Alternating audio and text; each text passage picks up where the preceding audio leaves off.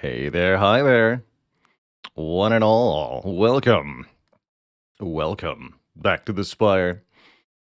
It's quite an exciting week. We've got a lot of new games to play this week, in addition to our usual challenge here, the Slay the Spire Mastery Challenge, of course. But in addition to that, yesterday we checked out Wild Frost for the first time. That's a game I'm definitely going to be revisiting some. I'd like to prove my mettle and take on. I saw there's a boss after the boss that we beat at the end of the run, so I definitely have to do a few more runs and check out more of Wild Frost. I did say I expected about 10 to 20 hours of time for me for that game. I'm curious to see how true I'm going to stick to that. But I did enjoy my first session of Wild Frost. I kind of grumped at it in a couple of ways, but there's just so much information to process the first time with Wild Frost. Especially after playing a different game. It's quite the cognitive load. It is more to think about than I expected, actually. Hey, another cozy mouse pad. Cool to see somebody buying one of our Fiendish Forest desk pads through Epic Desk. Pre-orders for those are available until the end of the month here. Let me actually just show that off real quick. Is this the one? Yeah, here we are. So here's our promo pick for the Fiendish Forest. This beautiful full-length desk pad done with Epic Desk. I did this campaign with Epic Desk just because I wanted to create a sort of a permanent piece of stream art, something that was unique to this channel in a true way, and something that was decorative and, I don't know, just visually pleasing. Any plans for something more regular mousepad sized? Alas, nay. Nay. I completely understand anybody who doesn't want one of these, just based on the, I'd say maybe like 75 to 90% of people, in fact, who might have wanted something like this are like, but why so big though? Why is it giant? And that's just how Epic Desk do. They only make the one size. So this is what we get, and it works for me because I do in fact have a giant desk that I can put this on. But I completely understand anyone who's incapable or disinterested in this. So just based on the merit of size, I get it completely. It's so big. Yeah. So again, at 36 inches or 90 centimeters is the full width of this thing. So do tape measure appropriately to make sure you actually have space for it. I've also heard it described as basically the perfect size for a TCG playmat. Like if you wanted a Magic the Gathering playmat, you could use this because it's the perfect size just to lay out a full set of game cards and such. And I actually think I am going to get... I'm probably going to buy myself a second one just so that I have a game playmat that I can use. Would love to unroll this thing in front of people at the game shop. Yeah, as a game ad for D&D or for various card games, I think it's great. It's the right thickness. It's visually beautiful, and it's the right size. Ipona, thanks for the 49 months of support. Heck yeah. So back to the topic of new video games. We played Wild Frost yesterday. Today we have another sponsored segment for Aces and Adventures by Yogscast Games, ascended YouTube channel turned into entire content brand. Now being sponsored by what started as essentially what I'm doing here. It's pretty cool. And Aces Adventures is a turn-based card game. It feels to me, I haven't looked at a whole lot of it, but I'd say probably one part Slay the Spire, one part Poker Quest. Essentially, imagine Slay the Spire, but your cards are a 52-card playing deck of regular cards. 2 through ace of 4 suits. With some kind of delightful storybook narration to go with it. Looks pretty well done. I'm quite interested to see what it has for us exactly. How's it going? I'm Balam. We have almost now 7,000 hours in Slay the Spire, which is a truly obscene number. More hours than I have in any other video game. Definitely. Definitely. Many several. Happy Friday, Germ. Hey there, French Fry Apocalypse. Scribe Jones, thanks for the 4 months. Let's bonk that building. Let's do it.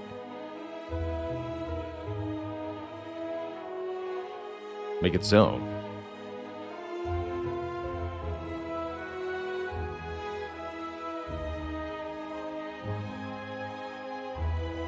Let's see, did anybody sub during the pre-roll that I didn't get? No. Good. How was our last silent run? I'm struggling to remember. Oh yeah, it was this one, yes, with the double out maneuver, grand finale, right, we had a grand finale plus?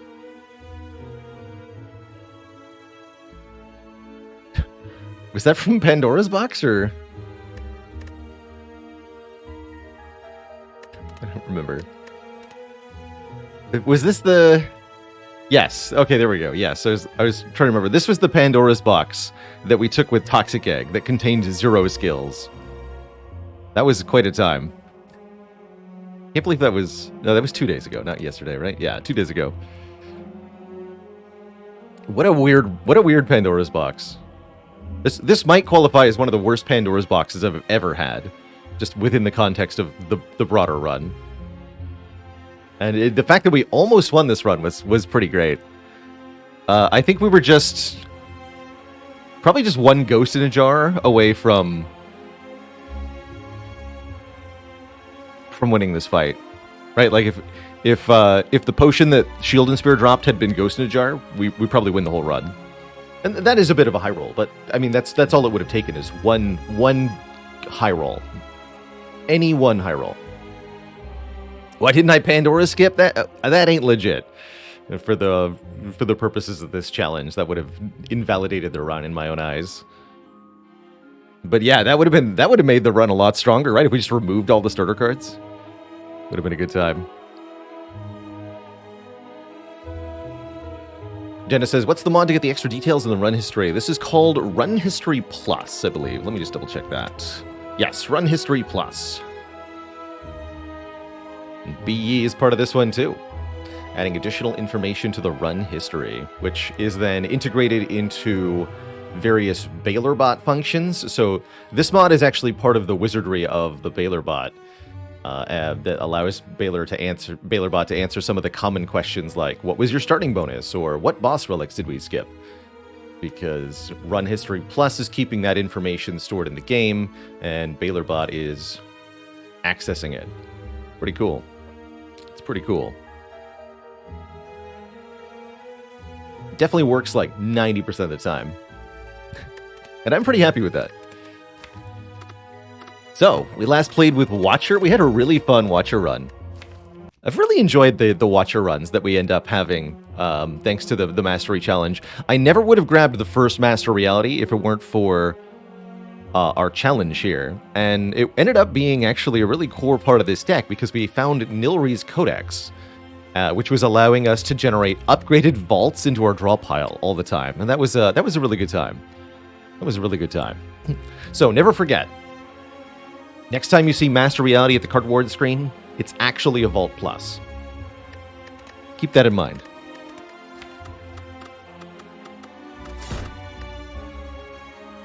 So,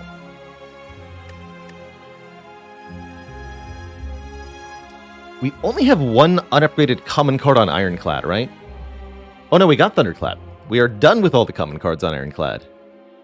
We have all of them accomplished. We're only looking out for one rare card, Brutality, and the remaining uncommons of Ironclad.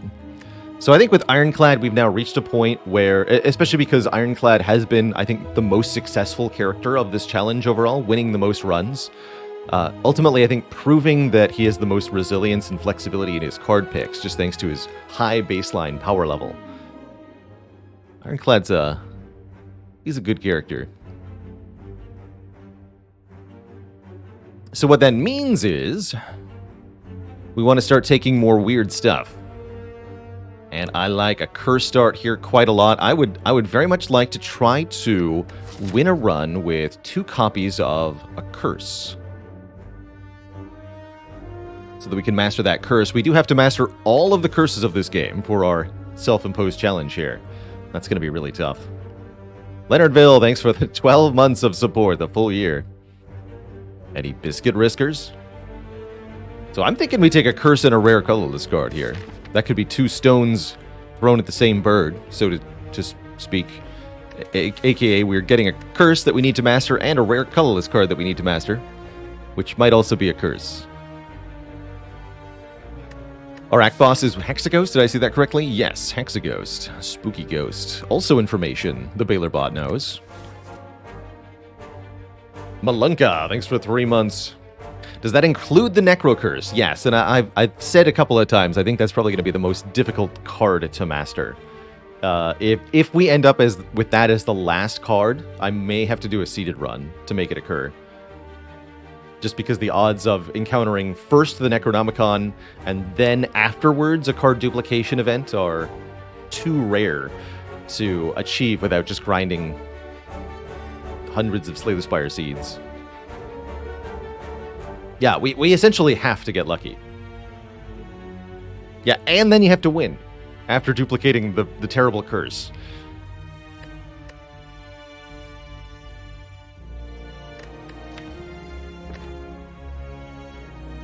So we'll see. Let's see. We could snipe this elite or this elite with Niauselment, but I don't think that's a very good way to start this run. What do you got, curse-wise? A Writhe! Hey, that's one of the ones we have yet to master, so let's... And this is a relatively difficult one to find, or sorry, a relatively easy one to find later in the run. In Act 3, there's a very common event that will give us a Writhe curse. Now, that impacts our turn 1s negatively, which is no bueno. Do I think I can also make this a Mayhem run? I really doubt it. Secret Weapon seems more broadly useful here. Mayhem is pretty good on Ironclad, but it's the Writhe makes it even worse, right? Like, no way. Give me a Secret Weapon as the card. We can't be taking 2 curses, as mentioned. That is a no-no. Early Magnetism can be Hand of Greed, it's true. So can we get away with a path like this? That's my question. I guess we can see what this start leads to. And then we can choose either Fire and Shop or fight an early elite before we start doing this stuff. Alright, I'm down. Let's start with a couple of combats. We're looking to get potions, we're looking to get pretty high damage cards. Because of this curse, we would probably appreciate 2-cost cards, a bit more than usual. Denser cards, so to speak.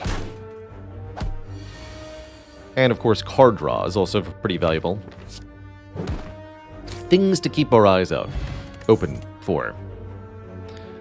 There's a high-cost card. Clothesline or Whirlwind.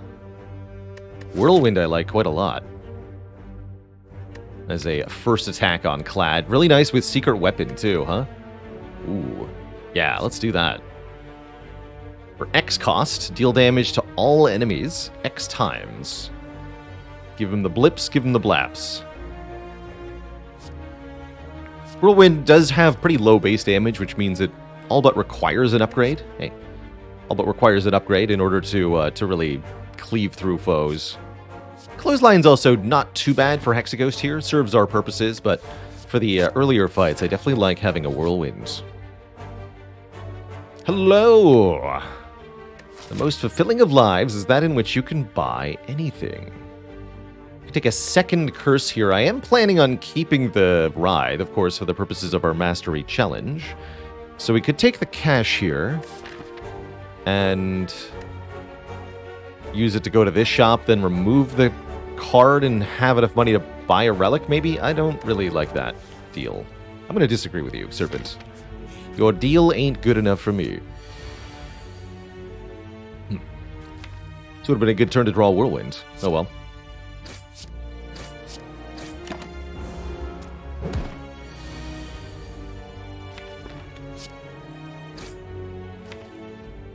probably have to play strike here.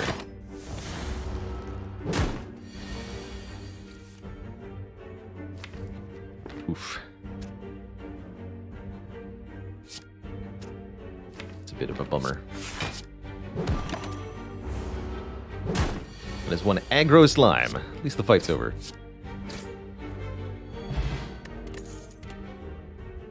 No clash in a deck with Writhe. Flex Whirlwind is a thing, though. Combust is also not a bad way to deal area damage. But Flex Whirlwind is definitely a combo. Problem is, Flex requires that you draw it alongside a certain other card in order to work well. And that's a bit awkward with the Writhe messing with our draws. Hex Dragon, thanks for 2 full years of support. And how's it going, Tactical Fried Rice? Hey there.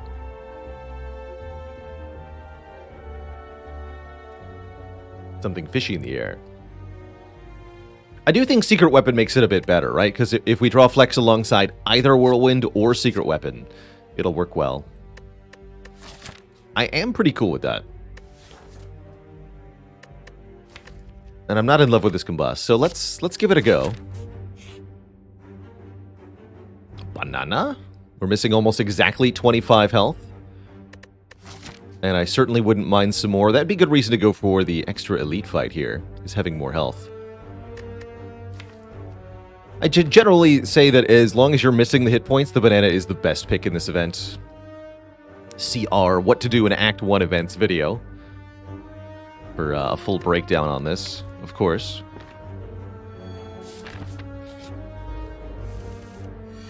Alright, here we can Secret Weapon for Bash, and I like that quite a lot. Kabonk.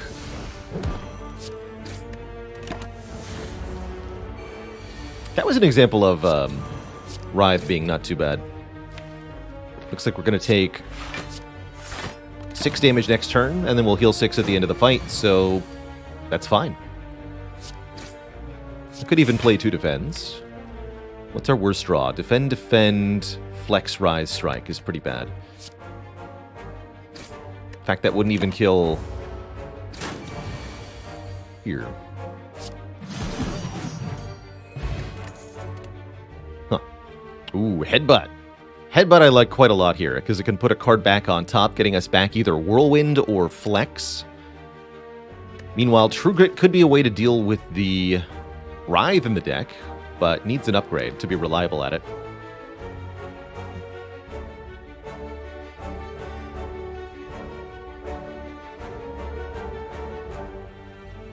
How's it going, VOD Catastrophe? Stuck in the mid-ascension. It's 5 to 6 for all characters. Wondering if just continuing to slam your face against it is helping, or if there's some strategy guide or a video I'd recommend for taking your game to the next level. We do have quite a few strategy guides on YouTube overall. I've got a How to Kill the Heart breakdown for each character. And actually, my How to Kill the Heart guides were done, I think, on Ascension 5, so they might be perfect here. So let's see if I can remember the commands for these. Silent guide. Let's see what that gets us. No? Silence? Oh, that's right. I've got my my tier list as well. There's also a tier list for each character. Might have to update some commands with a few new links, but if you check our YouTube, there's a lot of guides on there, specifically a tier list, a ranking of cards, kind of in which I try to break down the use case for everything for each of the 4 characters, and a How to Kill the Heart guide for each of the 4 characters that breaks down how to put together a deck that is going to be able to tackle all the different challenges of the game as you go through it. So if you pick one character and focus on it, I think that would help quite a bit.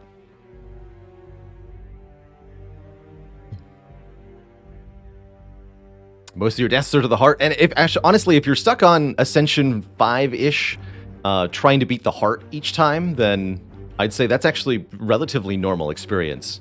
The heart is truly a challenge way above and beyond the base game of Slay the Spire, and getting runs that can consistently beat the heart is really, really hard on any Ascension level. Such that I'd say Ascension 5 heart runs are comparable to an Ascension 20 non-heart run. Rank it is about 15 Ascension ups. It's tough.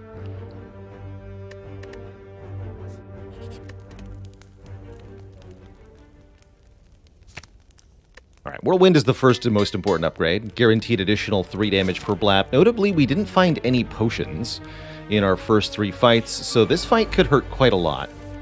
Unless the draw order is really favorable. Actually, unfortunately, we drew Headbutt alongside the Whirlwind. Can't Headbutt and Whirlwind in the same turn. But we could just Whirlwind real hard, like. Or I could wait for later for Whirlwind. I think that might be wise. So my secret weapon is Strike, not the Whirlwind. It gets 1 card out of the draw pile. It's actually quite good. I'm not going to Headbutt any cards, then. Headbutt first, then Strike, then Defend. Unfortunately, this is 1 hit point too many for Whirlwind to kill. But Flex Whirlwind, now that'll do it. Good job.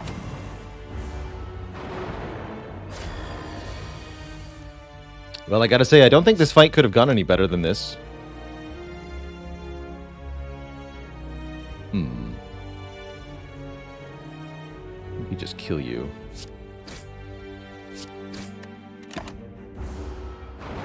There's no way to get any damage on the back one while killing the front one there. And we do save 5 health this turn. That worked out. That worked out really well. Ornamental Fan is excellent here. If we play 3 attacks in 1 turn, we'll gain some block. Also, power cards. Do I think always going for the heart is better for climbing the Ascensions? Currently stuck trying to improve your A6 win rate. Wondering if you want to just start taking higher Ascensions, no heart runs. I think you get a lot more variety in what constitutes a winning run when you leave heart out of the equation. And I think you'll have an easier time climbing through the Ascensions. But if you try to go add heart later on, especially if you try to add heart only at max Ascension, it's going to be like hitting a brick wall suddenly, so you won't have had any practice in sculpting your decks for the heart. So if you want to have the heart be sort of part of your long-term goal, I think climbing the Ascensions while fighting the heart is going to give you a lot of good practice and make that reasonable in the long term. But if you want to climb Ascensions without it and then add it later, it will be a very big difficulty spike.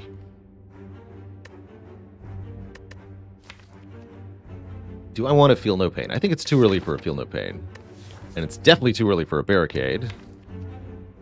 Am I doing Heavy Blade with a Flex? I mean, I want Strength anyway. Alright. I'll click on this Heavy Blade. I have no idea if that's the correct choice, but let's try it.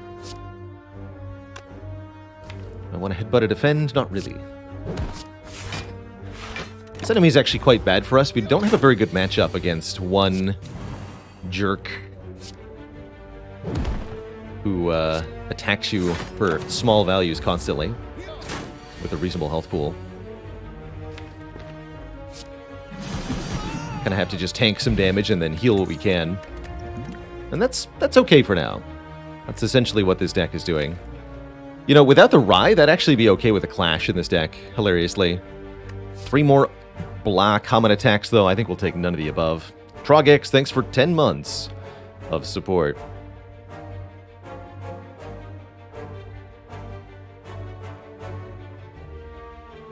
Oh, I like that. That way of doing it, Digital Charmander. You did it in sort of 5 Ascension increments. You had to win at 5, 10, and 15 before moving up. Just regularly checking in with the heart, only doing it infrequently. Hawkeye says, personally, when I was climbing, I'd always challenge the heart, but still went up to the next Ascension if I made it to the heart and died. I like that way of doing it as well.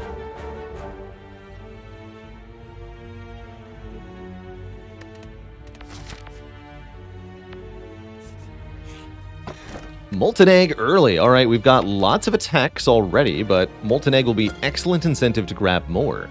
Any attacks from here on out will be upgraded, and honestly, with Ornamental Fan, I'm a little okay with just going attacks almost exclusively in this deck. It's pretty hype. Gonna upgrade Flex next. I actually don't know if that's the right play here, but it is. I do regret taking Heavy Blade slightly, but only slightly. I can Secret Weapon if I want to. I would actually consider Secret Weapon on Headbutt so that we can bash, Headbutt the bash. And that way, if I don't draw big damage next turn, we can make sure the vulnerable lines up properly. Let's do that. Headbutt that bash. Since it's unupgraded. We do get Whirlwind, though. So I can Whirlwind for 36, or we can bash, hoping to Flex plus Heavy Blade. Which is not guaranteed by any stretch of the imagination. How's it going, Just Chew? We use a variety of cosmetic mods. Here's the full mod list on screen for you. Essentially, all of these are either informational or display mods that alter some of the information on screen, but none of it actually changes the gameplay of Slay the Spire, such that what you're seeing is what you're seeing on screen gameplay-wise is what you'll have if you play on any platform of your own, unmodded. What does the Achievement Enabler mod do? It allows you to earn achievements in the game while having mods enabled, which are otherwise disabled. Normally you can't get achievements if you're playing modded, but there's a mod for that. There's a mod for that. Bulk. Then this would do another 12. Do we ever get a kill next turn? Let's do some quick math. If I draw Flex Strike Heavy Blade, how much is that? This would be 14 plus 12 is 26. 39 damage. Plus 15. 39 plus 15 is 54. So yes, we would easily kill. That's making me wonder if instead of Whirlwind for 12, I should be doing Strike for 9, Whirlwind for 4 block. Save 4 health here. Because without the Flex, Strike Heavy Blade won't do it, right? We do 21 plus 9, 30 damage. We can't get you below 30. So yes, I think what we do is Strike Whirlwind here. And we save 4 health. If we don't get a kill with this draw, which we don't, then it wasn't going to be a kill anyway, even if we had played the additional card, or the extra damage from Whirlwind last turn. So we have to take 24 here, which is sad, but oh well. And then let's just make sure we get a kill next turn. And I'm extra glad we headbutted the bash, otherwise we just would have failed pretty dismally here. So we get the Darkstone Periapt. If we do find that second Writhe, we'll gain 6 max health for it at least. How about an Uppercut Plus? One of the few uncommons we haven't mastered, for one. But also pretty spicy, as it's going to give us some extra weaken vuln that we need. At the same time, Disarm is here as a way to shut down our Act Boss, the Hexaghost. And Pummel hits 5 times, which is amazing with our Flex. Kind of cool with Secret Weapon. It's actually a bit of a tough choice. Gotta say, for the next elite, though, Uppercut looks pretty spicy. I'm taking this Uppercut. But that Disarm is tempting.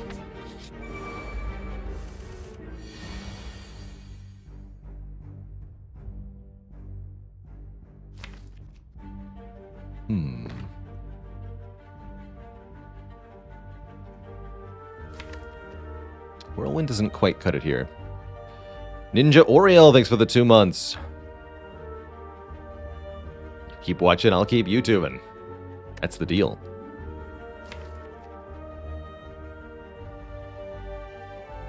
So we can Secret Weapon for Whirlwind here, but that doesn't kill either of them. Causes us to take 6. We could block twice with Defend and Strike. Or we can Secret Weapon for something. Headbutt's okay, just to do 9. We could Secret Weapon for Uppercut, hit this one. But I think we need to kill this one next turn. So let's do the following. I'm going to Secret Weapon for Headbutt. We're going to go Headbutt first. Don't put anything on top of the deck. Block 1 time and Strike, taking 1 damage here and putting this thing in easy kill range. Yes, perfect. I figured we might have a turn kind of like this. Maybe should have considered using the regen potion in this fight. We'll definitely use it in this fight, the Burning Elite. So we'll be fighting either Lagavulin or Sentries.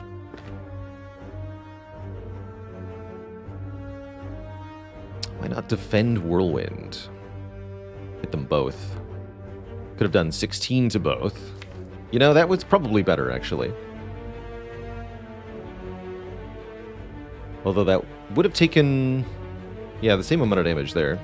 But that would have disallowed drawing Whirlwind on this turn, which would have been really nice. Unfortunately, we didn't do that. So we're going to go Strike, Strike, or Heavy Blade Defend. Both relatively equivalent here.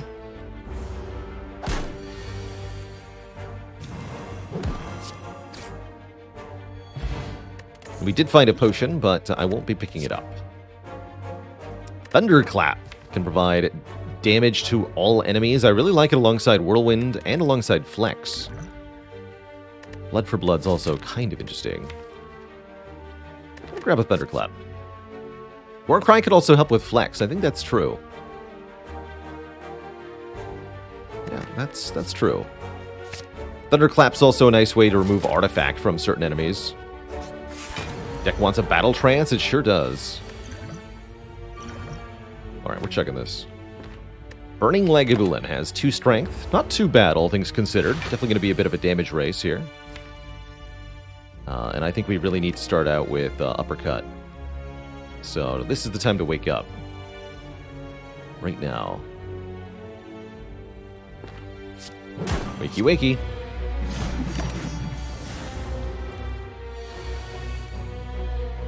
Flex. This does 39 damage. This does 19. That's pretty potent. Won't be vulnerable or weak next turn, but we can change that by secret weaponing for the thing. We'll have to take a full 16 damage this turn, which is a bit uncomfortable. But that's alright. Actually, can we just kill next turn? Is there any way to deal 40 damage? No, there's no way. Without vulnerable, Flex Whirlwind is only going to be 12 by 3. What about Flex Thunderclap Whirlwind? I can't do that. We're putting a card on top of the draw pile, and we're getting that draw. So probably just triple defend, actually. Or uppercut defend. I think triple defend is best, actually. Yeah, just triple defend.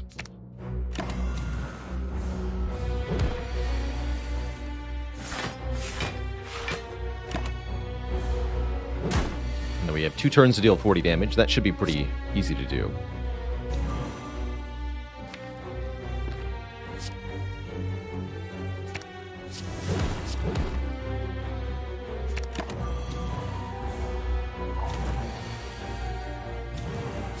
Bonk. Alright, come out of that with 33 health, which is a pretty good number, actually. Get a meal ticket for healing at future shops.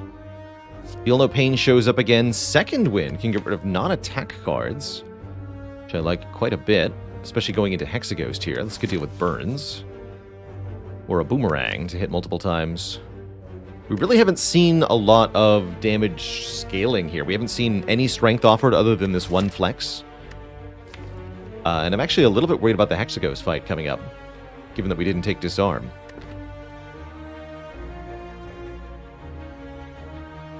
How's it going, Uptuckin'? Glad to hear it. Hello and welcome. Grab that second wind. Yeah, we have very few skills, that's for sure. Oof. But where the whirlwind at, though? Bummer. Just one whirlwind, please. Here, I'll strike you.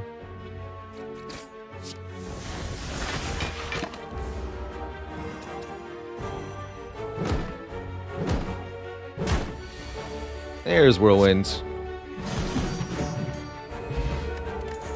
Elixir also helpful, and yeah, more nothingness. suppose the only thing that really is going to help us against Hexaghost is Reckless Charge here. It's a 0-cost attack. Yes, it adds a daze to the draw pile, but it's going to help us activate Ornamental Fan a lot. Actually, Iron Wave Plus is not too bad here either. But I think this Reckless Charge will serve better. Works with Second Wind in the long term.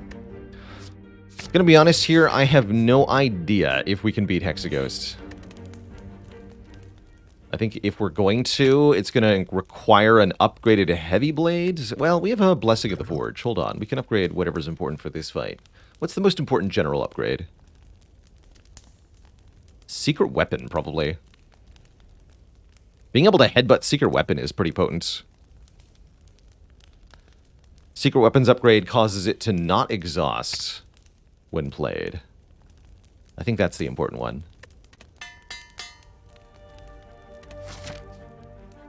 Kind of said we have exactly 36 health, but what can you do?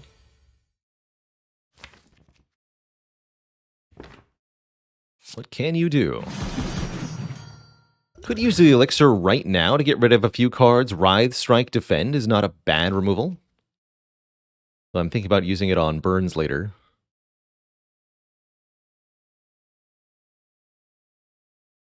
No, actually, right now seems really good upon review.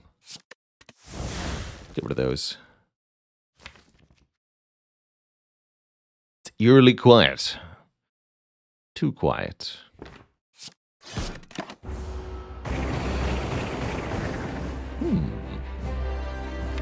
I can work with this. Blocks are for chumps.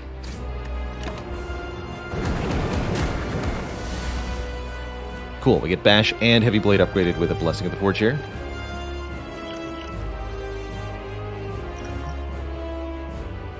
I think I'm going to go Thunderclap Uppercut this turn.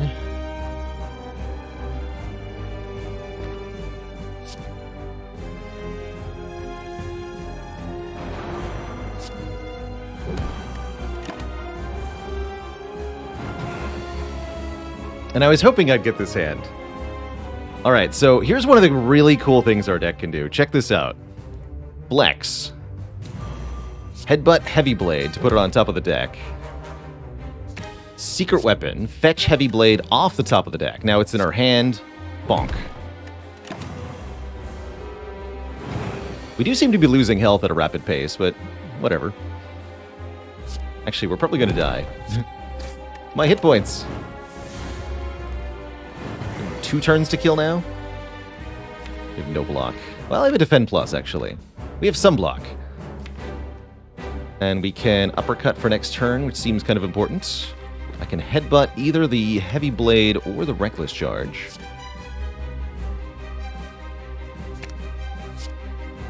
It burns!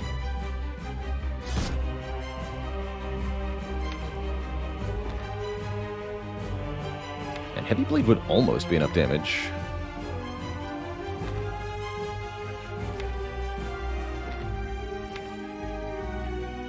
Secret Weapon. We're going to be attacked for 6 times 2 next turn. I was saying burns. So simply 4 block won't be enough. We're going to need to either Second Wind or Defend Plus to stay alive here. Which almost makes me want to not Headbutt and just Whirlwind instead.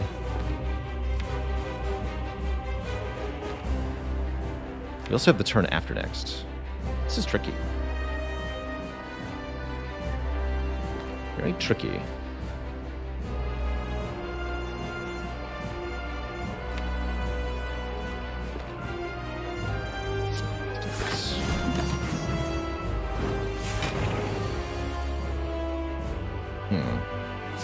That looks like we didn't quite get there. Alright, I'm not too surprised to lose this run. No, not too surprised. GG. We had the damage, but just not quite enough health. Actually, I think what might have saved us is having 35 health instead of 36 health going into Hexaghost. If we'd taken the time to set up our health in this fight, whatever it was, a little more precisely, maybe we could have prevailed, but this was going to be a really tough one overall. And that's part of, you know, having a curse in your deck and keeping it. It's bad for your run. Did you know that?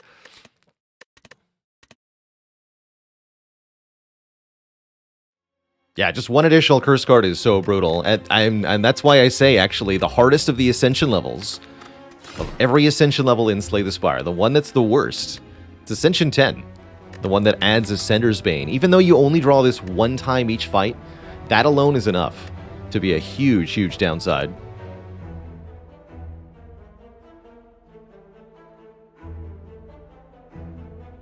What an absolute waste of that Darkstone Periapt, right?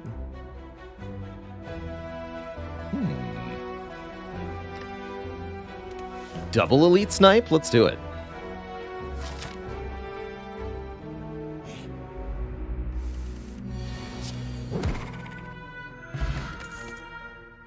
Also, had we seen an Inflame at any point during that act, maybe we should have gone to the shop. But all we needed to beat Hexaghost was one source of strength, other than Flex. Didn't happen.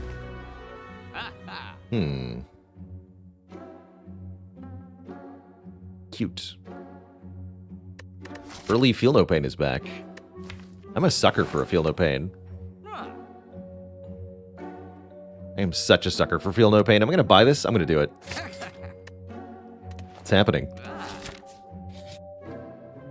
And I can remove, transform, or upgrade. Let's transform something.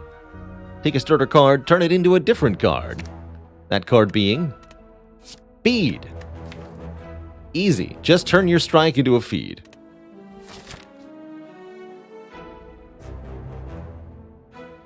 Feed plus Niao's Lament. What a fun combo. Also remove another card. This is a good start. This is how high rolls are made. Trading health away is actually quite good because our Burning Blood is going to heal us anyway. Now remove the feed. Wait, what? It's a merchant. Alright, well that's fine, because it wasn't a regular combat. We are going to take this elite now, yes? Because this elite is Uri. Look at the pathing here. We've got different... we could actually do 4 elites if we wanted. Cute. Alright, well let's start with you.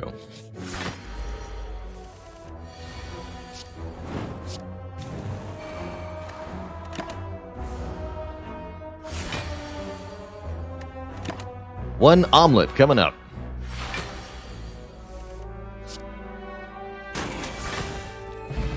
You ever just eat a sleeping egg? Swallow it whole in one bite like a snake. Ironclad just disgorges his jaw and eats it in one bite. This card would have also gotten us past Hexaghost last run. Flame Barrier is a fun way to stall for feed, actually. Fighting Slime Boss. Actually, Spot Weakness is pretty bad against Slime Boss. Let's grab a Flame Barrier here. Although we should be grabbing uncommons, right? That we haven't mastered. Spot Weakness... a bit awkward alongside Inflame already. I don't think this is the right time for a Spot Weakness. Not yet. How's it going, Zizzy? Hey there. We might be able to disgorge our jaw against another elite here. I'm also considering maybe going this way. And just eating many things. Forgetting the Burning Elite for now. I like that line. I like that line a lot. Let's do it.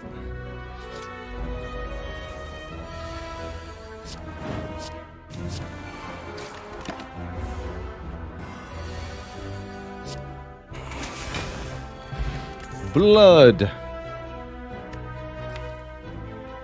A passable Thunderclap. Pretty underwhelming, but it'll do. We need something, damage-wise. And I like that it allows us to get 3 turns of Vuln here on the Gremlin Knob. This will almost assuredly take 4 turns to kill. Almost assuredly. Although the Strike Dummy helps quite a bit here.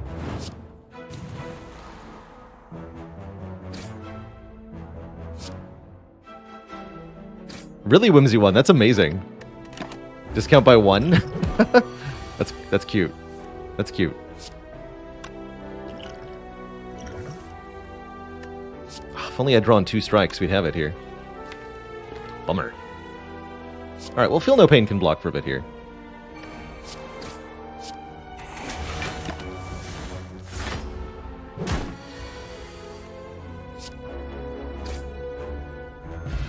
Bag of Marbles. Enemies are vulnerable on turn 1. No longer need another Thunderclap, but an Anchor is okay. 0 cost attacks are always welcome. This also would have saved us against Hexaghost. A lot of things would have saved us, I guess.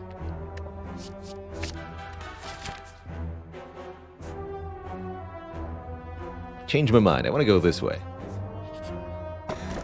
Ooh, an early Singing Bowl. We can now gain max health by skipping cards. Early Feed Singing Bowl is a way to have a lot of max HP on an Ironclad run.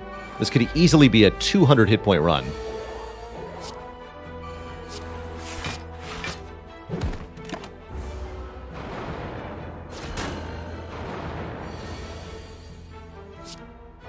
Easily.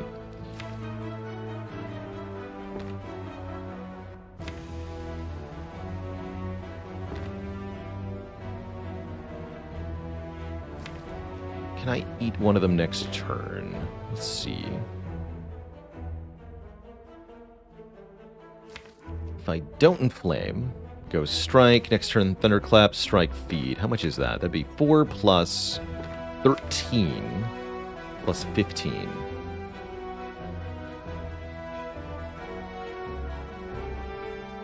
Which is 32. So yeah, I can play Strike Flame Barrier. Skip the Inflame. What if I do Inflame Flame Barrier? That's probably even better, yeah? Skip the Strike, because then it'd be 6 plus even more. Yeah, that seems like the right play. Inflame Flame Barrier. Take 8 here. That should be all we need to take.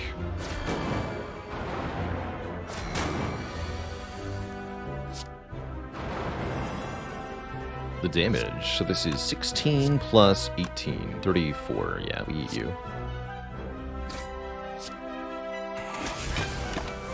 And with the Feel No Pain in play, the remaining days shouldn't be too much of a problem here. So we'll get lots of block.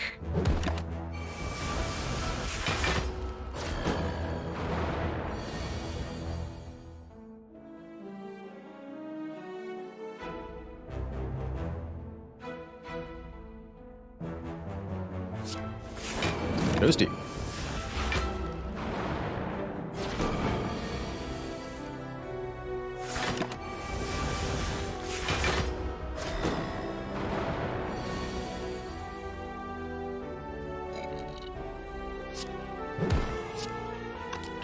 Yeah, we got you. Good. Will not tolerate damage. Unacceptable.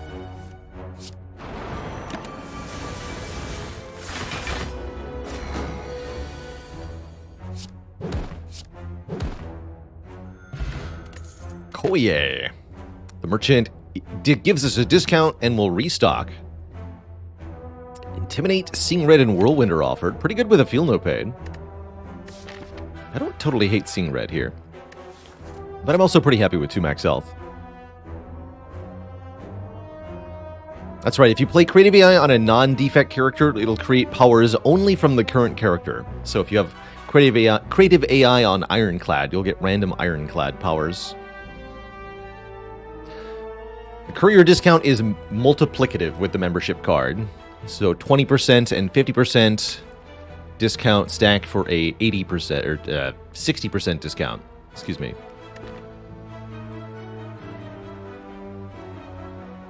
For the birds and the slimes, we've already got Flame Barrier for the birds. Whirlwind for the slimes is not too bad, though. Thinking about Intimidate. I'm just going to take max health. I don't really like taking too many unupgraded cards. Could kill both lice, but then I wouldn't be able to feed on one of them, so we're going to tank 6 damage from this one.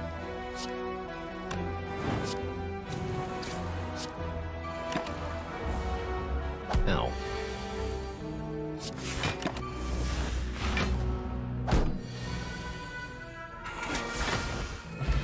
Delicious. Alright, we'll drink the blood pot. Start of your turn, lose 1 health, draw 1 card, says Brutality. Not only is this the only unupgraded rare card, or unmastered, excuse me, rare card in Ironclad, but also we have a lot of health to trade away currently. Although we already have an abundance of powers. We could do 1 or 2 more. Card draw is good stuff.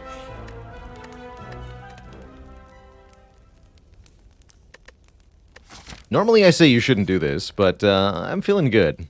Let's upgrade the feed.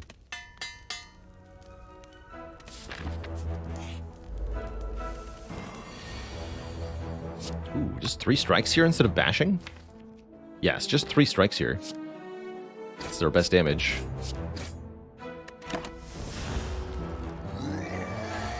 Which actually leaves us in a bit of an awkward spot for some of the other turns, but that's okay. Do I feel the need to liquid bronze? No, we're probably going to use the Gambler's Brew instead.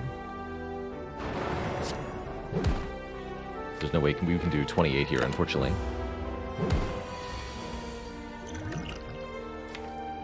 I could do Brutality Flame Barrier. That's not too bad, actually. Or we can gamble for 4 with Feed in hand. I would draw 1 defend, 3 other cards. There's a chance we get a kill this turn if I do that. Of course, we can redraw the same cards problematically, but I think the odds of a kill are high enough. We should do it.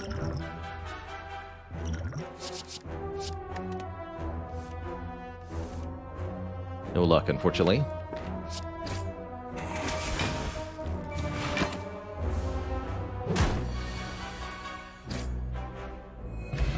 That's fine. Exhume can get back our feed. Or something else.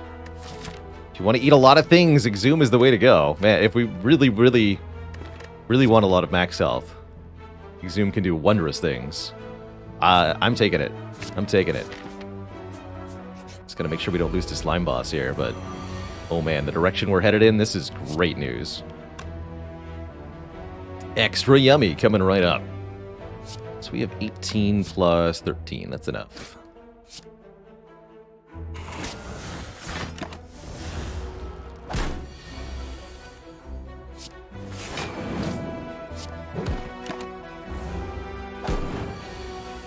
The power. 8 max health off that fight.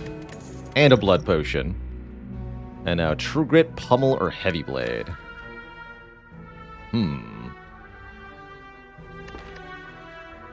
We might need some damage.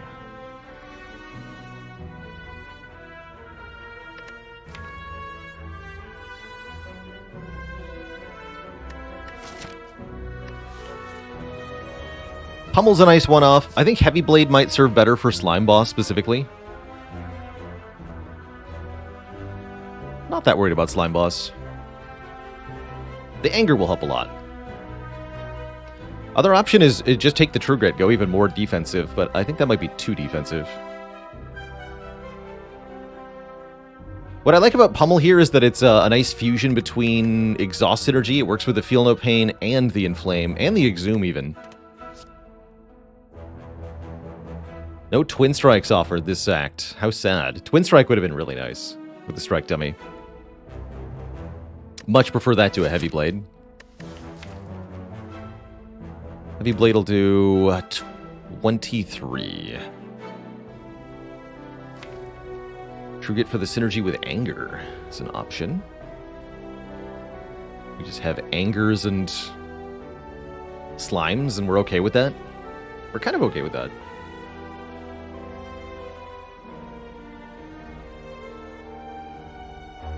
I'd have to upgrade the True Grit.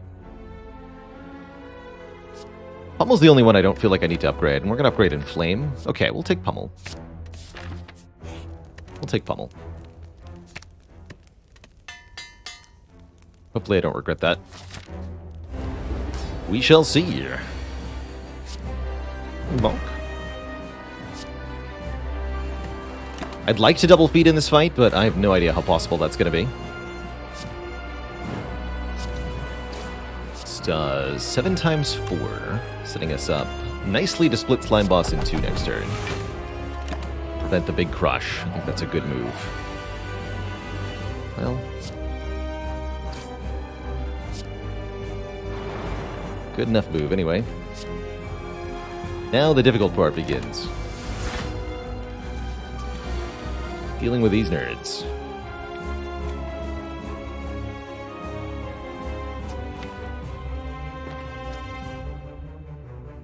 So we're going to work on the front one, I think. I don't want to get overwhelmed by Slimed. And I'm going to play Slimed where possible, rather than defense here. Thankfully, the increased draw is going to help a lot.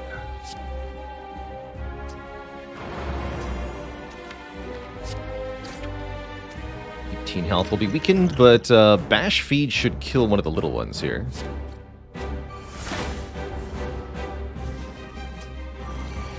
They're both debuffing me, that's good. We do draw Bash Feed. Actually, Strike Feed does it too. That's even better. Delicious.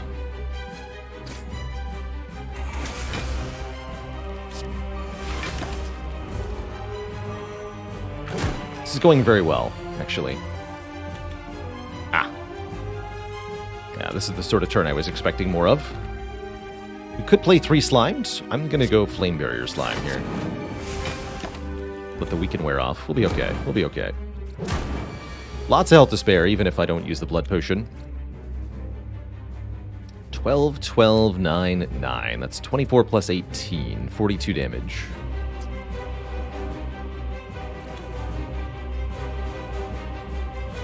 I think I want to put all of the damage onto the green slime here. Block for a little bit. Take only 7 more. These are easy enough to kill with cards coming up. No Exhume, though.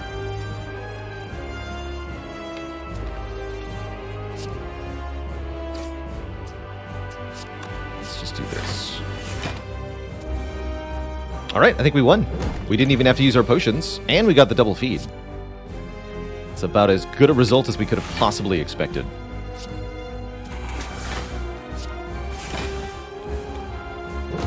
Feel No Pain really did a lot of work this fight. Beautiful. Simply beautiful. Biscuit achieved, as they say.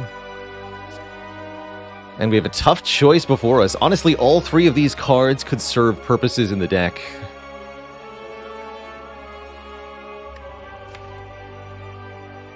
Corruption is amazing with a bunch of skills and a Feel No Pain. Reaper is really nice for sustaining our enormous max health, especially alongside the strength gain that we have, and the Exhume. Barricade can let us keep block from turn to turn, although I don't like it that much with Brutality. I think this is a corruption for me personally, but all 3 of these are very strong.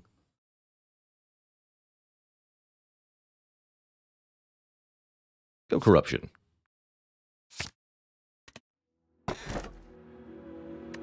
Pandora's Box. Interesting. Although with Strike Dummy Corruption, actually the strikes and defends are okay. What about Busted Crown? Busted Crown Singing Bowl. Just eat. Just win by being as big as possible.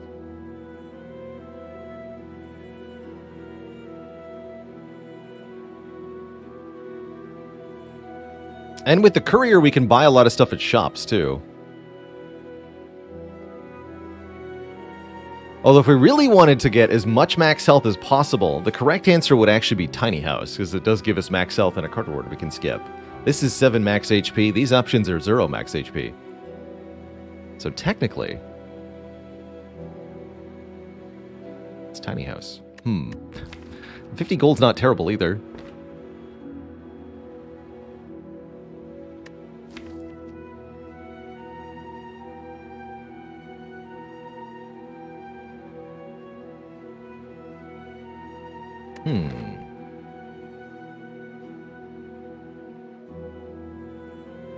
Energy is probably better, although corruption means you don't need as much energy as you might normally need.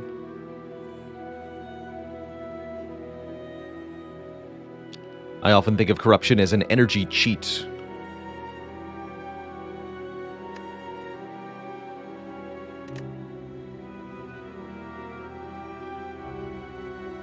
But there's definitely good uses for more energy.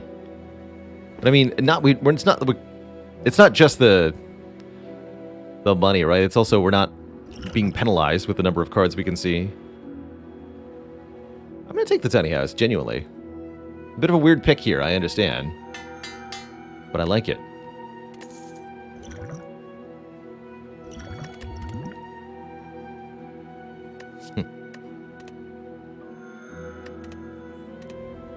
Hit points.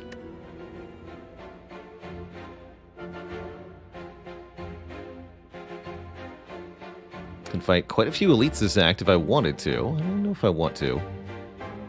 We would like to take a large number of regular fights, as those can be extra juicy. Extra feedy, as it were. The question is, are we going to be able to sustain ourselves properly? I have not a clue. Not a gosh dang clue. But I think it starts like this. We have enough money to make the early shop worthwhile. Let's just see where that takes us.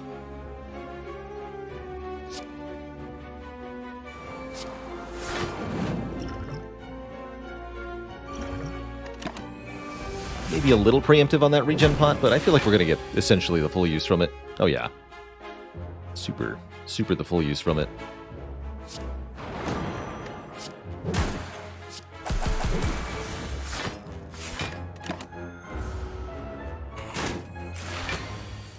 Your plated armor will not last. This I swear.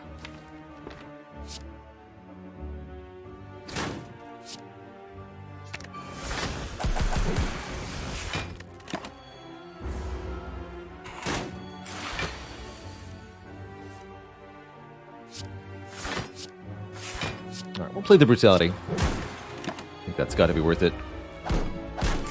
To end this fight a little quicker here. Just a bit. Not a lot.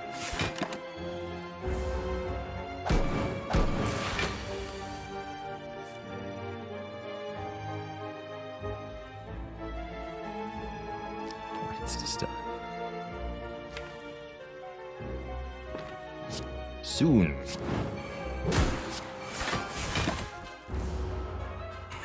Can definitely see us struggling to sustain on this run.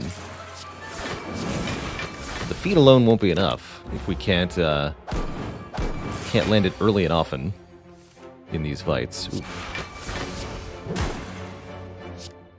Ah! Get stunned, you nerd.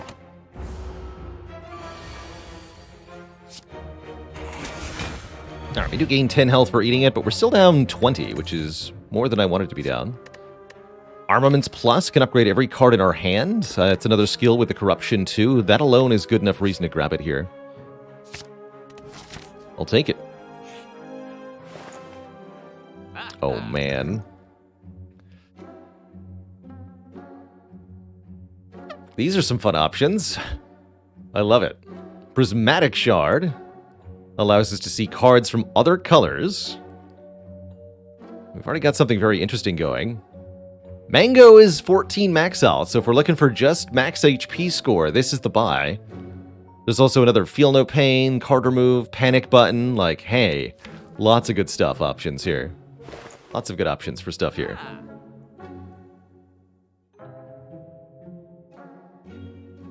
Yeah, second Feel No Pain and the Shrug It Off. So many choices. I think I am going to buy the Shard. I think the options here are pretty ridiculous. So let's see. And then what? Do I even want to remove a card?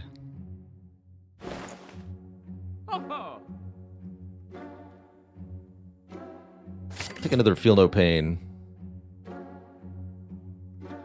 I'll think about Panic Button.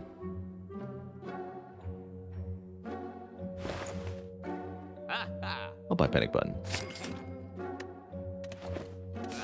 All right, let's see how this goes for us. Oh, we could also buy Apparitions. This loses 58 max health, but we can always get it all back, and gives us 3 Apparitions that are great with Corruption, Double Feel No Pain, and our Exhume targets.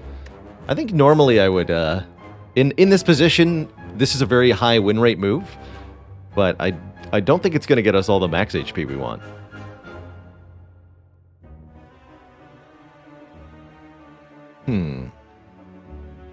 Interesting, Philly.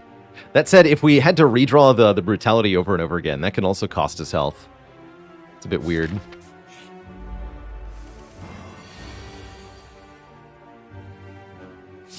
Loose. But I think there will be fights where it's correct to not play the Brutality. This might be one of them.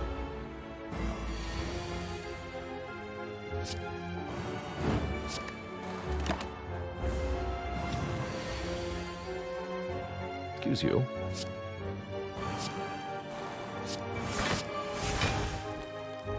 Let's keep the Inflame. Yeah.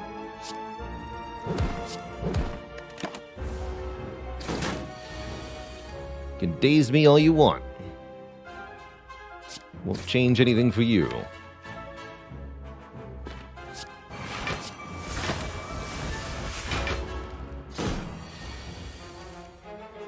That number's too big, though. Oh.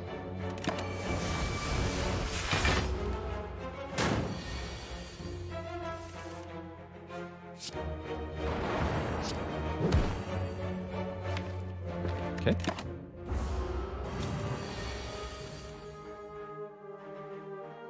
Can Exhume Pummel? Although it doesn't do very much damage. Can Exhume Feed to do damage with it twice. I think now we have to play the Brutality. That's what I just realized. We want to ever have this feed work for us.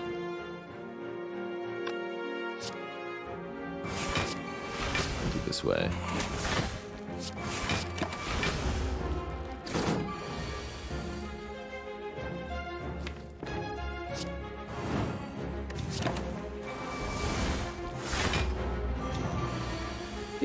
By 2.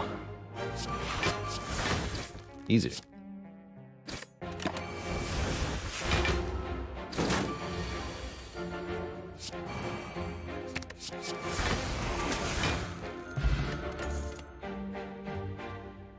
Reflex Plus. Actually was hoping we'd see a Seeing Red as an energy gain card. Now with the Corruption, this is quite good. Also with Double Feel No Pain, it's quite good. And we have a bit more card draw now. Snecko is here. I like Snecko. I'll be exhuming that later. Actually, I'll be exhuming that now. Just don't play it yet.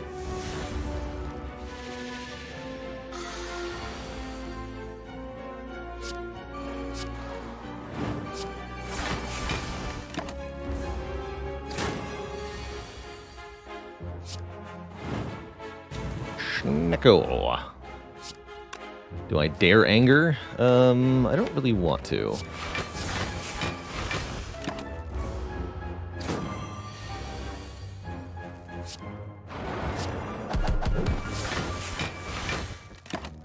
Fight's not going well, actually. Just keep doing that move. All will be well as long as you keep it up.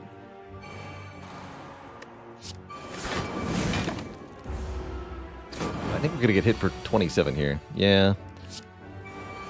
Yeah. Well, that's okay. We can always sleep, I guess.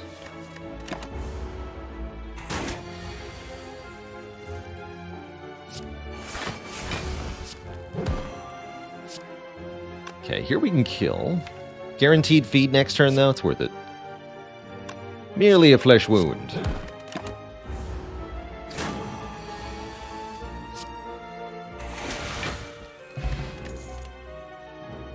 Conclude. Deal big damage to all enemies. End our turn. Or a Whirlwind or Heavy Blade. Conclude is kind of interesting. Yeah, bad with feed, definitely. We'll just take the max health here. 37 health from a campfire currently. That's pretty spicy. Let's go this way for the moment. See how we do in 2 more fights. Can we multi-feed? That is our first and most important question. The answer will surprise you. It's going to be no, actually. Well, maybe. But probably no with this draw. In fact, I'd be impressed if we could do it one time with this draw.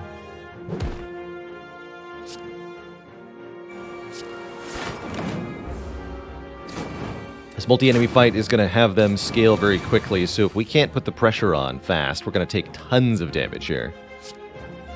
Like, way too much damage. Unfortunately.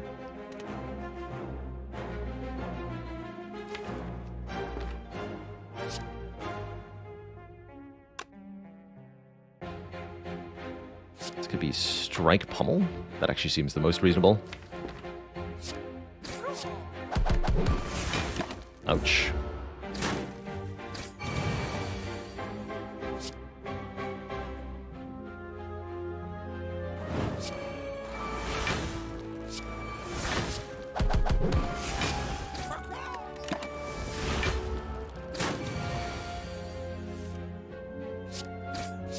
I'll take 1 damage for the brutality here. Gotta kill next turn. Ideally with feed. Good. Okay, we have 1 feed. Health is still trending downwards, but we're at least doing okay. Empty Mind. Interesting. Wreath of Flame makes our next attack do additional damage. Cool with Pummel, but not that good otherwise. No, I haven't seen the movie Extra Geese, but I've heard very good things about the D&D movie. I probably won't see that until it hits streaming services, and then even then after a while. Get it just for the mastery. How about I get something that keeps me alive? Just for the mastery. Take more health. Alright, these two seem more agreeable overall. Although this opening hand is bad.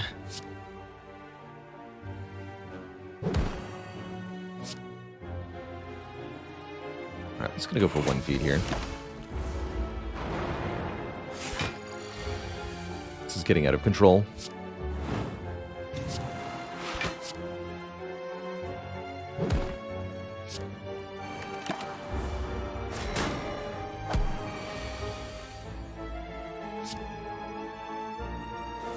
Bummer. I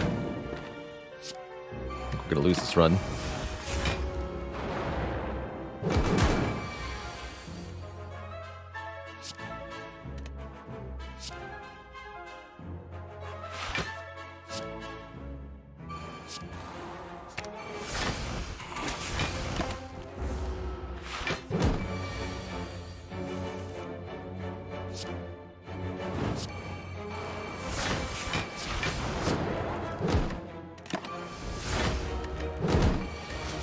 Rest sites. Problem is the rest sites are behind an elite now. If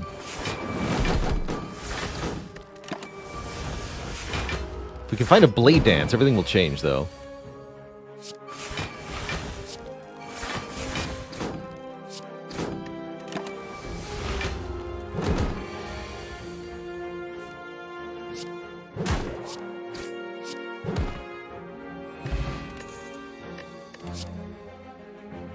Recursion Hall Reflex. These aren't it. These are not it. Alright, forget the elite. Let's just keep going this way. Avocado plus friend. Here we go.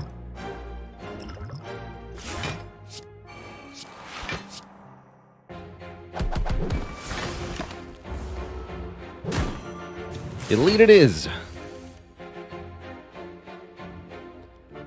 Fair enough.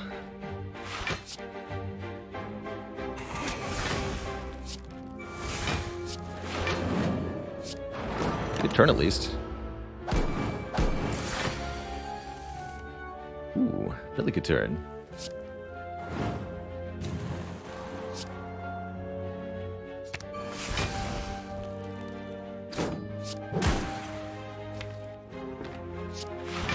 Block with Corruption next turn. Despite the no block effect. A little bit. Just a little bit.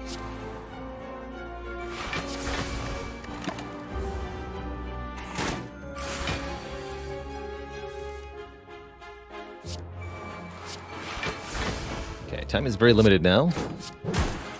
To win ASAP. Ideally with the second feed. Do we have it? I don't think so, right? It's not quite enough. 12, 12, 11, 15 won't do it. You have to do 60. Yeah, it's not enough. Not quite. Not quite. Just redraw it then.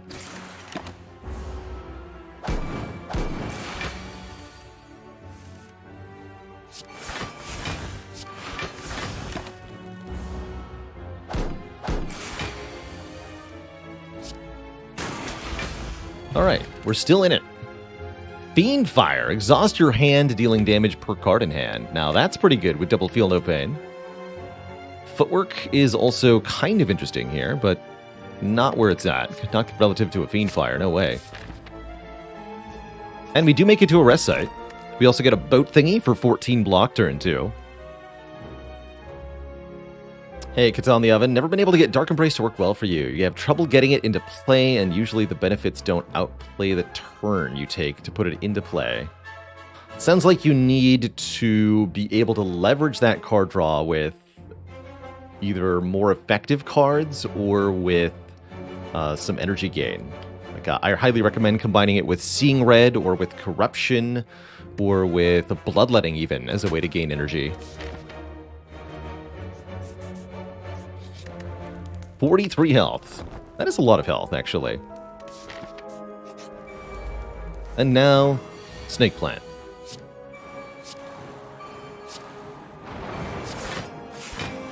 Thanks, Panic Button. You're a friend. Ironclad is also a friend.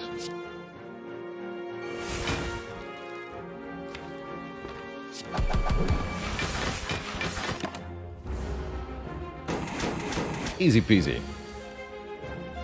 Never had trouble with a snake plant in my life.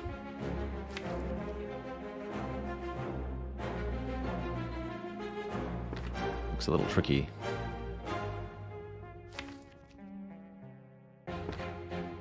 We'll go with the corruption route here.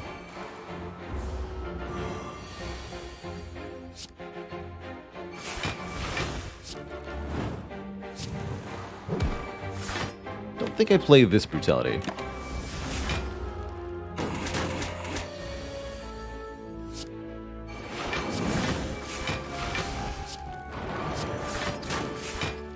And we still have Exhume? Yeah, so I can play this.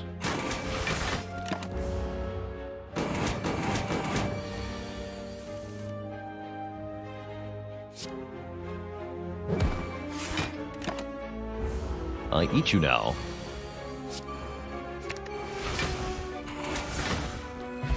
Beautiful. True Grit is back. Spooderman, thanks for the Prime sub. Welcome to the Cozy Sub Club. Appreciate you. Tranquility to get into Calm. Honestly, nah. Finally, a fight where we can multi-feed.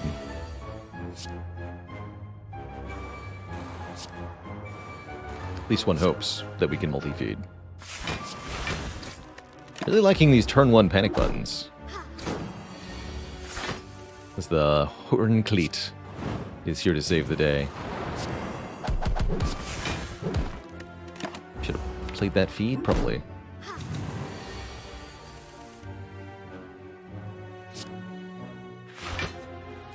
Yeah, this is a fight where I have to play Brutality. It's going to cost us some health, but because these enemies can heal, we have to be... We have to go faster than this.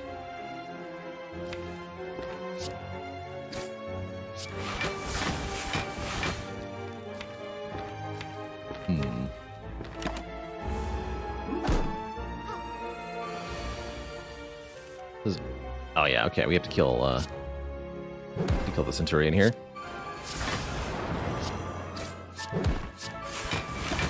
1 feet it is. Bit of a bummer, but oh well.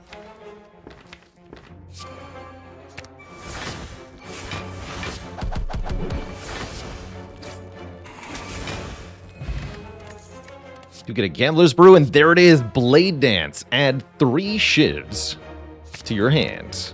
Oh boy. A card that creates more cards that each exhaust. It's going to benefit from our strength. It's going to benefit from our exhaust interactions. That's a powerful card. Now I feel capable of fighting this elite, especially with a Gambler's Brew. Let's do it.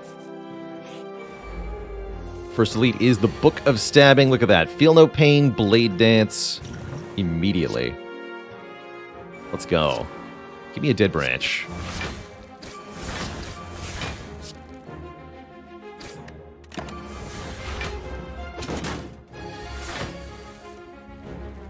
Ooh. Yes. I think Flame Barrier Inflame here? Yeah. 1 Feel No Pain is enough.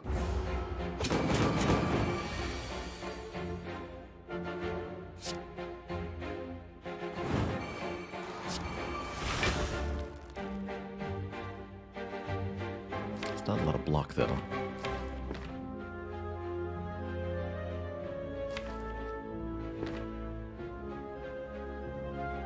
Could go defend, defend, pummel. It's a lot more block. We do almost as much damage. This Fiend Fire for later. This turn's a bit bad. I don't think we quite have enough to kill. No, we don't. But Exhume is next turn, so we can presumably Exhume feed.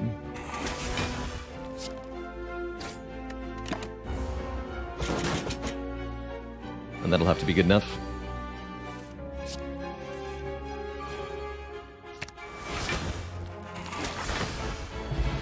Bottled Tornado. Worship, Leg Sweep, Evaluate. Interesting. Evaluate's kind of hype. As it's another skill that creates a skill. Worship, we'd have to play twice to get into Divin... Wait, I can Exhume it. We can Exhume the Worship.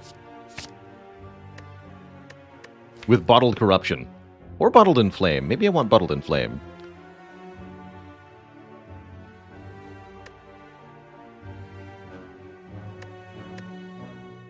No, I think we need Bottled Corruption.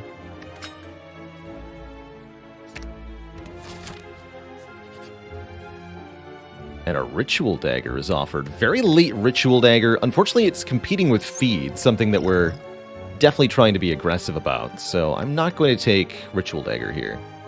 I didn't even notice.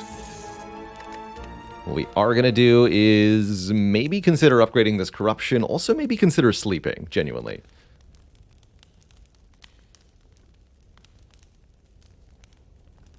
We could upgrade Blade Dance, although note, we only get to use the Blade Dance 1 time. With Bottled Corruption.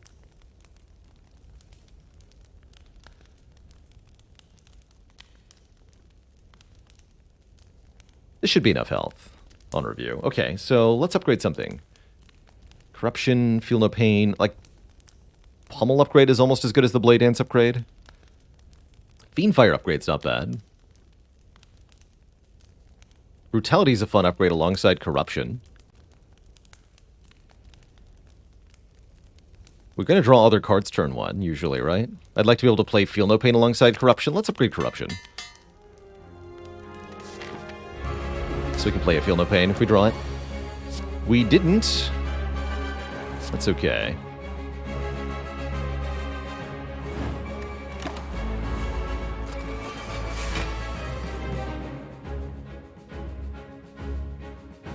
They steal the rarest cards in the draw pile, which are going to be 2 uncommon cards. Variety unknown.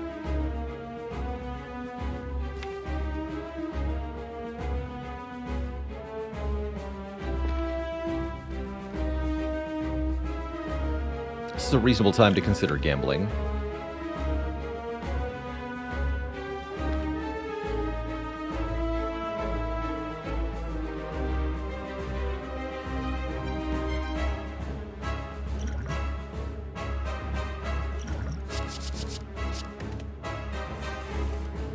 Okay, that looks a bit better.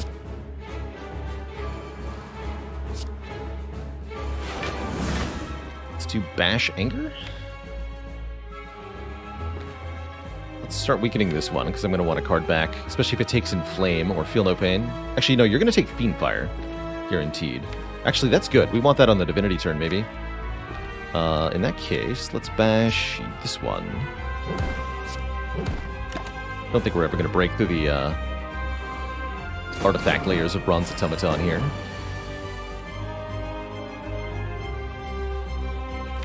Upgrade the Warship? Definitely.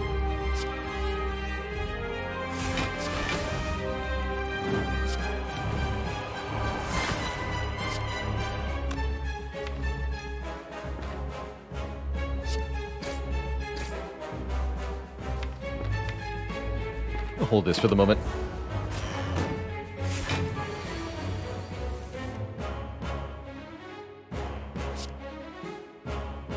It's a good turn for Panic Button, as we're not getting attacked next turn. So it looks like we won't have Divinity Blade Dance. Keep holding it for the moment.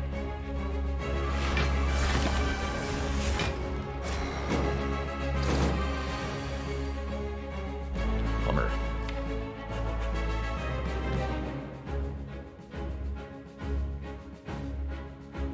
This is not good.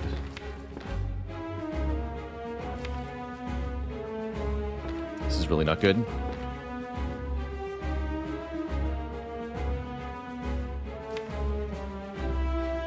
Yeah, we can just exhume the Warship and keep it in our hand until we're ready. That's true. Let's just kill you. Get you ready to die, rather. Fiendfire could be a good way to block this turn, actually.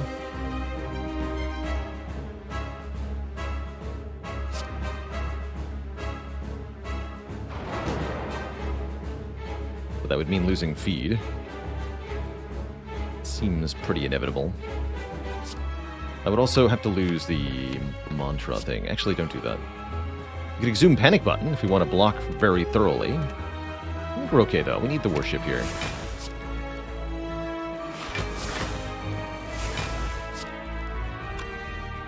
But I do think I should play Feed.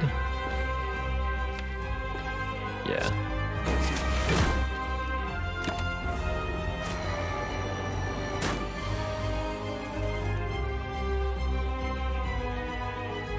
Not good enough? No, we can do Vulnerable. What's wrong about not getting through those artifact layers?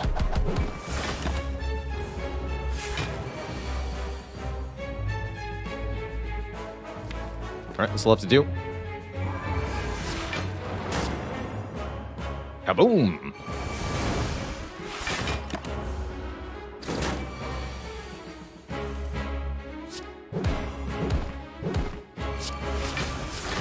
Wow, close fight. That almost went really badly. GG. The max health gets there. Wow, these options, Adrenaline, Hand of Greed, Electrodynamics, are pretty fun. Very happy with Adrenaline here. Goes with the Feel No Pains. Draws through the deck more quickly. Again, Hand of Greed competing with Feed here. Let's take it. Time to master Electro. See about that.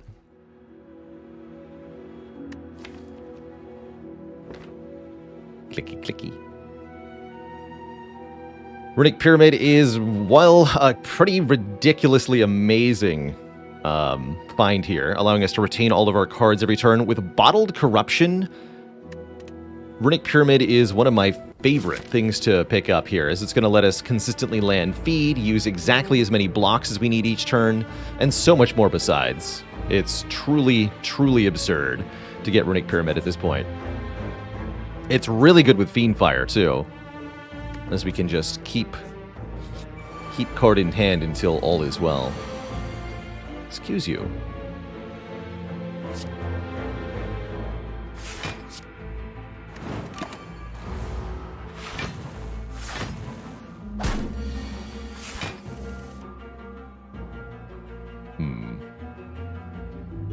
Brutality's a bit more awkward now, but that's still fine. Block 22. I'm just going to panic button here, but I might regret this. In a fight like this, I think it is going to be worth it to play the Brutality. We need this fight to end ASAP.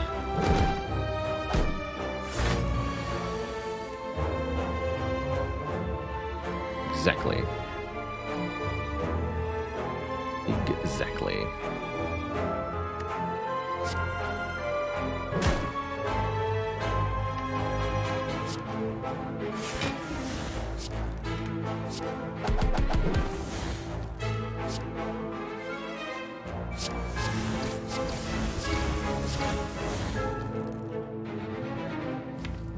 Ouch.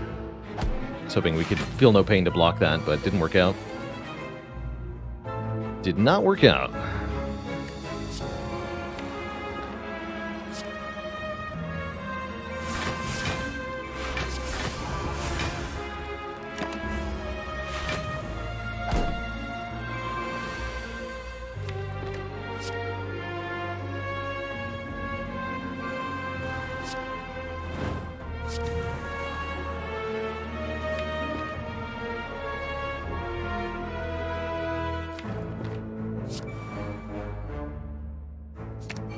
One warship, please.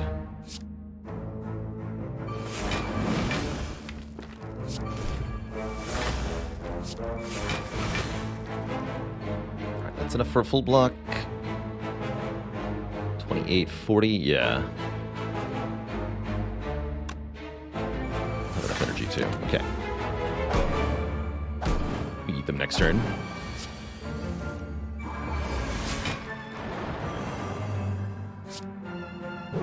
Don't think I had a way to do it that previous turn. Maybe I did. Body Slam. That is big damage. That is the biggest damage of all time, in fact. Dealing damage equal to our block, a number that can get very, very high thanks to double Feel No Pain with Corruption. Multi-feed, let's go. I believe. I'm ready.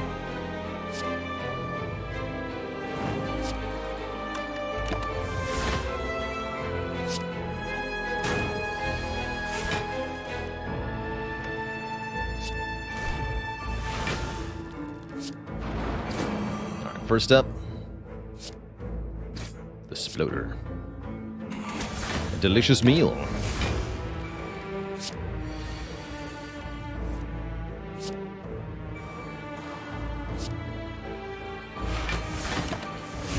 Be a little careful with the Spiker here. We could definitely run out of block entirely. That's what Body Slam is for.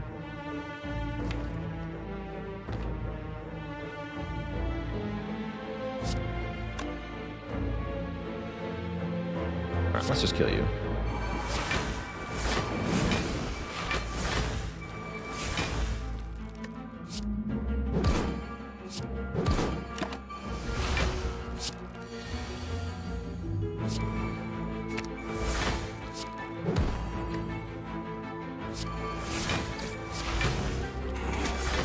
Delicious. Cloak and Dagger, another Shiv card. Yeah. More Shivs. And let's hit a shop. We have 333 gold with the Courier. We could definitely afford something reasonable here. For example, a third Feel No Pain and a medical kit. Or maybe a preserved insect to make the elites easier to kill. Or maybe something else. I like the third Feel No Pain. That seems extra juicy. Medical kit does also seem pretty good, especially with Runic Pyramid, right? This is an ultimate answer to Nemesis, which might matter quite a lot here, actually. So let's take that too. Max health. Some people suggesting Metamorphosis. If we had enough money now, I think it would be reasonable. Insect is probably the more reasonable play for the long-term winnitude of the run, that's for sure. Didn't buy the mango earlier, but I believe I want to get some more max health. Want this run to be chonky. We got to get over 200. At least. More multi-feeding.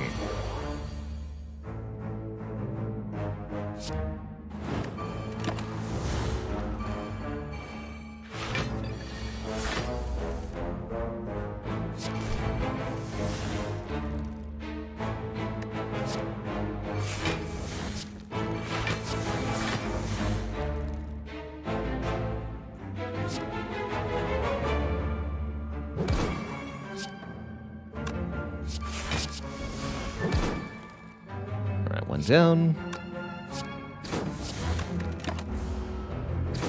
We can retain shivs too with the pyramid, which is really nice.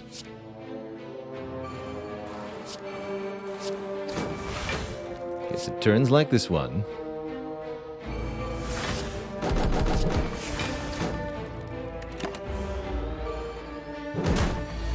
Maybe could have even panic buttoned on that turn. Maybe.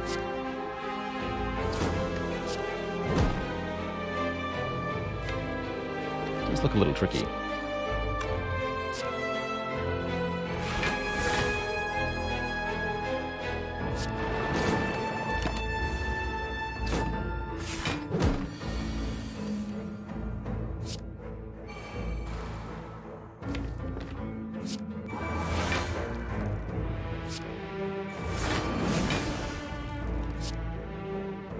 Weird to not have gotten the strength up yet.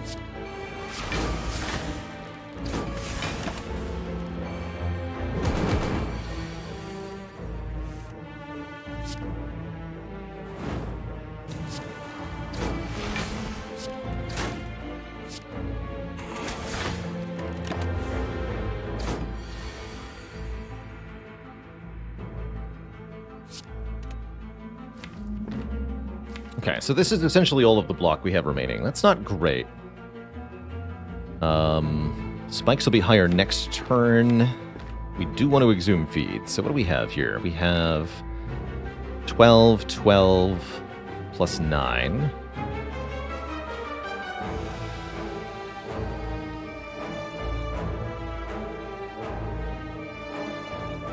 So we do something like Body Slam, Bash, Feed. Or even just Body Slam Feed. Yeah, Body Slam Feed. Easy. Tasty. The second warship. It's not mastered. Yes, excellent. Yes, let's go. The circle is complete. We've mastered Ironclad cards on Watcher. Now we're going to master Watcher cards on Ironclad. Perfect.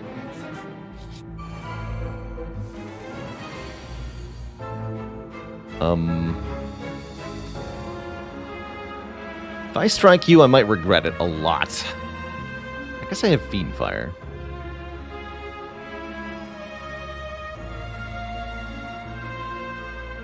I don't even mind getting cursed, actually. Alright. That's better. Little 5, thanks for the 13 months of support. Bottle Corruption gets there again.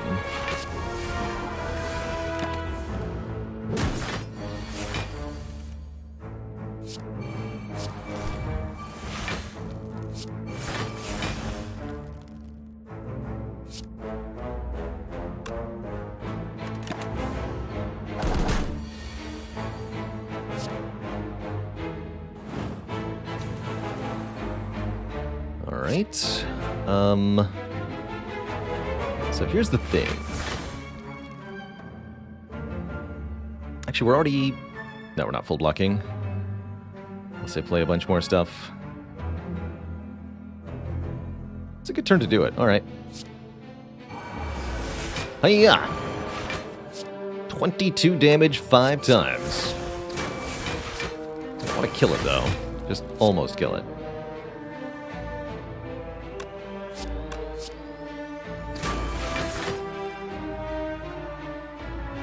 That'll do. That will do.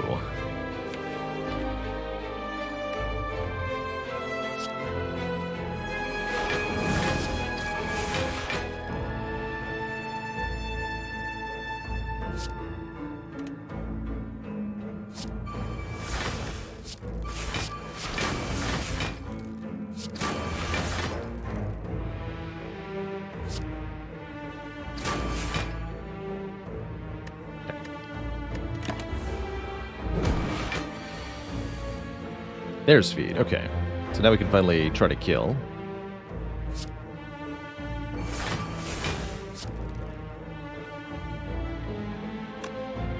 This is 27. 29. 31.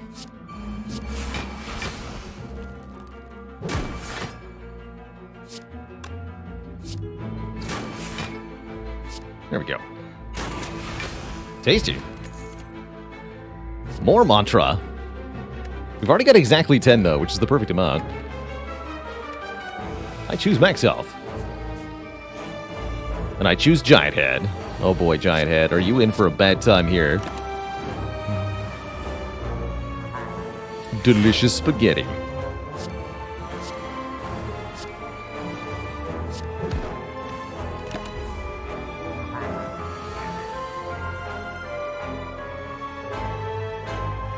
Armaments wants to upgrade what? Flay Dance mostly? Sure.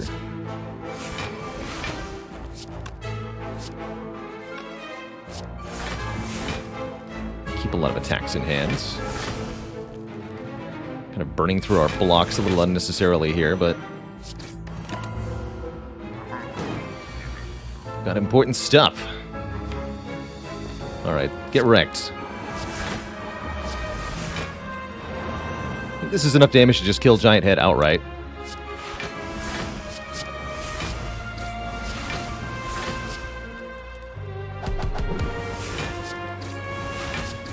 Definitely enough damage to just kill Giant Head outright. 108 damage on this strike, but we want to feed, so let's keep it more reasonable here. Goodbye. To you, Giant Head. Thanks for the meal. We're almost up to 200 max HP. The widest clad. We could take a biased cognition, a second fiend fire, or a just lucky. Hit points, please. Take a swift pot over the deck spot. So we can do combat, chest elite, or we can do fire elite, chest elite. 2 combats will be more max health. I want more max health. Let's eat. Unless it's transient, in which case maybe it's less max health. Didn't consider transient as part of the equation.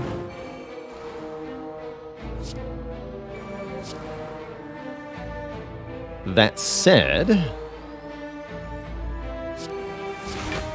I bet we can put the hurt on transient here.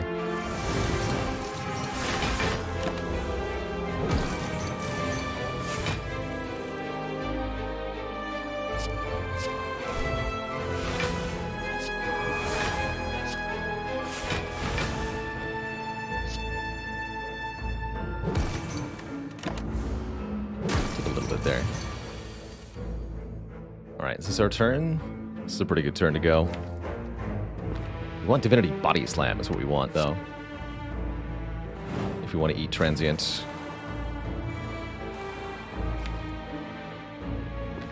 Have an Exhume.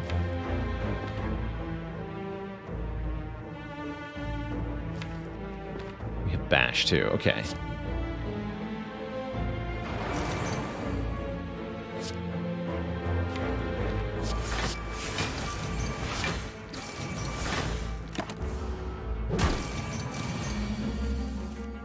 There's Bash and Body Slam. No armaments or Exhume, though. I think it's going to have to do.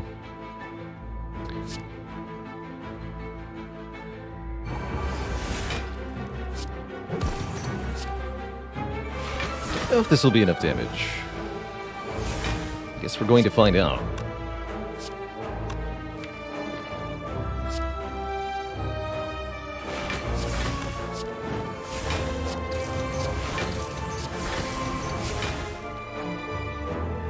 Bonk.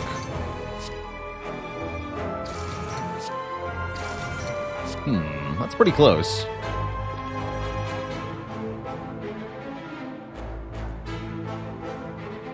Can always exhume the feet also. Alright.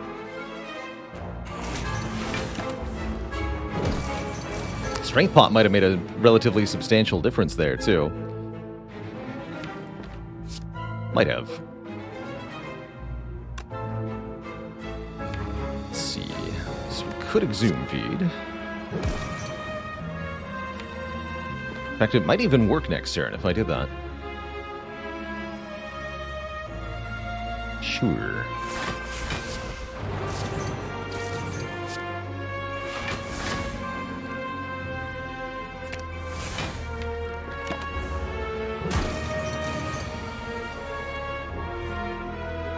Does this hand do 70 damage?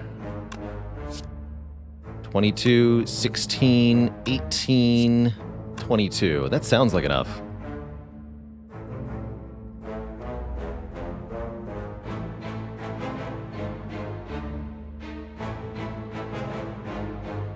$78. Yeah. Delicious. Simply delicious. Filling and nutritious.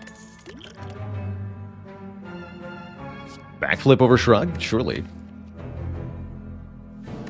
Wasn't that beautiful? Headbutt's also not bad.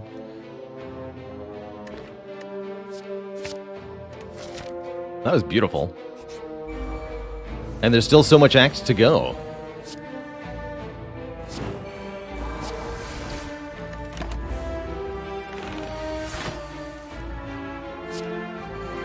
Sad thing is, you'll just be hungry again 30 minutes later.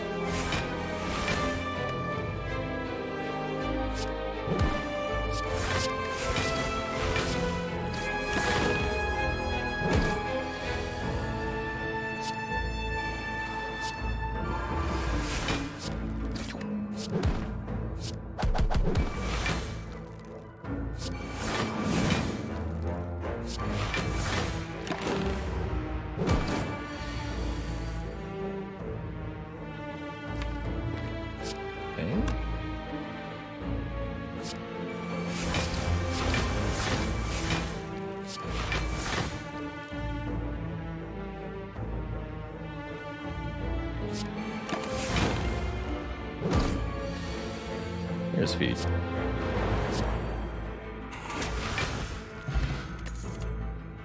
Sweeping Beam. Does damage to all enemies and draws a card. That's not too bad. Max health is also just fine here.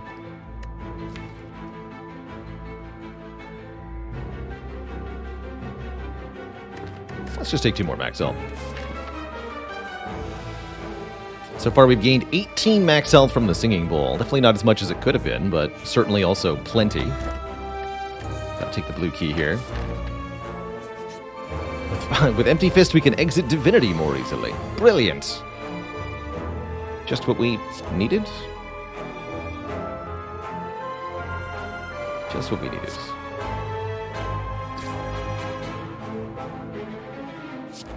Next turn could be a bit spooky here. Ooh, I like that one died to the Thorn Flame Barrier combo, actually.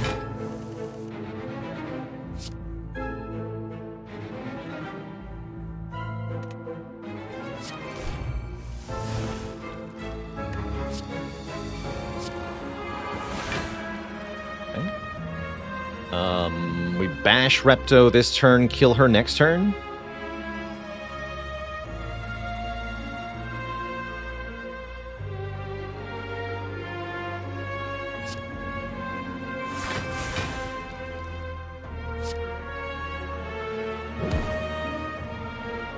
Take some damage to make that happen. I think that's worth it, though. I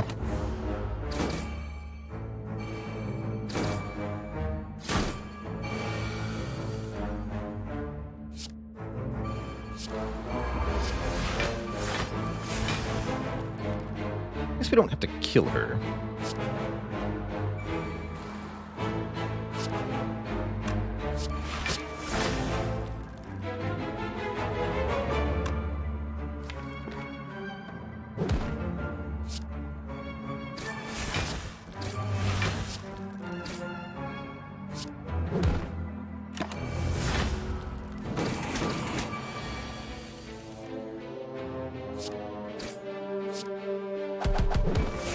No, I didn't need to kill her.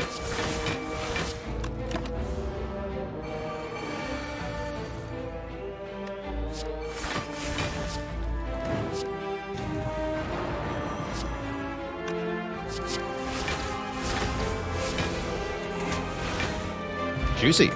Pandagraph heals us 25 at the start of each boss fight. That's definitely going to be useful. We get our Emerald Key. Lesson Learned is here. Turbo is here. And Flurry of Blows is here. I like Turbo. 3 additional energy and add a status that will block for a bunch. That's cool. Why do the boat thingies block? Because otherwise you take a boatload of damage. Oh, love it, Xtovgees. And Teresh, thanks for the 2 months. You're heckin' welcome for all the Spire and other game content. I'm actually quite excited to be checking out Aces and Adventures later today during the stream. Card draw would be nice. Maybe we'll get a Dark Embrace. Just maybe.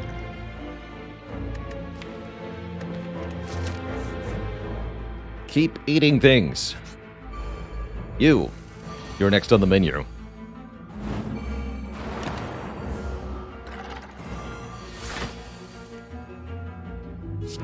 You too will be 8. Devoured.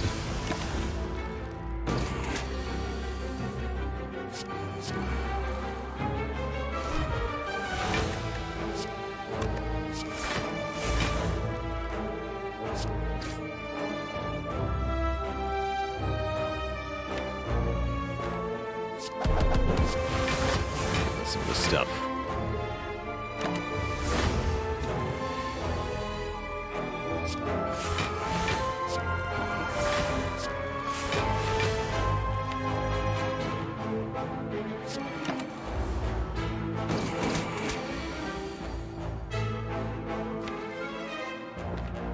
Good enough.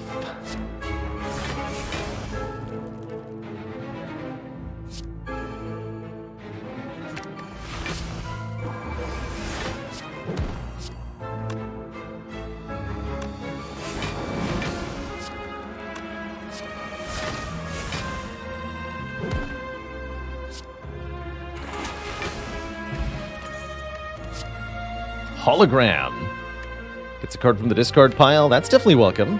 Can Hologram Anger? Hologram Body Slam. Oh my god, Hologram Body Slam. Yep, that's it. Transient's back, but guess what? I have Hologram Body Slam, so get wrecked. I'll eat you again. Just watch. You just watch me. I'll even use the Strength Potion to make sure it happens.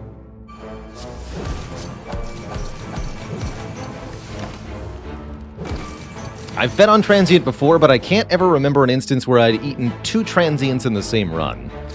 So let's see if we can make it happen.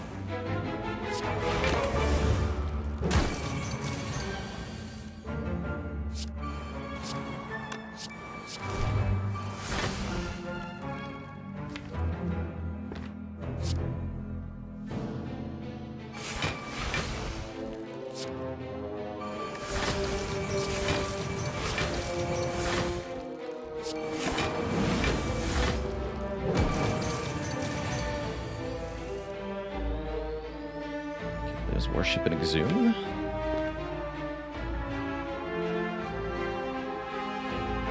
Would this be enough?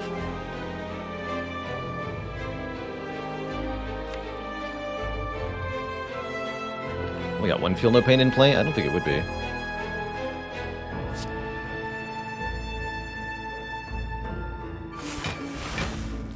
Which means we don't need to exhume the Warship. What can we exhume? Card draw.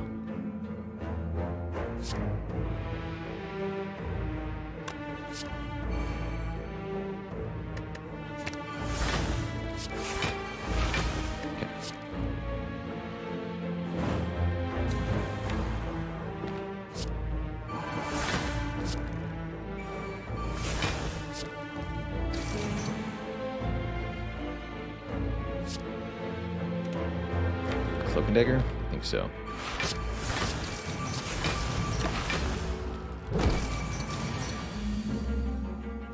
Dang it.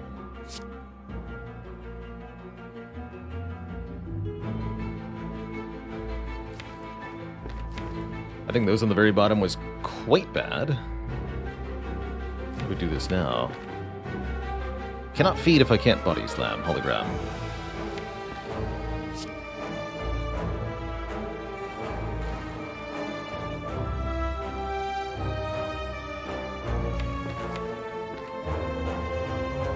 So we have to rely on redrawing Body Slam. Is that correct? I think so. Yeah, it's not going to work otherwise.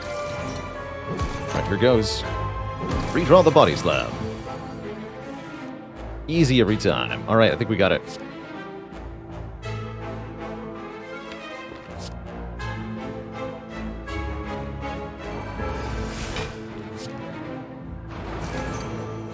Pretty sure this will be enough.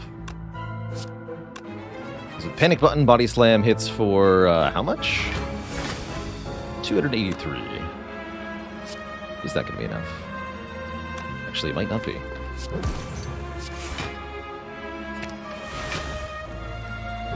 $24 on that one. Oh no, it totally is. Easy. Easy feed. The double transient feed. Double your delicious, delicious meal. Yum yum.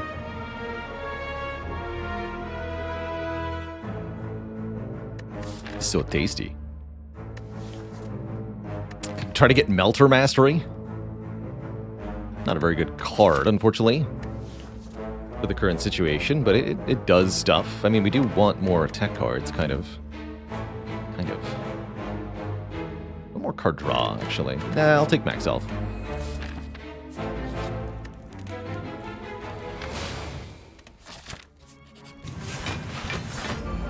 Here's a chance for more feeds. Oh god. Yikes. My face, etc. Ow.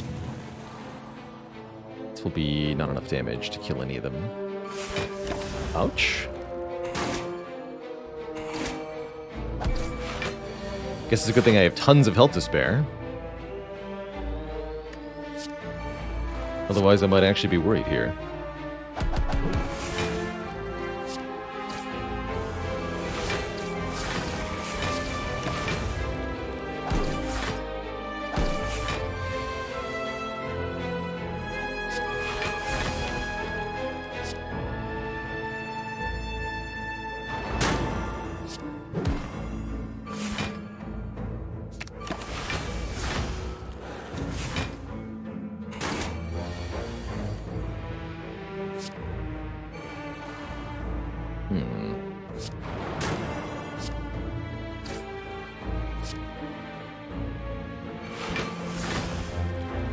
Play Brutality here.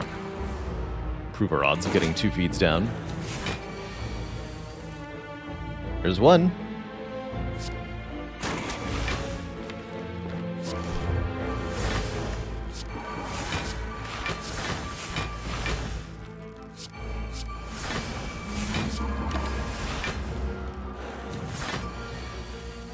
And there's 2.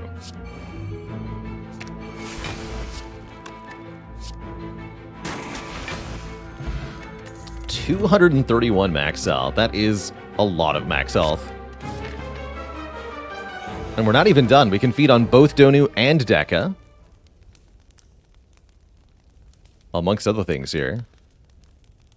Am I upgrading this Body Slam? Or am I doing something else?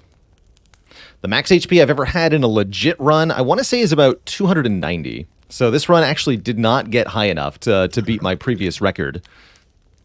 On a seeded run, we've had 453 max health, which is a lot. And that's right, that's not endless mode. That's just regular Slay the Spire happening. Pretty crazy.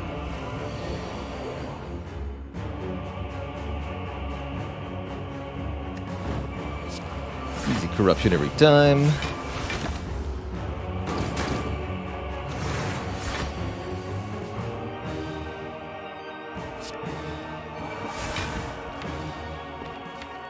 This card pile just has dazed in it. Well, that just makes sense.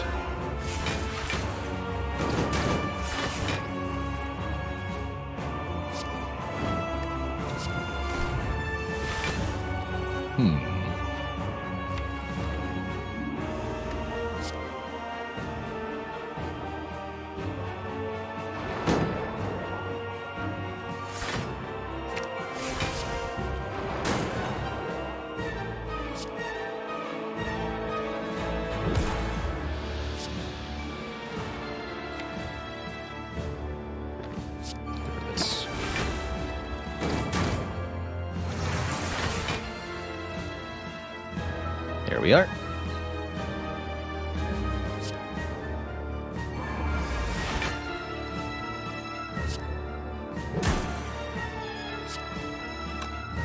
Block. Panic button, it might be too much.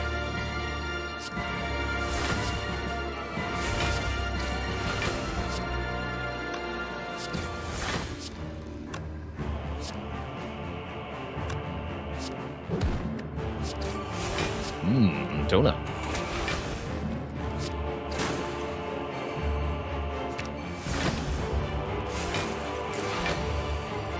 Tasty, tasty donut.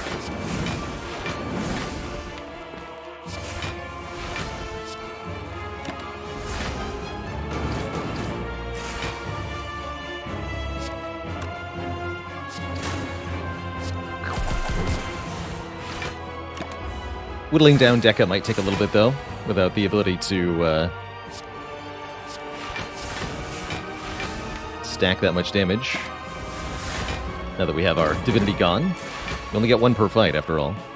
Kind of sad when you think about it. That's why you shouldn't think about it. Thinking is outlawed.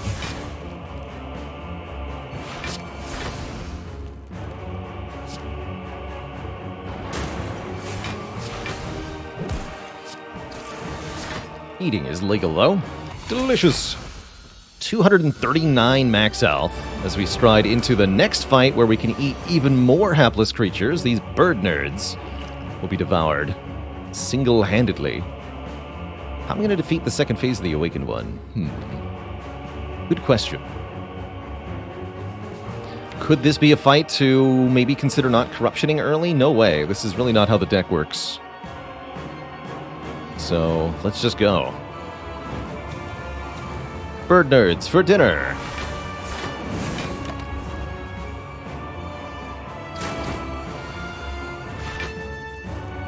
Base tanking is an acceptable answer to how we solve this, I think. Maybe I don't play Brutality yet, but maybe I do. I think I do.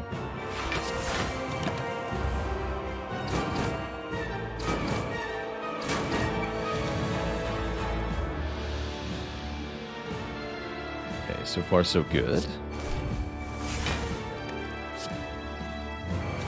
There's feed. And flame I can skip. Didn't get the second warship, unfortunately. Still, I think I can get them both this turn.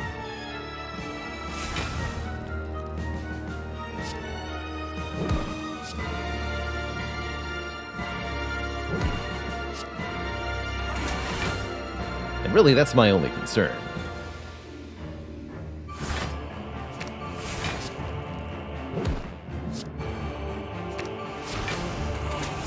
There we go.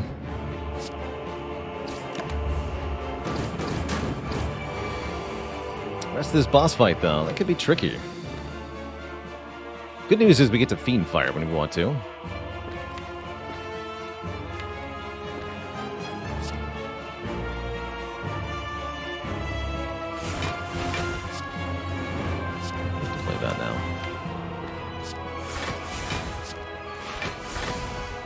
This is iffy.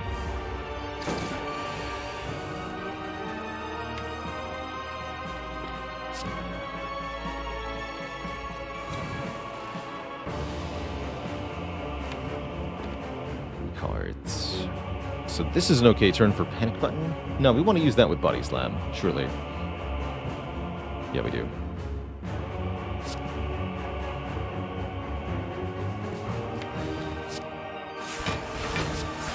Here. Alright, kill on this turn. I'm pretty sure we can do that.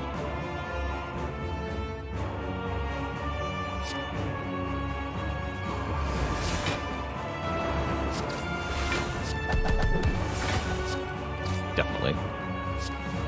Can even keep some shivs.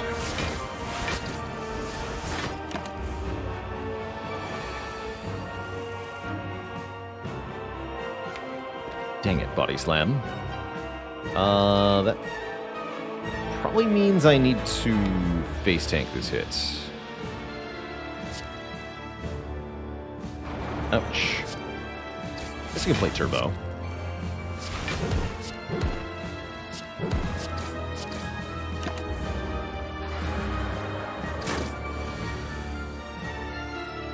We really needed panic button body slam to line up here.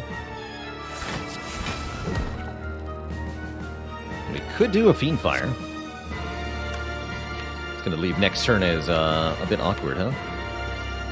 Let's do one Anger and then Fiend Fire. Send my regards to your face.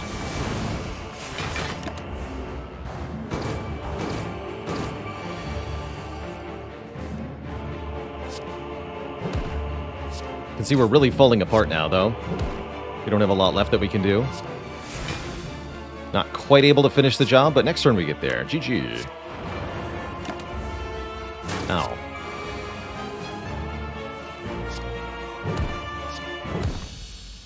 That's a little closer than I would have liked, but we're through. To thump, a deep pulsing dread can be felt throughout the room. Is this the heart of the Spire, the source of this immense chonkitude? You ready your 250 hit points and deal 2069 damage to the heart. Nice.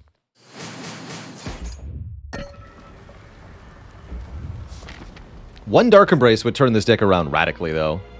Note that we're missing 40-something health. Let's just sleep it. Sleep to get back 74. This is beyond the means of any healing relic. We don't even have the meal ticket, right? I think we had to skip that. So full health. Or a barricade. Or what about a brimstone? Brimstone, you say? Could have had double metamorphosis. Should have listened, Twitch chat. We actually haven't won a run with Brimstone.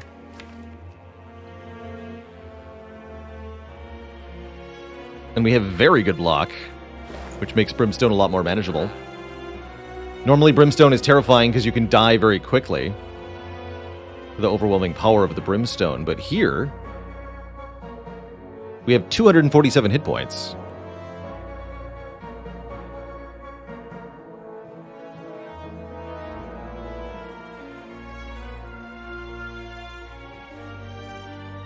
Do we want that fourth Feel No Pain? I kind of think that we do.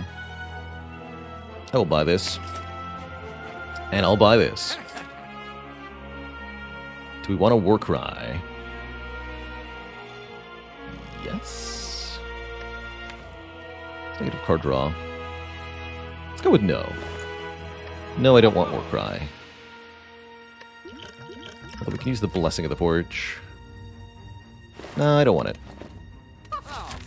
Okay, this should be interesting. All enemies are gaining 1 strength per turn. We're gaining more than that. 2 strength per turn. And the idea is that the offensive gain that we get is going to exceed the defensive gain our enemies get. How true that's going to be, I'm not really sure. This turn looks like it's going to hurt. 12 by 4 plus 24, yikes. That is some damage.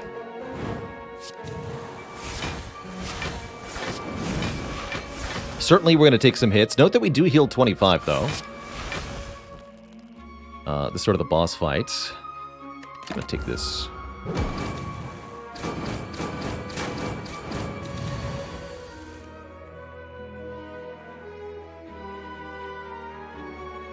Unfortunately, we can't deal with a shield this turn. Good panic button turn, though.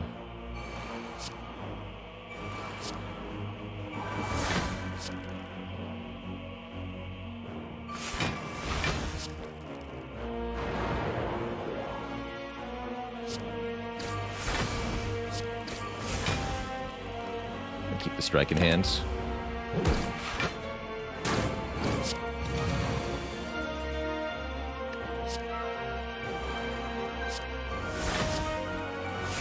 Alright, now I feel ready. We have Worship for Divinity. We should be able to kill next turn. Especially with all this strength gain. No feed, unfortunately.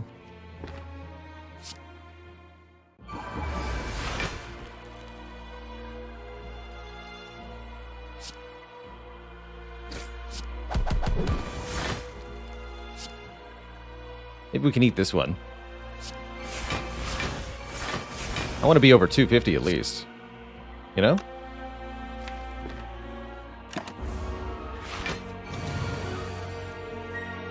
Come on.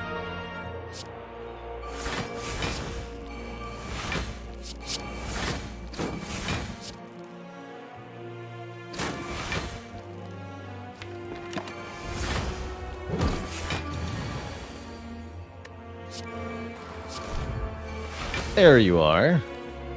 99 block, no problem.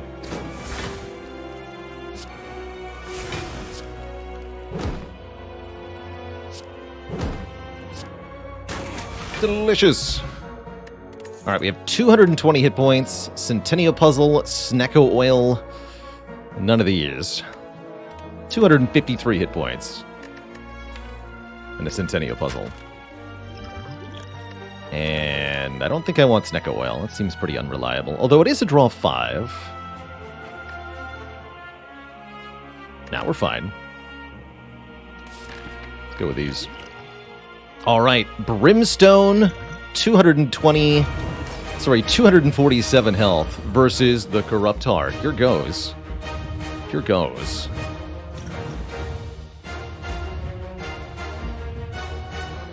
Turn one bash is kind of nice. Now we'll play Corruption.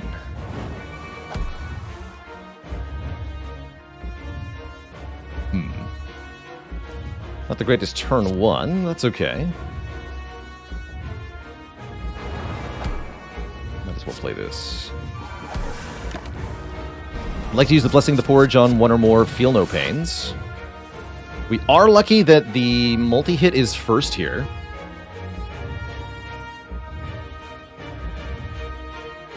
Definitely lucky the multi-hit is first.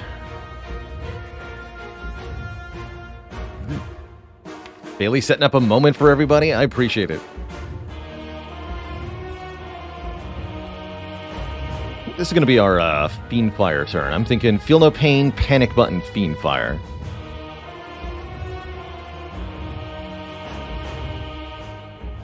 That's a good Blessing of the Forge, too. That would upgrade the Panic Button, the Feel No Pain, and the damage on the Fiendfire.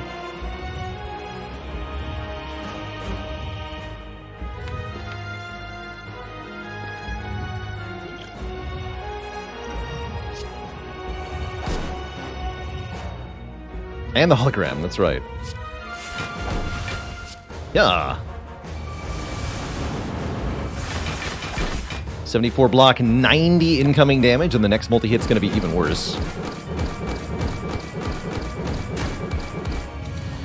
72 attack power on this one, and not much in hand.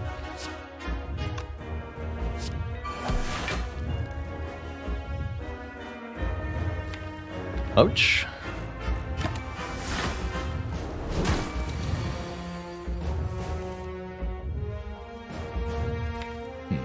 Woman.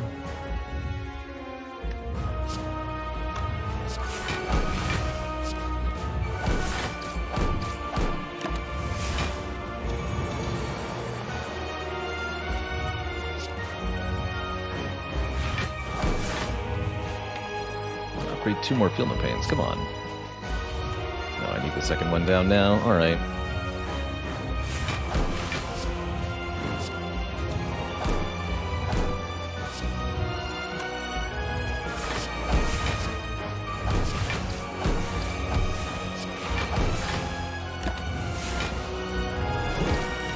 Ten times 15.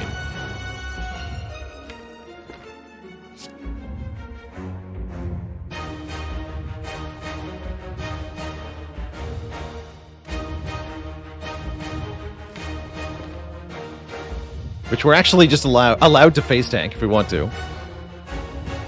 That's cute.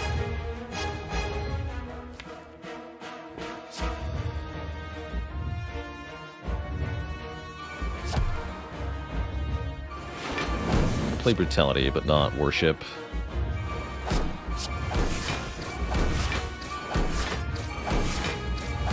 Maybe you should have gotten it below 400 this turn.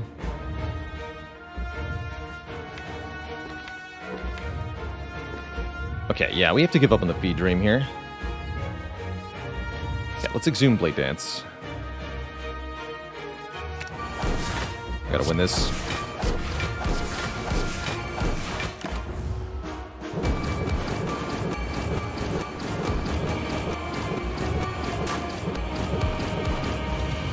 Then we have to bring heart below 200 on this turn, which should be pretty easy. We have immense strength.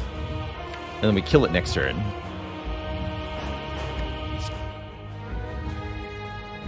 Before we get hit by whatever we're about to get hit by.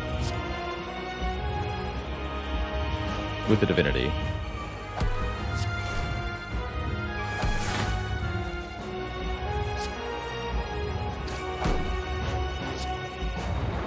Okay, so that should be good enough. In fact, play one more card. Yeah, 14 by 17. This kills us. So unless we can win right now, the run is over. But guess what? We can win right now.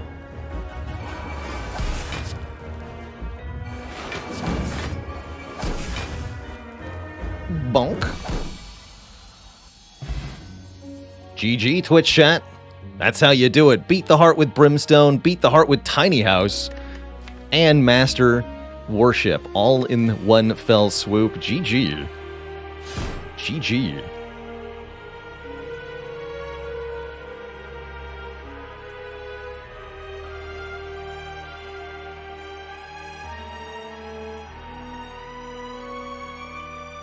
Turns out that, at least for the Ironclad, the road for success is giving up one's worldly possessions, moving into a smaller dwelling, meditating on the meaning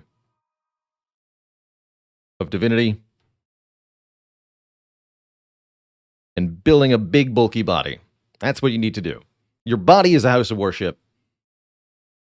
Your house is very small. That's how you do it.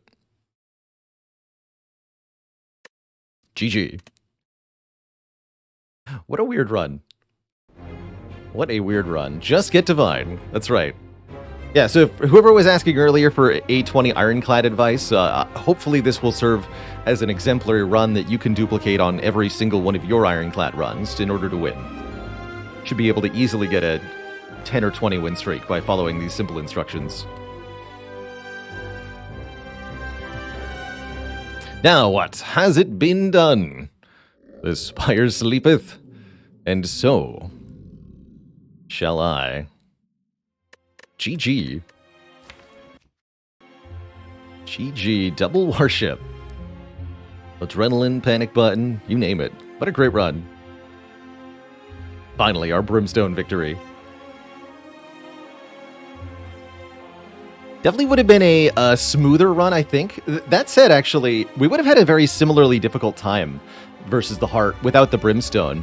Without the Brimstone, we didn't have the damage output to actually kill the heart before we ran out of block because of the corruption. So I think we actually would have really run into some serious trouble.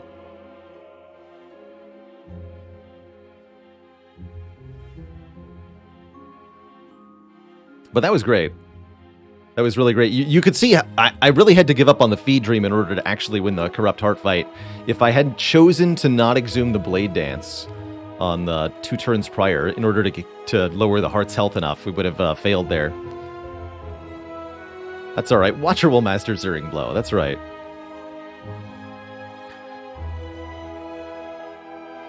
So the Fearman says, how much feed was from feed versus from Singing Bowl?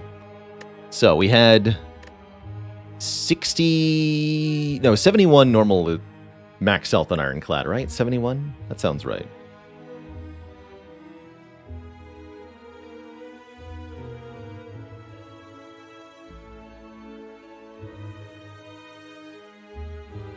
It's normally 75, and then you get a small penalty for one of the Ascension levels. So I think it's 71. Anyway, we got 22 from Singing Bowl, 9 from Strawberry, so 29. 71 plus 29 is 100. So 100 of our max health was from Relics and Starter, and the rest should have been from Feed. So to answer your question, 22 max health from Singing Bowl, 153 max health from Feed.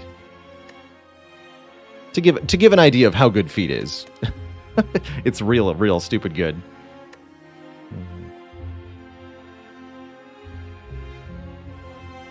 Oh, 31 rather. 70. No, yeah, no, I'm off. Right, I'm off by 2. 151 health from the feed. Could we have won without Prismatic Shard? Oh, definitely Nitrous Oxide. One Dark Embrace is all this deck needed to be much, much more straightforward and easy. Never did find the Dark Embrace, which made it a lot more challenging, but it was still workable. Without Pyramid, I think this might have actually lost, as we weren't able to line up the damage with the Divinity turns consistently enough. Well, that was a hilarious start to our show today, Twitch chat. Next up will be the Silent, striding forth in a run of her choosing. Before that happens, though, I am going to take a quick break, refill the leg, stretch the water. I'll be back in a few minutes, Twitch chat. Chow down on a snack as well. I'll be back in a few minutes, and when I return, it's going to be Silent time. Don't go nowhere, everybody. I will be right back.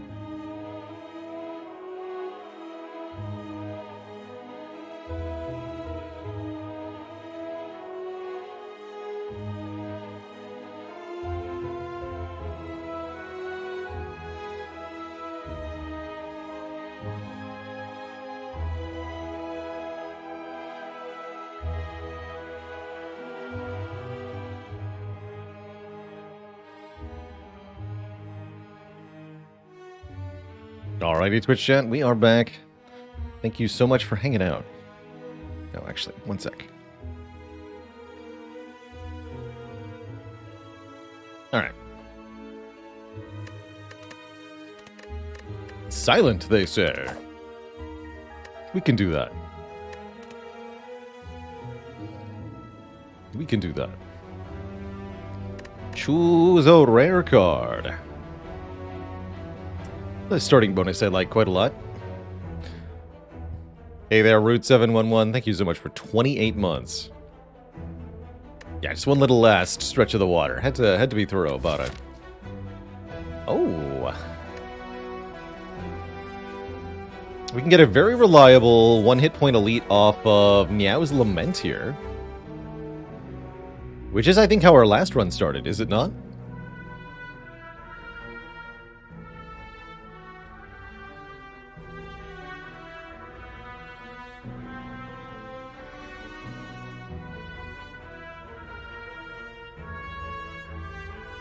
We had a... when it comes to Potato, not so bad, Andy, to kind of derail the thought process at the very beginning of the run here with a answer about a different game. But for Masochist in Brotato, we had a really successful run starting with a Ghost Axe. Ghost Axe gives you percent damage up for getting a lot of kills with it. Normally the problem with the Ghost Axe is its low initial damage, but in the early waves of Brotato, Masochist is able to use their incredibly high defensive stats to just face tank the early enemies and kill them with the Ghost Axe. And then the further you get into the run, the more initial damage you'll deal. And the less you'll need to rely on the Masochist scaling. Pretty cool. How often do I take HP over Lament when given the choice between the two? I'll take Lament if I can get a free elite, otherwise I take the HP. Taking 6 max HP as your starting bonus in Slay the Spire really isn't that bad. It doesn't feel great, but it's a solid advantage, especially if you're playing on the Ascension levels where you don't have an initial max HP penalty. So, for example, going to 88 max health on Ironclad is really quite nice.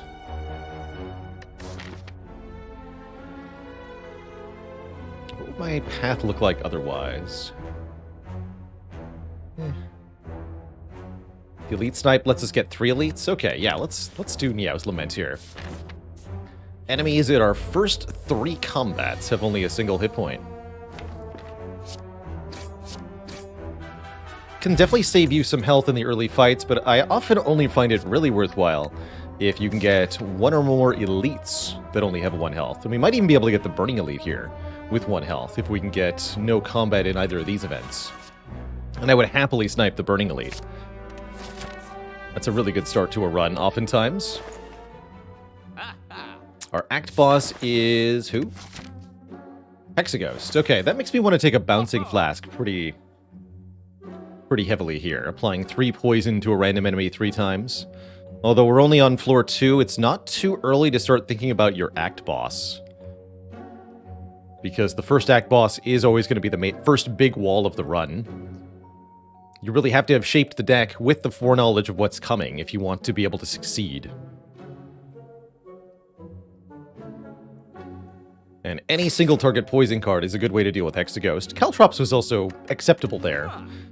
But I think Bouncing Flask is better than Caltrops versus Hexaghost. The most fulfilling of lives is that in which you can buy anything, says the Serpent. I pretty fundamentally disagree. We just left the shop. Be gone. And another event that's not a fight, that means we can go this way now, and guaranteed, with 2 charges of Meow's Lament, face a Burning Elite that has only a single hit point. I think that's probably correct. Good.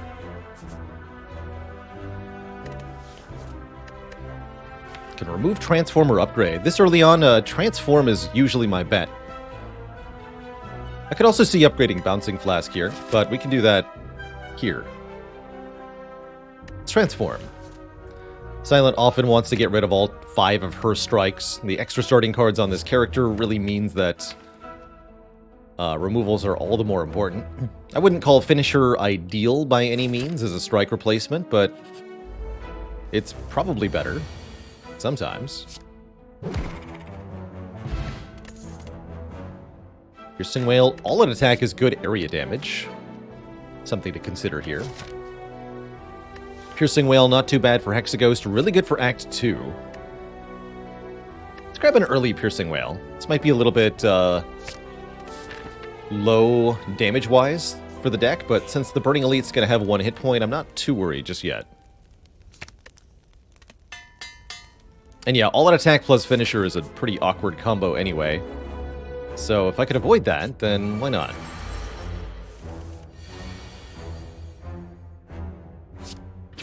Get him, Bouncing Flask. Good enough.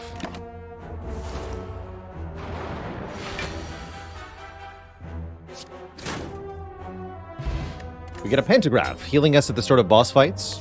A little awkward, actually, with Hexaghost, but I think the Piercing Whale means it's not too bad. Blade Dance. 3 shivs into our hand. That's good with Finisher. And is a good attack card besides, or a good damage card, more accurately. Let's take it.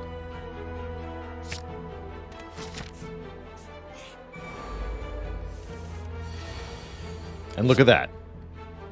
Instant payoff.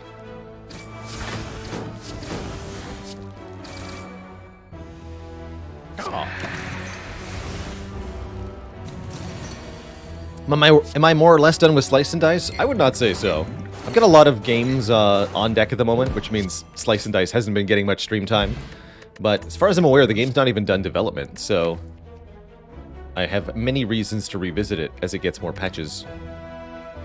When it comes to Steam, for example, there'll be a lot more reason to play it more.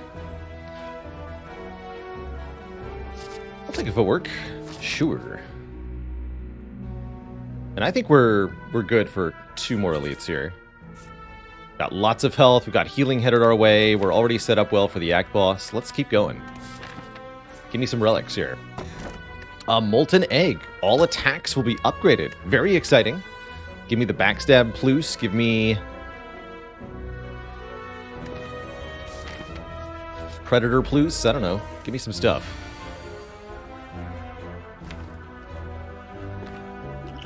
I think this is a fight where the Cultist Potion's 1 strength per turn could make a big difference, making Blade Dance and /or Finisher more impactful. We were hoping we'd see Bouncing Flask turn 1, but that didn't manifest. Do we play Footwork just to avoid redrawing it? I don't think so. We just need to do damage here as much as possible. Oh, nice. We did draw Blade Dance Finisher together. The bad news is, we didn't draw any damage next turn.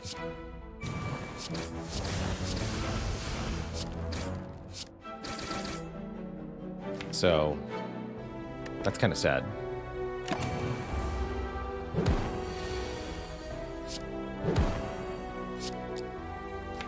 Oh.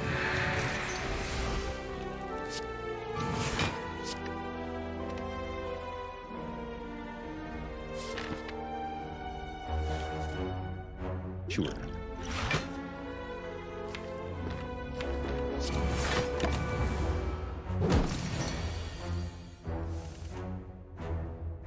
Good thing I used the Cultist Potion. 6, 9. Now we have a Shuriken. Oh, man. Shuriken Molten Egg with Finisher and Blade Dance. I like it. Masterful Stab is 0 cost, at least until we take damage, but once we do take damage, it's a bit awkward. I think I might actually prefer a Quick Slash here. 12 damage base is pretty good, and the fact that it draws 1 is also going to help a lot with ensuring block consistency or making Finisher more reliable. So I'll take the Quick Slash over the Masterful Stab.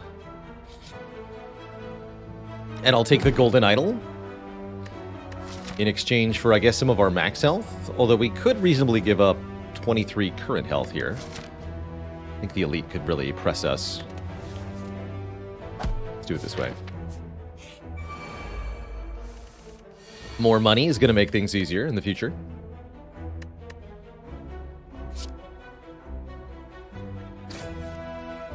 think we're bouncing flasking. I'm thinking we go quick slash blade dance, neutralize survivor here.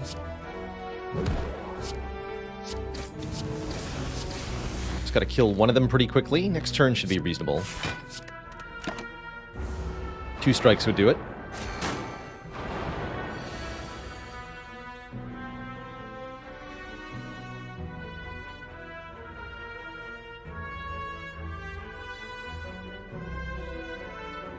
Don't see a reasonable way to block here. This just looks like Sucker Punch, Strike, Finisher to me.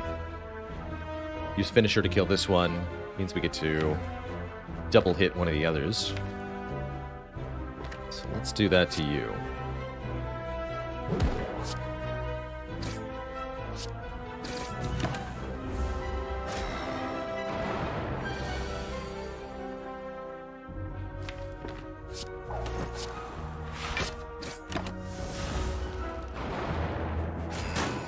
This turn might hurt.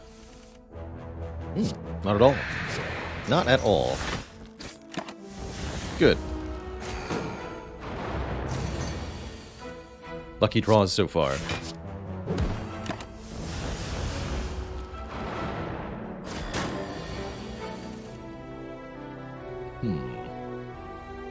Strike Finisher kills the front one.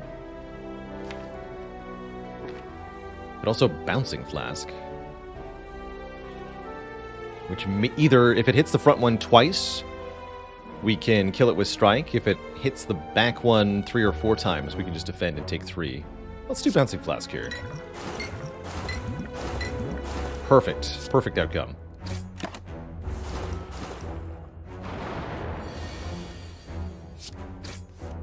Nice. Really lucky.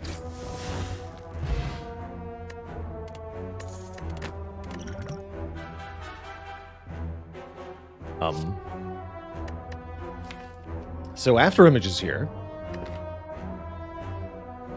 that would make taking more Shuriken interacting cards pretty good. Meanwhile, Riddle with Holes can hit pretty hard as well by hitting 5 times. It's also an uncommon card we haven't mastered. Interesting.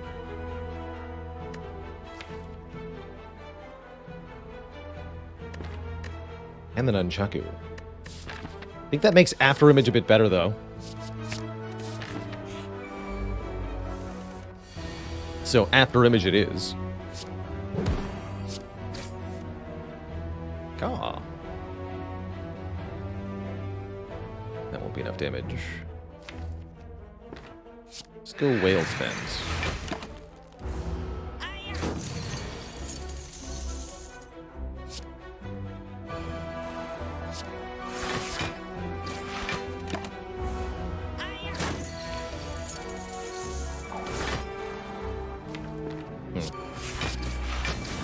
Might have been a little too passive here.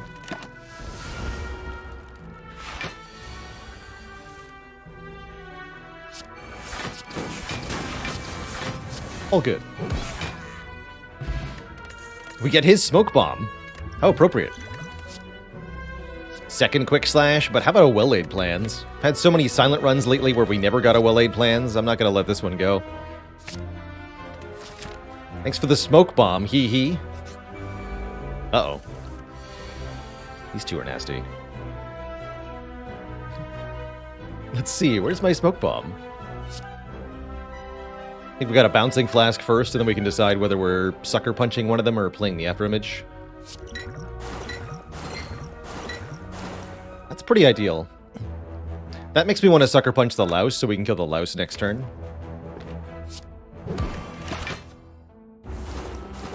There's now 1 strike, or even 1 Shiv gets it. Yeah, that's good.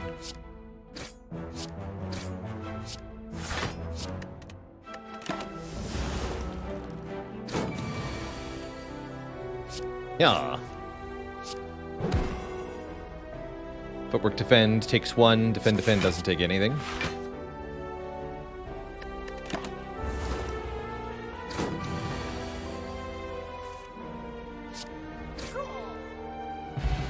Okay. Second chance at Masterful Stab. I like it more now. I do like it more now. Okay.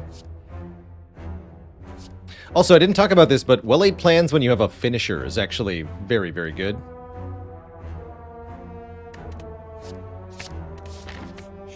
Maybe to the point... It's also very, very good with Piercing Whale. I think to the point where we do upgrade it here. Going into Hexago, so we can retain 2. We have 54 health. Yeah, look at that. Now we get to retain Piercing Whale for next turn. Very important. Because this attack is for 5 times 6, and we have a Masterful Stab.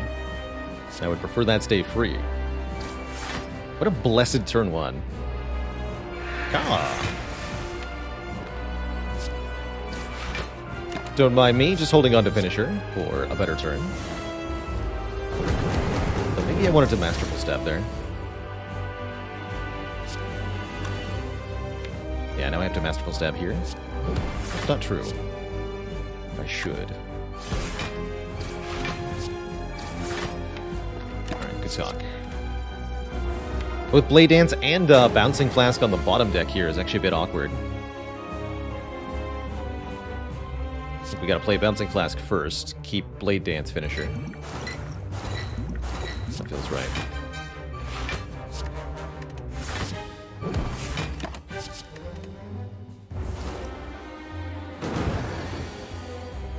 Here we go. This is the Finisher turn.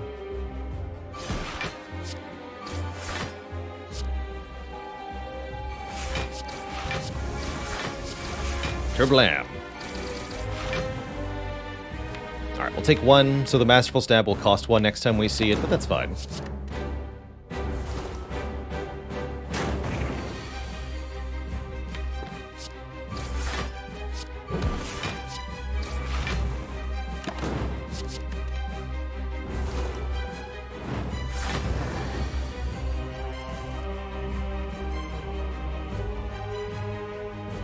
$20 damage off this Masterful Stab. Pretty impressive. Actually, I should have checked whether we had a kill here. I don't think so.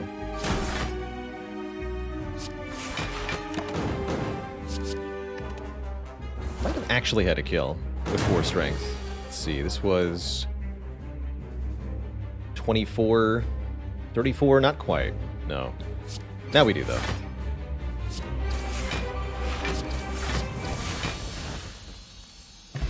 Cool. Hexaghost quite thoroughly vanquished. We have exactly 300 bucks. We're being offered a Glass Knife or a Grand Finale, 2 unmastered rares that are upgraded for free. And I have to say, Glass Knife slaps extra hard here. There's also, oh, I don't know, a Wraith Form, if we want to consider that. Pretty good card as well. But man, Glass Knife hits really, really hard up front, especially with Shuriken boosting it further. Very good use case for Glass Knife. Let's do it. We'd love to see Phantasmal Killer or Terror, so we can multiply this attack damage further. Well-laid plans Grand Finale, though, is pretty juicy. But is it juicy enough? I don't think so. Wow, what a set of 3 relics here. Yikes. Busted Crown, Act 1 boss offered yet again here. We've had a lot of these lately. Busted Crowns that are very, very difficult to take early. And I think with one of our egg relics here upgrading many attack cards that we see, there's all the more reason to look at more cards. So I'd say no to Busted Crown. We actually just won a Tiny House run. But it wasn't easy, and I don't think it would be easy if we took Tiny House here either. Calling Bell is going to give us a curse, but 3 immediate relics, 1 common, 1 uncommon, 1 rare, and that could make a big difference for us.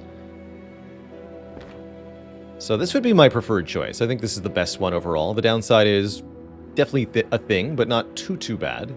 And the upside should be substantial. Pretty good odds that at least one of the relics does something good. The idea with Calling Bell being that getting just more relics total makes your run stronger in a variety of ways and can add up to cumulative benefits, either meeting or exceeding an energy per turn.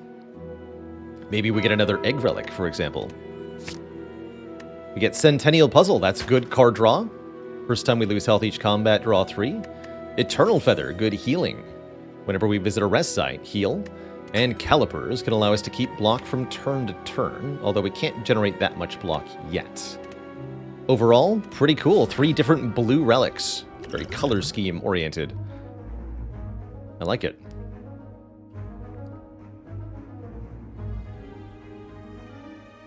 How much more would I like Tiny House if it gave more potion slots too? Quite a bit more. Potion slots alone would be strong.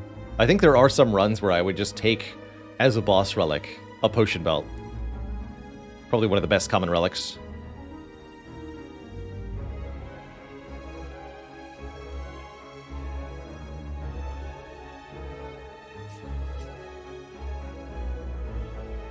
I'd like to go to this shop. Usually I'm eyeballing a shop when we have around 300 gold. Events are a little tempting because of Golden Idol, but combats are tempting because we have Molten Egg. It's interesting here. Either way, we're starting here. The act overall... I think these elites, or these elites, could be reasonable. We'll have lots of health for that, so if we want, we can take 2, maybe a 3rd elite if we want to face this one or this one, but I don't think I'm that capable. If only I'd kept the smoke bomb from the other thieves. This would be a great time to use it. That said, I think we can get a lot done here. Taking a little bit of damage is even a good thing. I'm going to use Piercing Wail, I'm going to use Masterful Stab, I'm going to target the back one first here. And we're going to get bonus draw next turn, so Footwork Defend is pretty good. Defend Strike is also reasonable.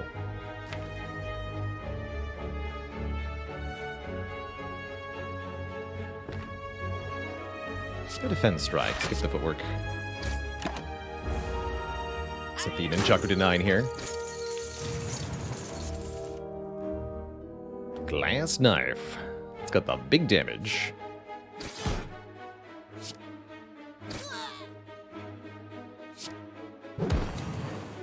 So I can either defend, block 5, or play Finisher, deal 21 damage. I think we block. We can KO this fool before anything serious happens. First of all, how dare you?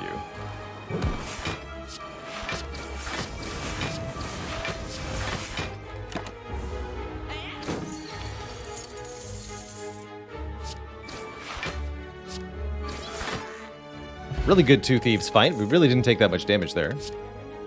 Ooh, Deflect with an upgrade. Very nice. 0 cost block 7. Benefits from both Footwork and Afterimage. Works with our lack of energy per turn. Really like this card.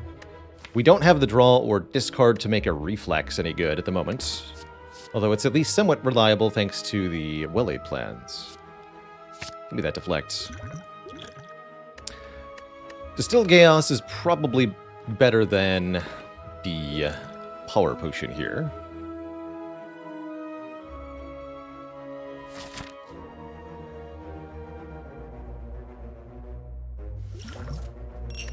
Cool. So, event or combat?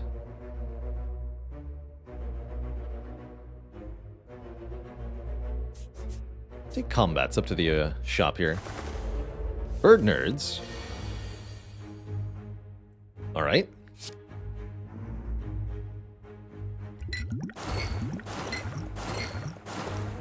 Good distribution.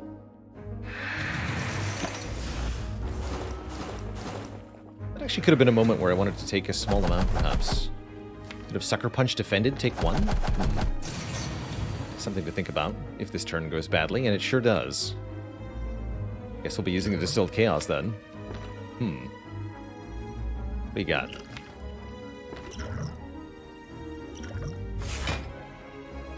Finisher, then Blade Dance. Not quite what I envisioned, but it'll do. Should have played Footwork first. It's all good. We block for exactly... well, slightly more than exactly the right amount. I'll take it.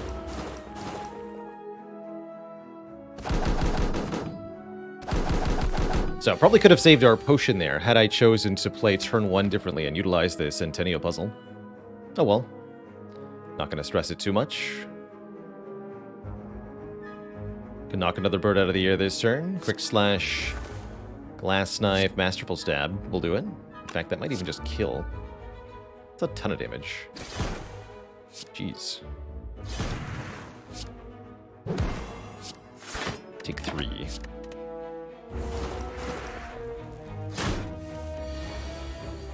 Hey there, Pythagoras, probably. Yes, we have to duplicate Necronomicurse with the mirror thing. Yes, that is absurd. Such is our fate in the Mastery Challenge. We've already managed to get Curse of the Bell and Ascender's Bane accomplished in this way. So Necronomicurse is the only really difficult curse that's left. Keep Nunchaku on 9 here. Slice Plus is actually pretty nice. We're on limited energy at the moment. It does blap. It's not as good as Masterful Stab most of the time, but it works. Another Footwork ain't too bad either. Footwork wants an upgrade though. The Slice doesn't. I'll take a Slice. Slice and nice. Do I think Necrocurse or Defect Strike will be mastered first? I'll have my way. Gonna be Necrocurse. So a bit of an odd order here. I'm gonna deliberately play Deflect Footwork. This is not a mistake that I'm making. This is an intentional choice in order to play, in order to draw more with Centennial Puzzle here.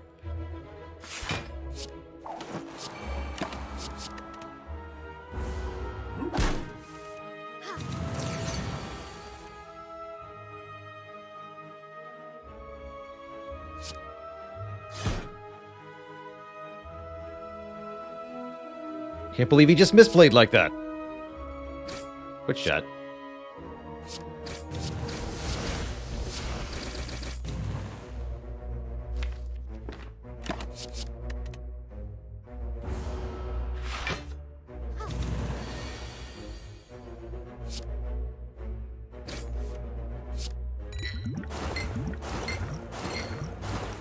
Do I even need After Image? Let's go with no.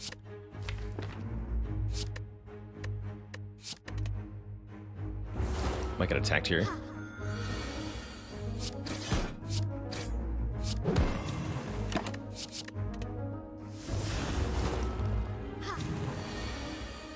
And then we can leave the fight with Nunchaku on 9 once again. Second Blade Dance. Or second Bouncing Flask. I mean, with Nunchaku, Shuriken, Finisher, it's a Blade Dance. No question. It's a Blade Dance, for sure. Alright, 3 fights went pretty well. I'm excited for what comes next. We can take another Finisher. We can take an Envenom. We can take a Waffle. We can take a Backflip. We can take another Slice. Many options here. 2 not mastered cards, Panacea and Mayhem. Panacea can block a debuff. I'd like this if we bought the Wraith form, or picked the Wraith form. Don't really love it on its own. There's no skills in this deck that I'd really like to have bottled.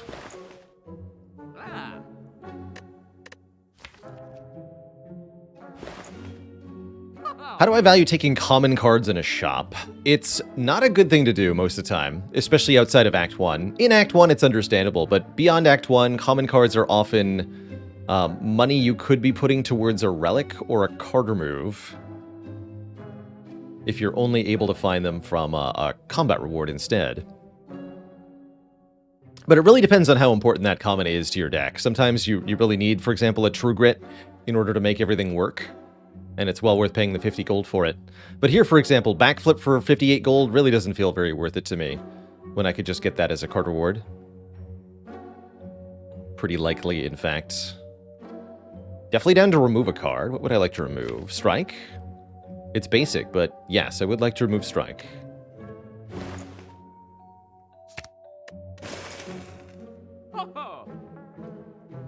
Waffle gives us enough health to consider... what kind of path here? I think we're going to go this way. Get a bunch of heals like this, so I don't need the Waffle then, is what that tells me. I'd probably rather spend my money on a potion that'll be good. I think Duplication Potion is very strong here.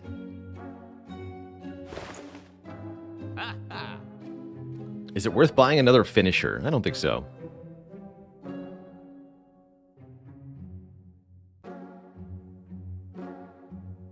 Envenom's a bit expensive to get in play, is the main issue with Envenom.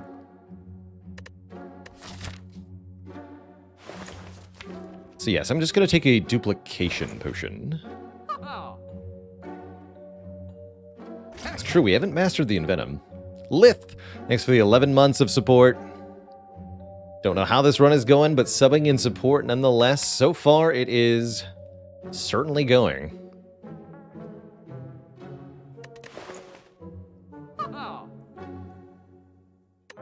It's going quite well.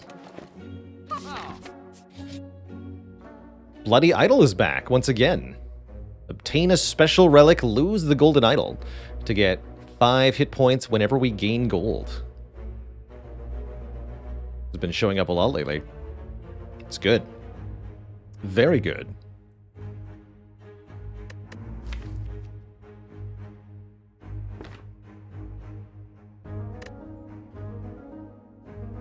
Might be overkill between the Pantograph and the Eternal Feather.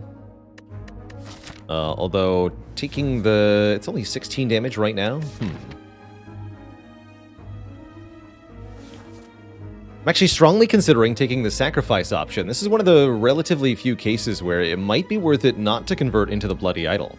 The reason for that being is that we'll still get the additional gold from the Golden Idol if we keep it, whereas we lose it if we turn it into the Bloody Idol. And we also lose this 5 max health that we could be gaining.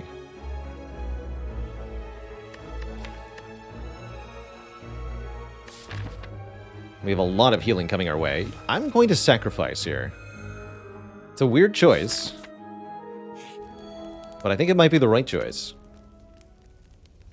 And we're going to upgrade one of these blade dances to make another shiv. So that way we continue to gain the bonus money.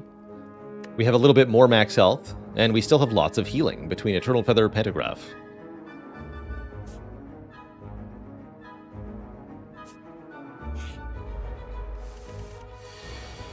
Nice. That is the turn 1 I wanted to see, that's for dang sure.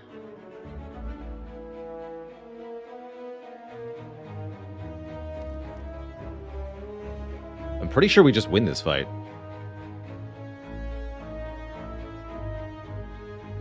This might be a 0 damage slavers. Crazy.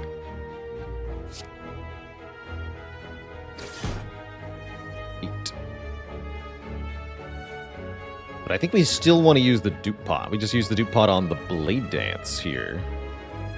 Yeah. That's why we bought it.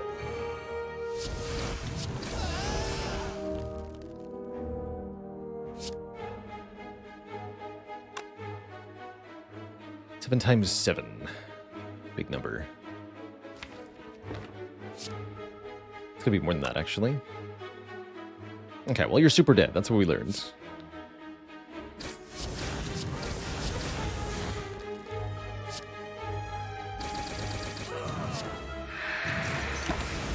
Take 1.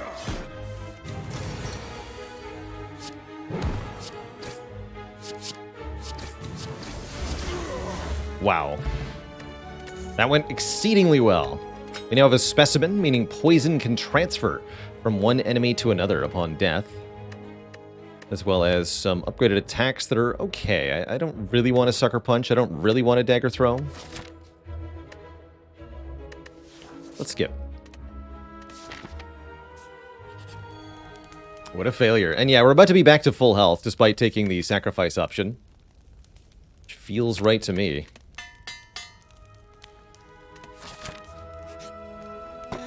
Art of War. If we play no attacks during our turn, gain an extra energy next turn.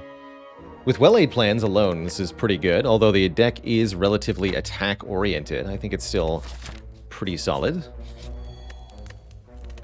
And let us upgrade the footwork. The more block we can generate, the more the calipers have a chance to be relevant. Alright, our second elite will be the Book of Stabberino.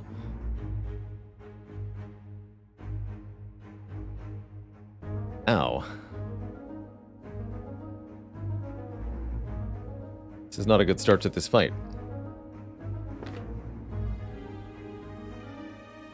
I am indeed standing right now, yes.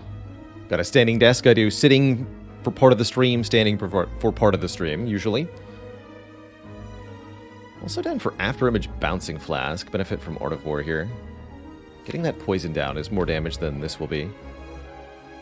Although I could get 2 strength if I go Sucker Punch, Blade Dance, Finisher, right?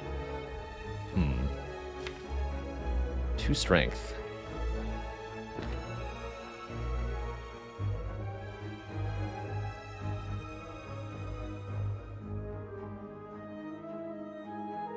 Okay.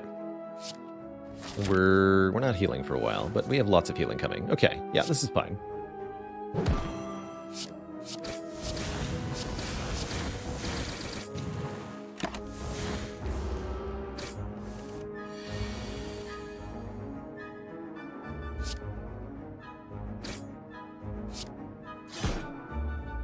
Play Piercing Wail.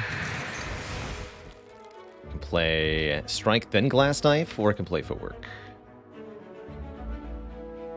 I'm gonna play Footwork.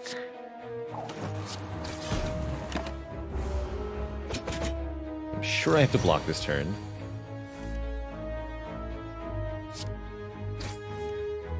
Not too bad.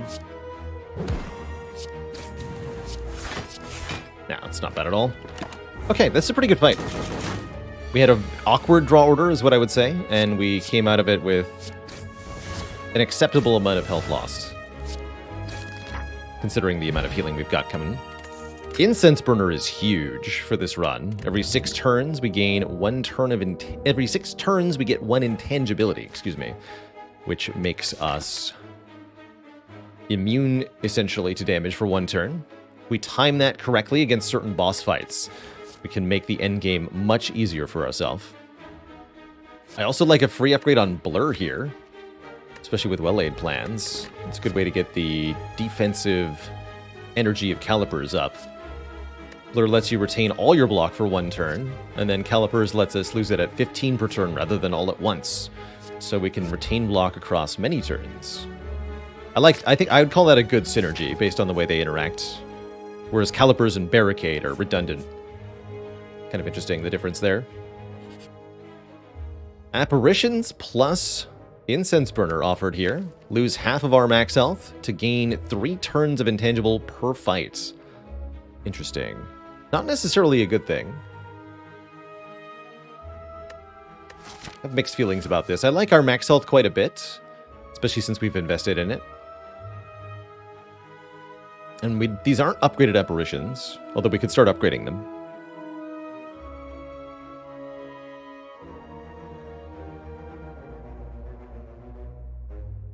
I refuse. It's also going to make Finisher less reliable. Hello.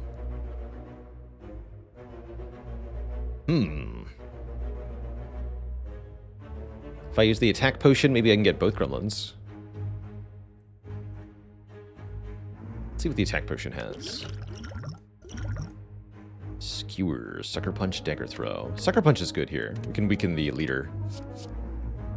This'll work. Right, we go Footwork.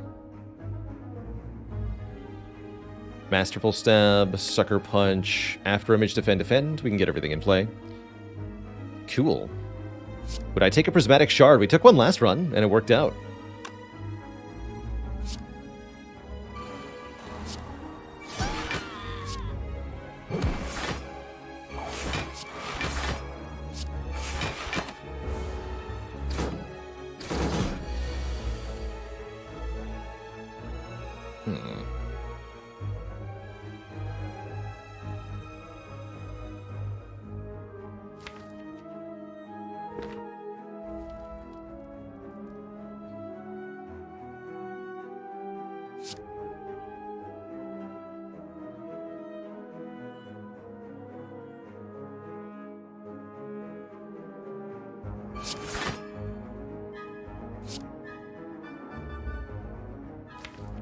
We want you to almost die.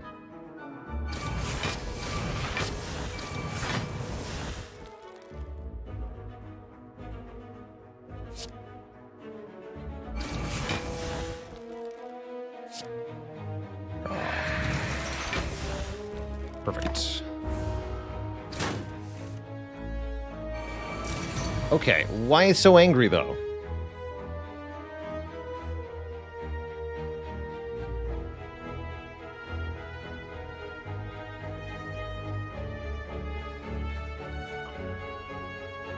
This is quite the hilarious turn.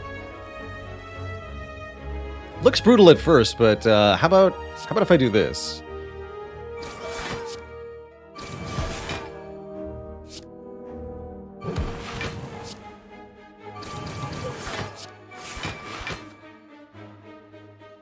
Seems fine to me.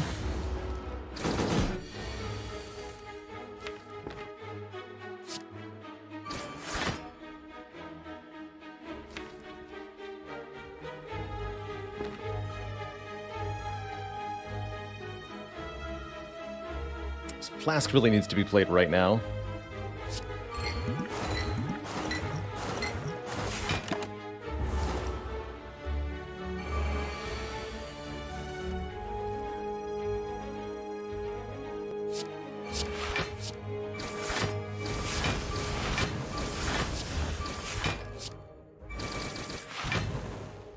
Killing minions. Why would I bother doing that?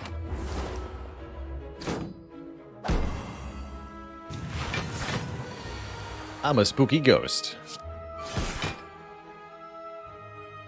Let's see. One more fight before Collector. I'll wait one turn on this. Should have struck them for an Nunchaku, though.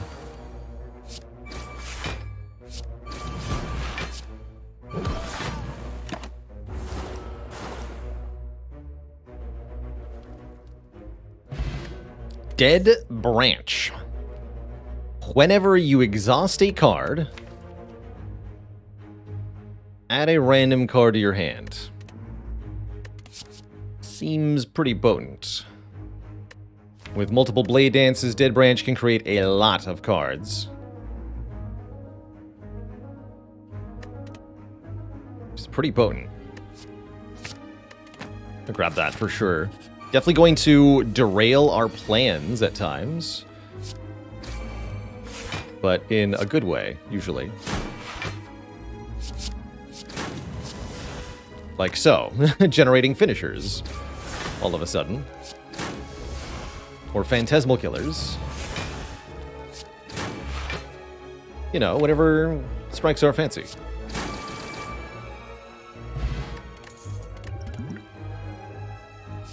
Cloak and Dagger works too. Outmaneuver definitely better than it was a moment ago. With Dead Branch, there's almost no limit to the amount of energy you can functionally use.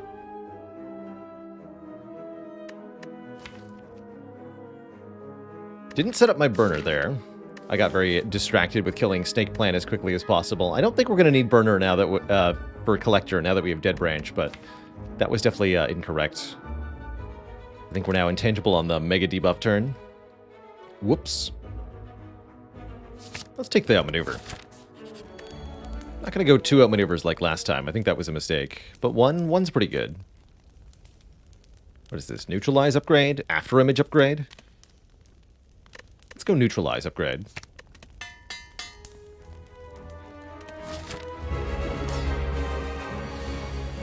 Good. 3 attacks, which would also give me an energy back. It's not. Never mind, let's yes.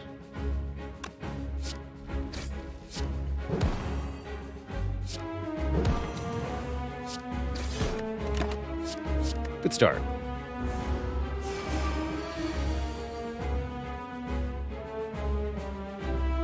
Collector will attack us next turn unless we can kill one of the minions this turn, and I don't think we can. So let's just block this turn. Piercing Wail,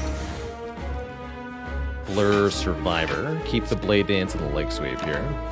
And use the Art of War to get another energy.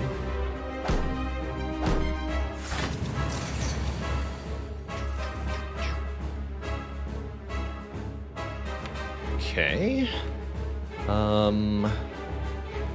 Turn looks a bit weird. Blade Dance could definitely change things, though. Let's just start by seeing what the branch has before we even think about using potions. Terror.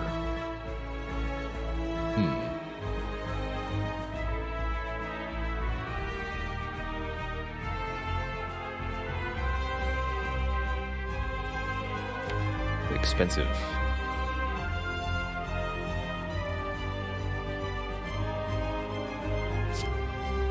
Let's test out the other options. Storm of Steel, there we go. Bye!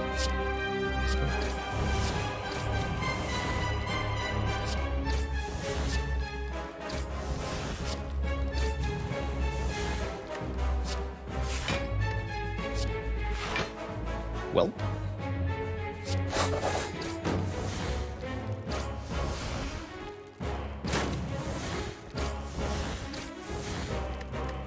That's why we took the Dead Branch, by the way. In case it wasn't clear. It's pretty good.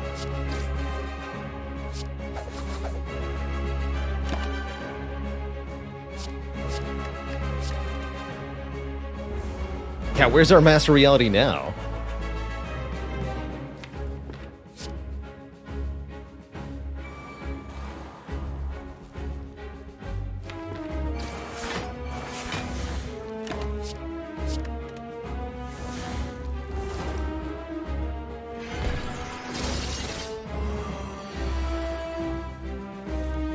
Bring it on.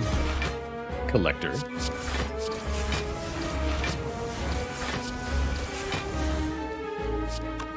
Finisher, then Storm of Steel. Sure. GG. Alright, where's the real Storm of Steel? Dang it. This would have been the perfect time to go for Storm of Steel Mastery. I guess Malaise is fine. Nightmare is interesting, too. But Malaise is an excellent way to shut down enemy attacks, especially if you want to build up retained block with the calipers. One of the best ways to make that work is by reducing the damage the enemies do. We also have an outmaneuver, so we can set up a really powerful Malaise with the well-laid plans. I'll be taking that. All I got was this stinky Malaise and a stinky Cursed Key. I like Cursed Key more than I like Runic Dome, although calipers means Runic Dome's not that bad, huh?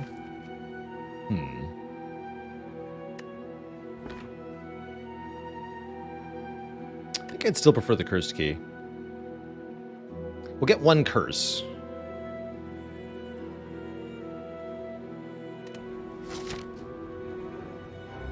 But arguably Runic Dome was better than Cursed Key there. Very reasonably so.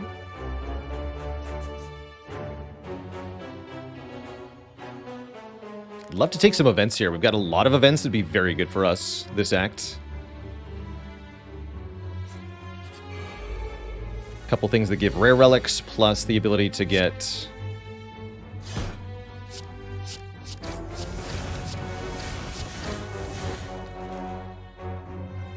money from the Golden Idol.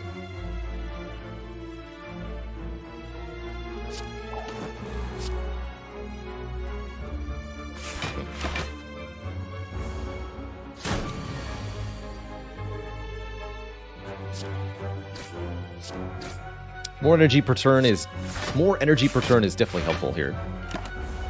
Though, overall. Again, with Dead Branch, there's almost no limit to how much energy you actually want. Yeah. Double yeah. Good work, Dead Branch.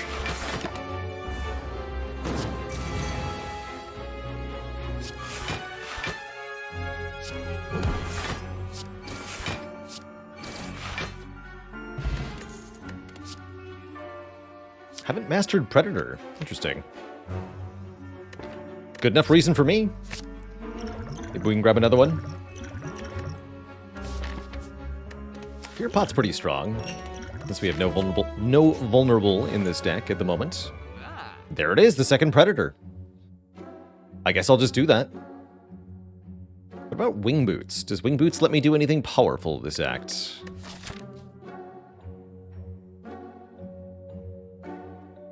I can fight 2 additional elites with those Wing Boots. Do 1, 2, 3, 4, 5. That's not bad. Actually, wait. 1, 2... Jump 1, jump 2, jump 3. Yeah, I can't get to that one. Interesting. That is pretty powerful. Essentially buying 2 relics for that price, but I mean, for the price of 320, we can also just buy 2 actual relics. So maybe not. I am going to buy Calculated Gamble. Discard our hand, then draw that many cards, and then exhaust, and create 1 more card. That's good. Infinite Blades is almost good with the Dead Branch. Toolbox could be quite nice. Take a Toolbox. Extra card on turn 1. And a card remove. -1 strike. I think that's a good use for the money. If we're lucky, we can get more money for the golden idol from one of these events, or we can trade our remaining 39 gold and get a red mask. That's not too bad either. Cute. Glowing Tesseract. Lots of colorless cards say exhaust on them. Might even be able to get a pair here. Purity with Dead Branch. Trip is vulnerable. Sadistic Nature and Mind Blaster here. Oh, it's the run, Twitch chat. Let's go. Double Mind Blast. It's time.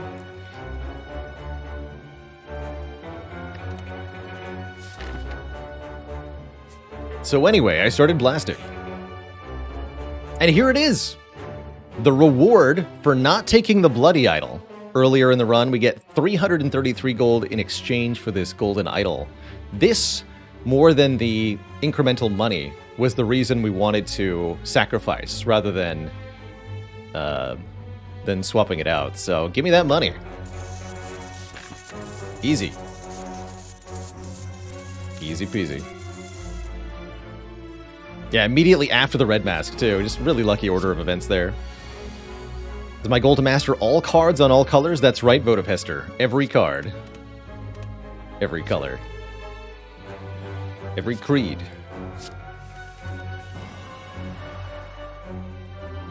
Every nerd.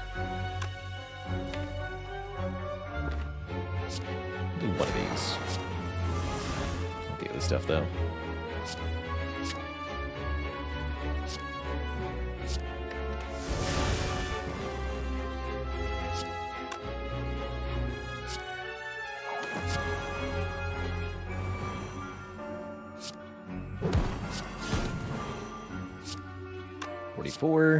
$44. Wow, Mind Blast is exactly as strong as Glass Knife.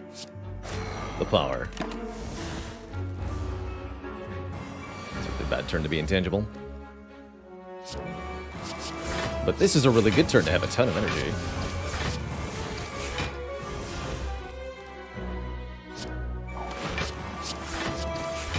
Calipers, after all.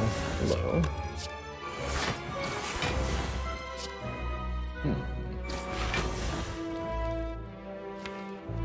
Just gonna gamble.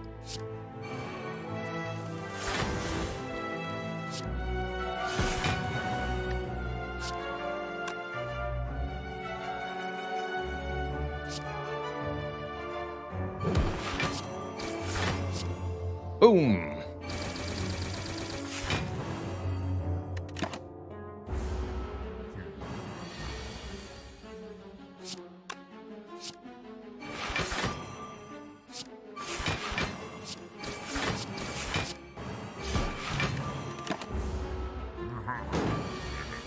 Pretty easy giant head fight.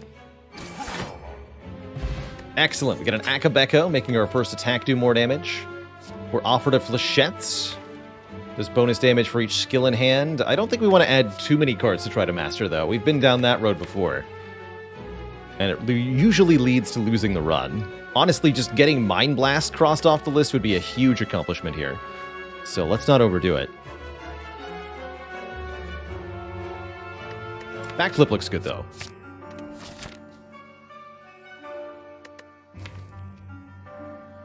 Flechettes actually is pretty good with a Shuriken, though. As an attack card. That's true. Oh. No.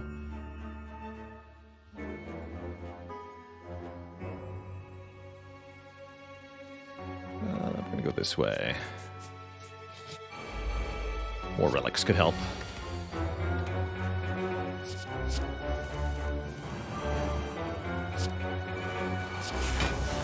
Panic button.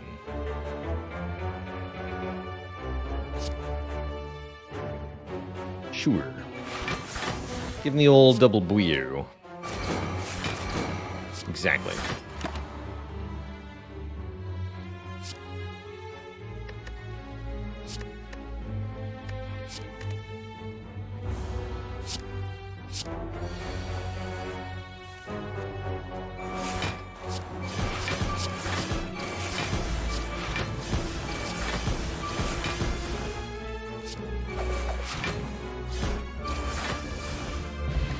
Glorious.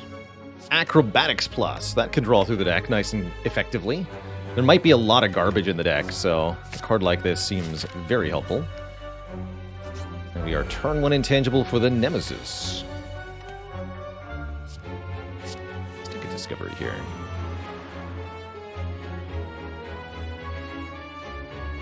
Good turn to just use Malaise on, but this is also a fight we need to deal damage in. Tricky, tricky. What if I could just do both?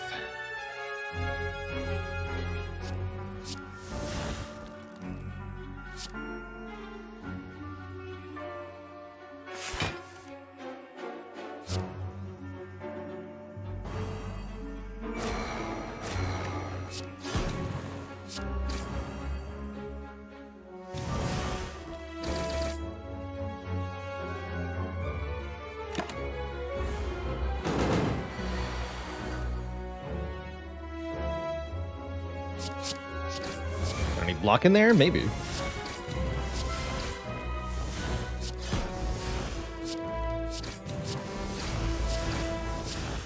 There's block. This is also block.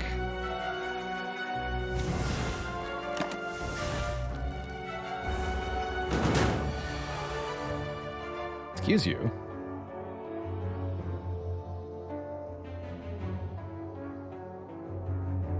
This is awfully close enough damage. With the Fear Potion, this is definitely enough damage. I'm not going to mess with this.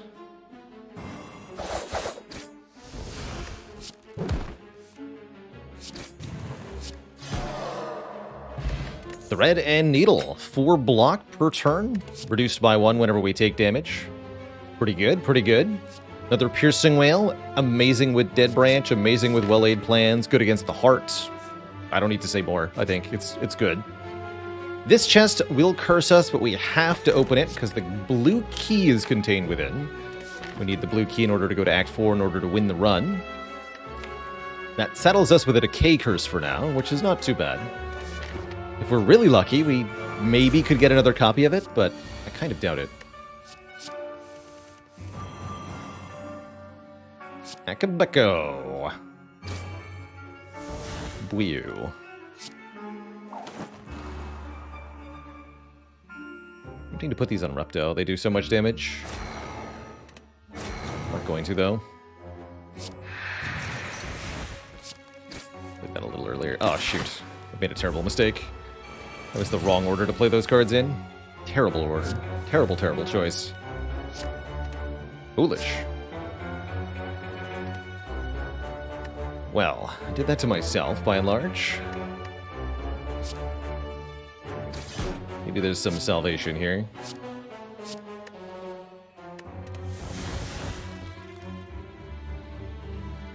It's going to be a by and large a no.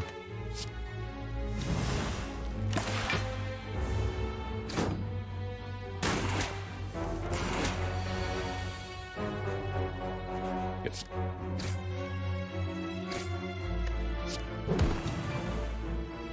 Punch you. Outmaneuver, gamble. Next turn's gonna be a bit spooky. We're intangible next turn. Next turn will be fine.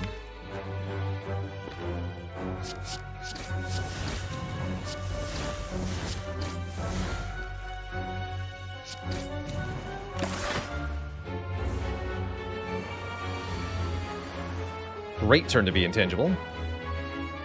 Excellent turn.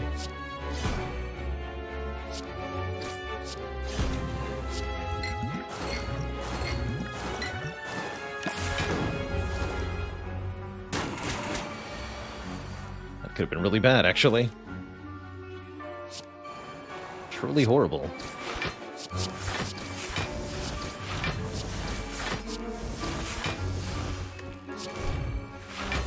Life goes on.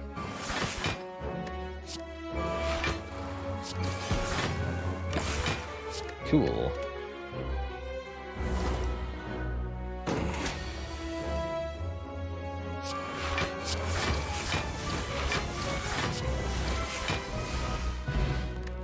How's it going, Big Bug Buffer? Welcome, welcome. There it is, second Glass Knife. Another card for our Mastery Challenge here. Again, the goal with the Slay the Spire Mastery Challenge, acquire pairs of cards, and then beat the heart with them to cross them off the Mastery list. All we have to do is actually win.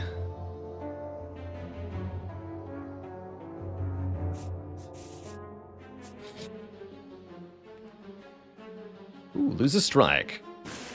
Free remove, nice.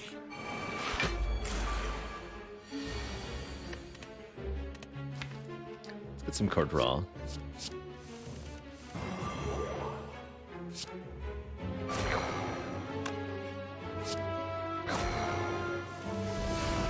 Love it.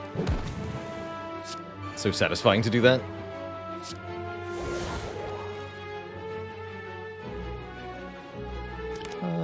Let's reroll some cards here.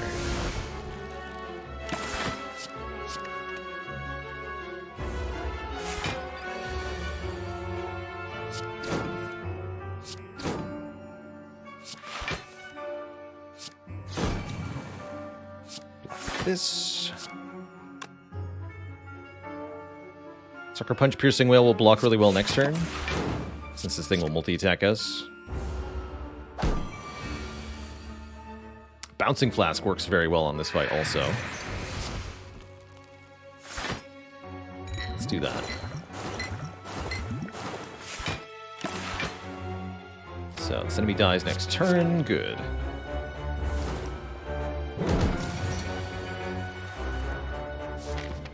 Just up the shuriken count, the chucking count, rather.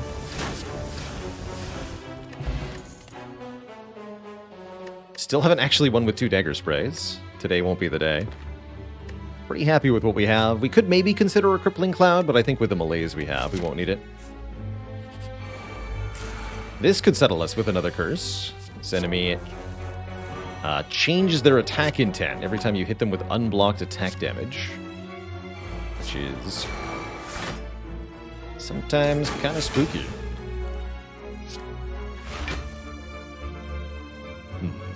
Let's see, it's not quite enough block. I have many more attacks we can roll. Let's do a couple.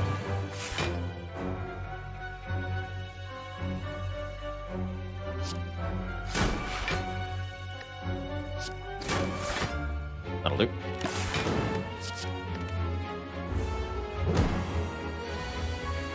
Excuse you?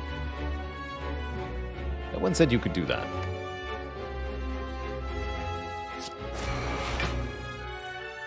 Acceptable. But only vaguely. Gonna have to take some damage here. Defend Malaise looks good. Skip the after image for the moment. Take 2. We should go back to full health when we get to the bosses, so no worries there.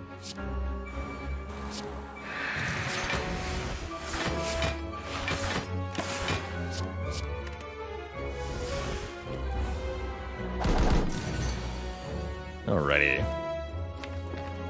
Don't do that. Acceptable. Well, actually, what if I hit you a bunch?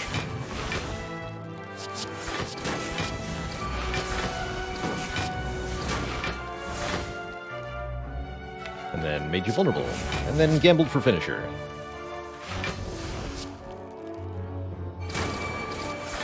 Satisfying. Catalyst is here. Does not do a whole lot. We have this one lonely poison card we picked up before Hexaghost, and then nothing else ever worked out with it. It's kind of funny.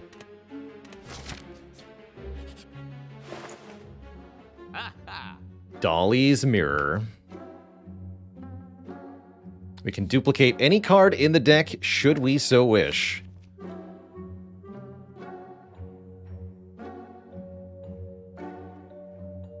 Decay is an option. Yeah, I gotta say though, we still have to win, so I'm actually considering duping the after image.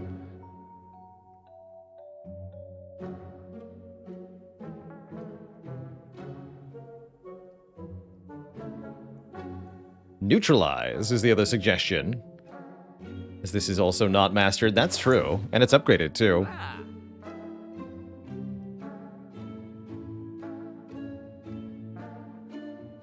I can believe in neutralize, sure.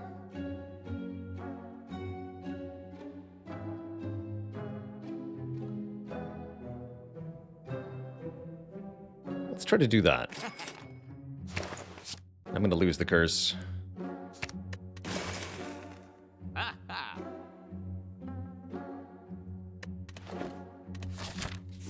Keep enough money to afford something important here.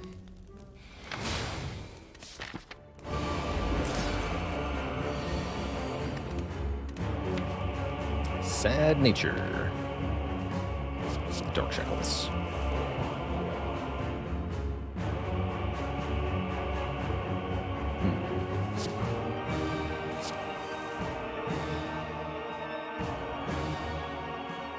Okay.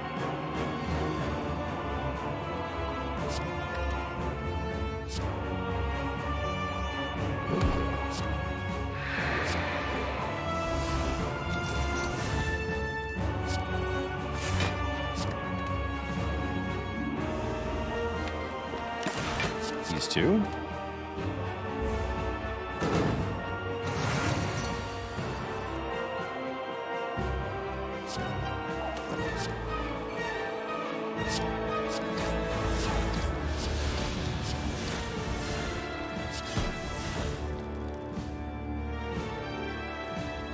Might as well glass knife? Might as well. Don't think we're ever using this malaise. Or, whoops, that's not quite right. Meant to keep the gamble there. This will work, though. Maybe we are using the malaise.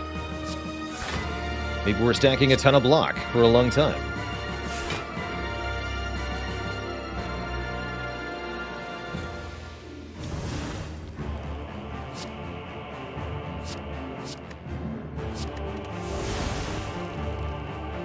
I'll be keeping this, and let's go with this too.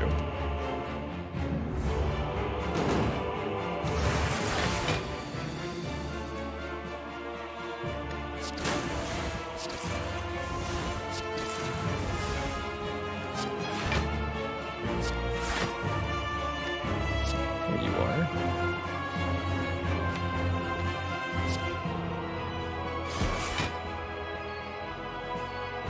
$18 by 2, 36. So we'll do one short unless I play this. Piercing Whale, Glass Knife for next turn. We can get some real damage done here. Does Dead Branch interact with Prism? No. If you want the chaos that is Dead Branch giving you cards from all 4 colors, what you need is the custom mode modifier called Diverse, which allows all cards to appear from any color, and that will work on the Dead Branch. So get ye to custom mode.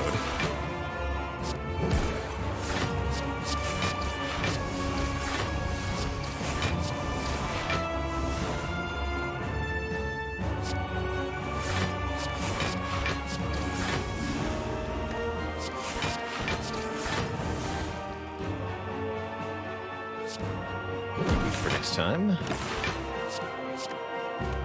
39 cards in the draw pile. These Mind Blasts are about to show off. Get him, Mind Blast. Brilliant. The ultimate power. Oh, so close.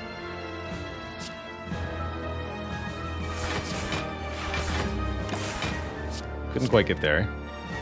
We have to take damage for the first time this fight. Bummer.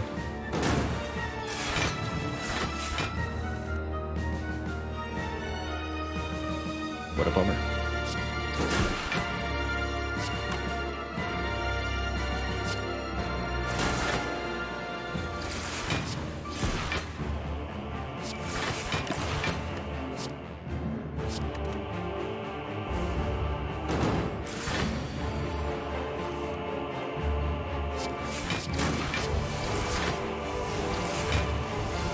First burst.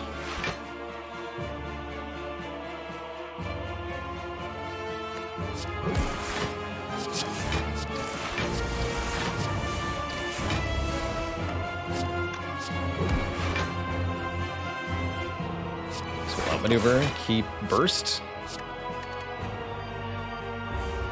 And a weak source. Oh no! That I didn't draw any skills? Well, that's rude. Whatever, Pantograph has us. We'll be fine.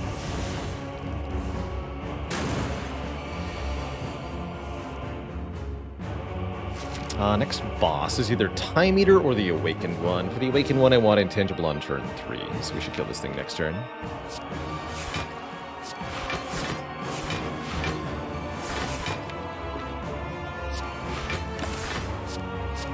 Good luck to us.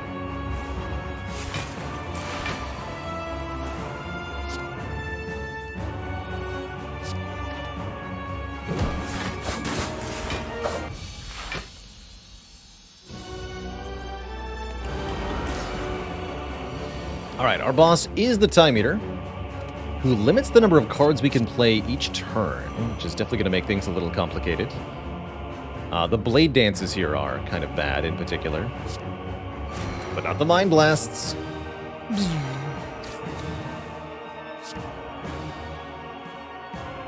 But not the Mind Blasts.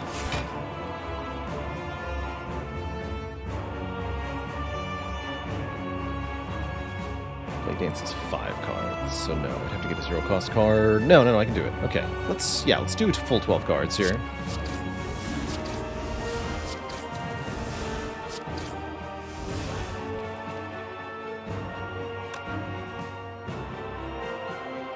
Go Slice Flying Knee.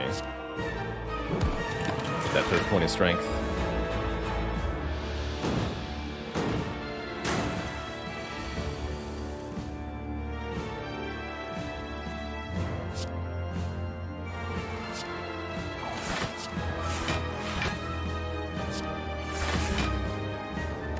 Gamba. Okay, we want to use the Malaise with bonus energy of some kind. Next turn will be pretty good for Malaise. But I can't retain it because we don't have the well-laid plans yet, so maybe not. Now we do. Good talk. Thanks, Art of War.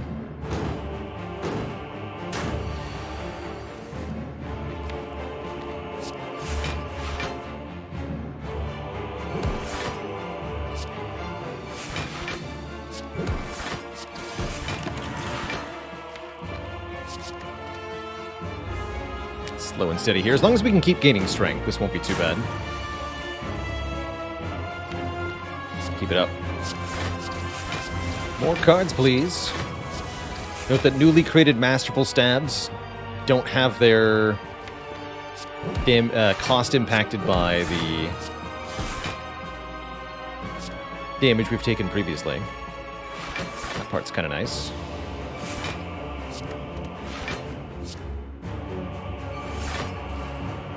Going to be able to do the so-called Piercing Whale trick in this fight, where we play Piercing Whale on the turn Time Eater is purging debuffs, and so reduce their strength in this manner.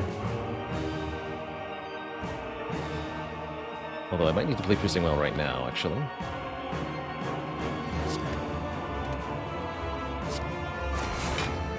$47 cards.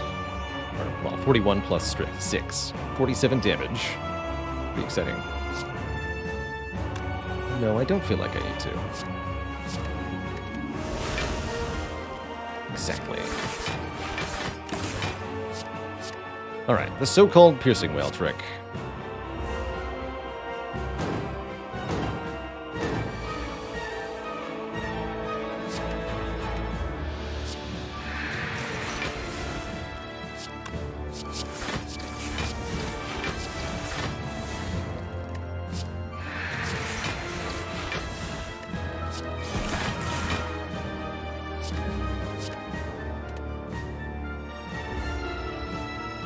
So Time Eater essentially forgets they had positive strength and end up at 0 strength after removing the debuffs. Kind of a weird little interaction with the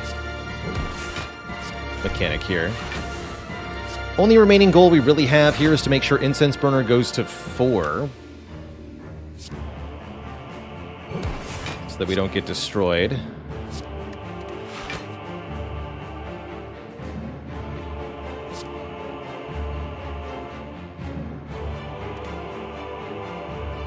Vortex Blade.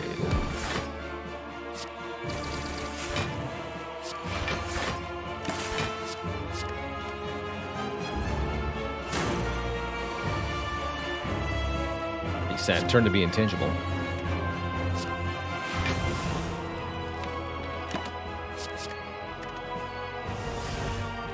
Why does the Piercing Well trick have the opposite effect on the heart? Because the heart does not remove debuffs. The heart only removes strength down.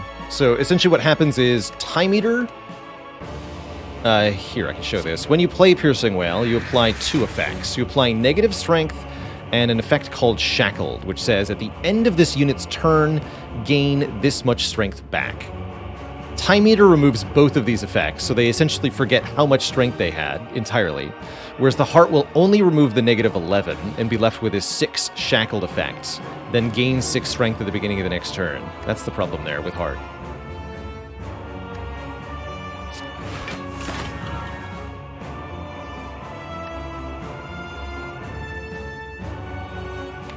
Here. We're going to need that Blade Dance.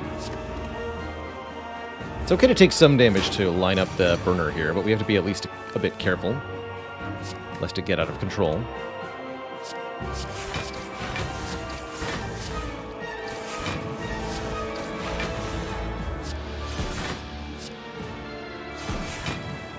Okay, that's good.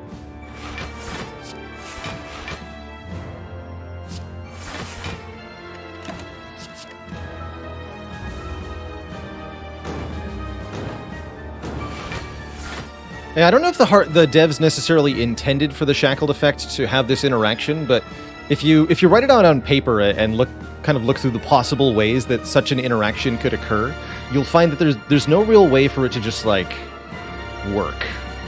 If an enemy is removing their debuffs, then they kind of have to forget about Shackled, unless you consider a Shackled to not be a debuff, in which case you run into a different problem where the enemy will to be like the Heart and gain strength off the effect. There's almost no way to have it actually work such that you don't alter the strength of enemies that are purging debuffs.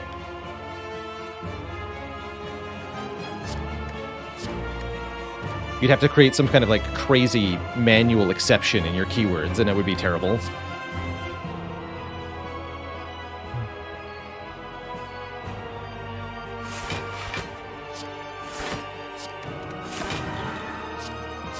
Yeah, you'd have to, like, effectively completely recode the effects.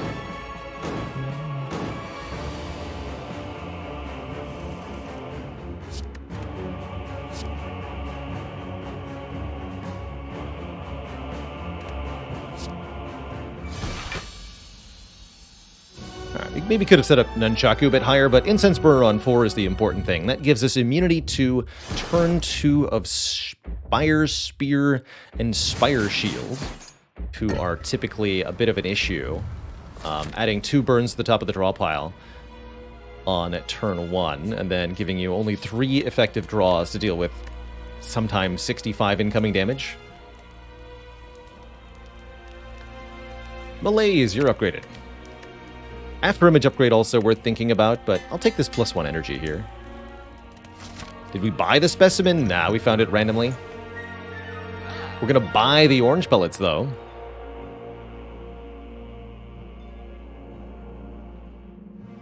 I'm pretty sure. Over Bag of Prep. Double Thorns Potion's kind of hilarious, too.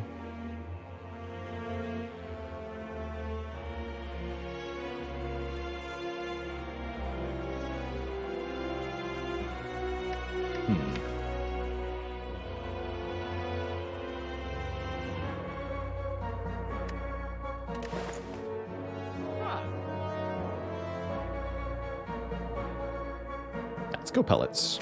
Play a power attack and skill to remove all debuffs. It's going to let us do some pretty fun stuff, especially if we generate something like a Wraith form from the Dead Branch.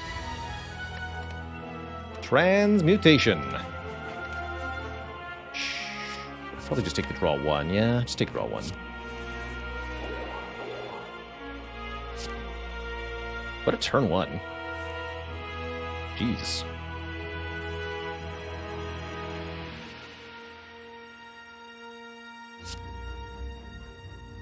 I think this is one of those fights where we want to kill the shield first, because we have the spear's attack neutralized next turn. I think it behooves us to put all of our damage on this one. Let's do that. I'm pretty sure we can just kill.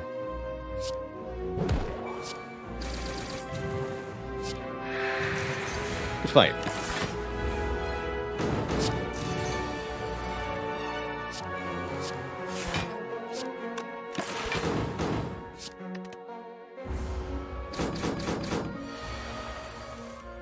That'll do.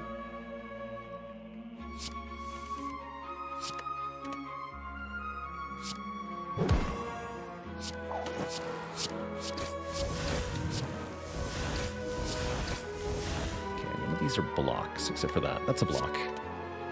Sure, we can go deflect, outmaneuver, tools the trade. Last dive. Keep this, keep this, I guess. Now we want to set Incense Burner back to 4 for the heart, I believe.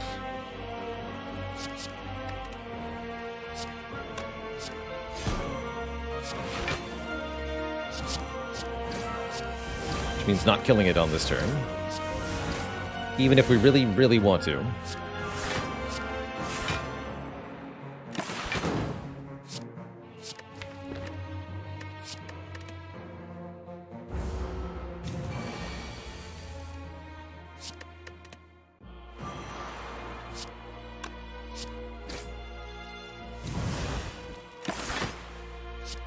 Really like these Wraith forms to be generated during the heart fight, though, not during this fight. Oh, come on.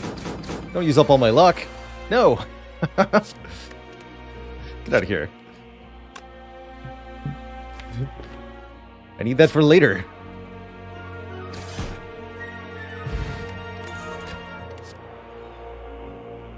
Phantasmal Killers here. Let's do it. 2 upgraded defense. How powerful. We have a nice amount of money. Oh, Panacea. More like Panacea later. Just stinky heart.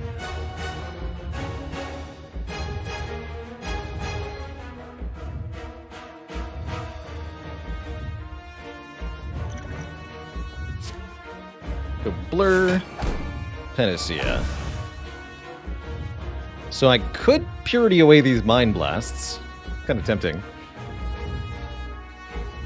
Does it matter with pellets? It means that we don't get vulnerable even if we don't draw the required cards to remove the debuffs, which is pretty valuable. Malaise now might not matter, but no, it should matter. Maybe Piercing Wail for later. Don't we also need to do some damage? Getting in a Shuriken proc this turn would be nice.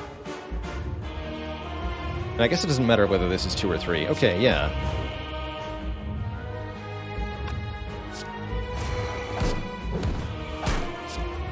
Take a little bit of beat of death damage here, which means we draw earlier. That part's not great.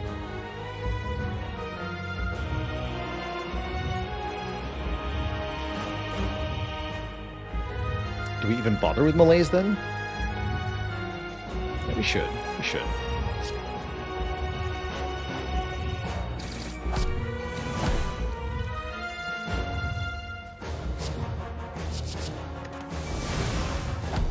Okay. Those are good. Shoot. Definitely not the turn we wanted to be intangible, unfortunately. But we don't get much of a choice in the matter.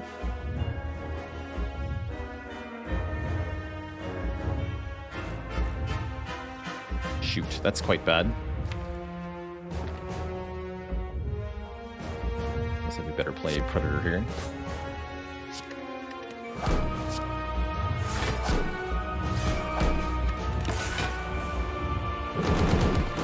Hopefully this is only 32 incoming damage, but it's still damage we more or less have to take.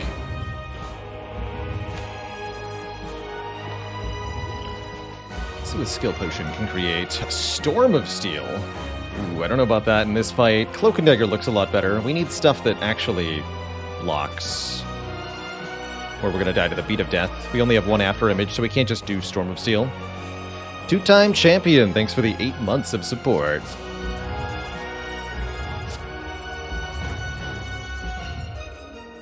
Power, skill,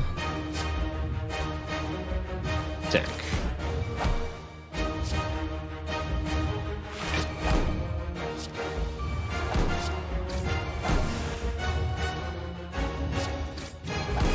Strength here.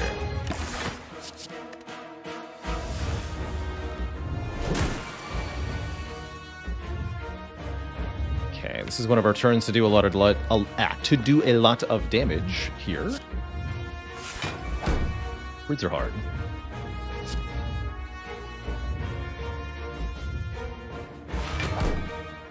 Go Blade Dance, then Predator. Gonna have to be.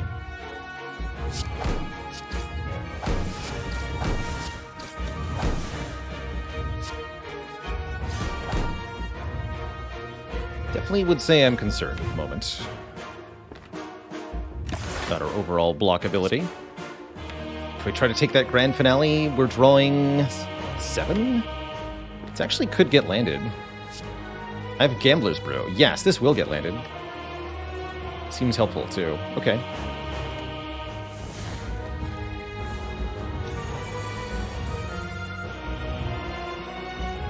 So I have to use the Gambler's Brew if I want to use it. Don't know if that's correct.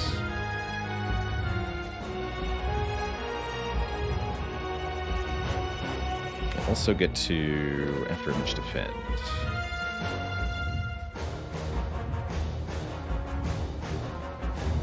Good news is we get to Piercing Wail next turn. But we're going to run out of time really quickly here. I don't know that we're quite making it in this fight. I think second After Image might have helped a lot.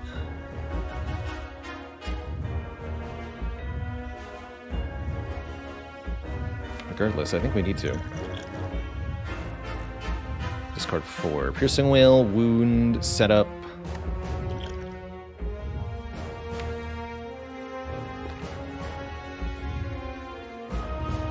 Blast Knife, I guess.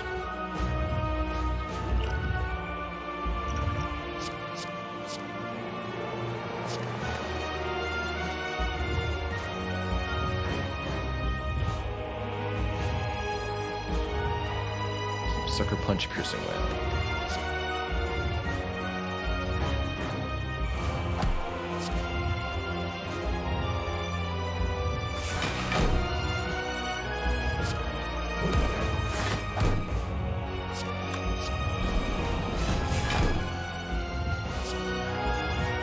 Discard Acrobatics, that hurts a bit too.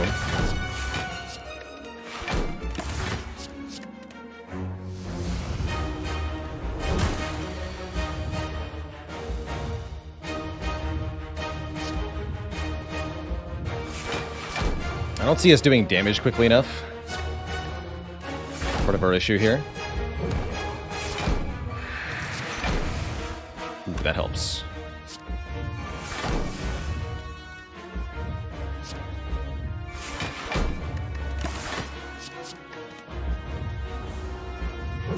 We essentially have 5 turns to win.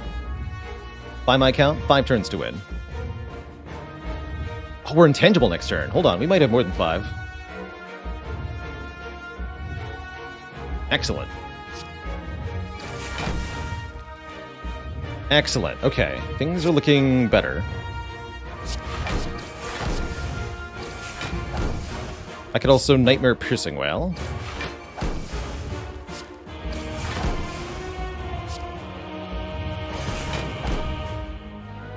Okay, this looks a lot better. Let's go Sucker Punch Heel Hook.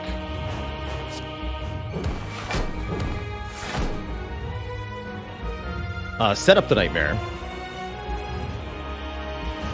Surely. Keep Leg Sweep Piercing Wail? Is that going to be enough? Should. And we don't have any threat next turn.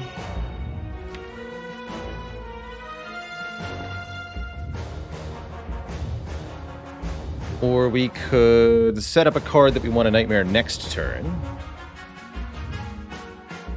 And make 0-cost copies of it, like Choke, to do a lot of damage.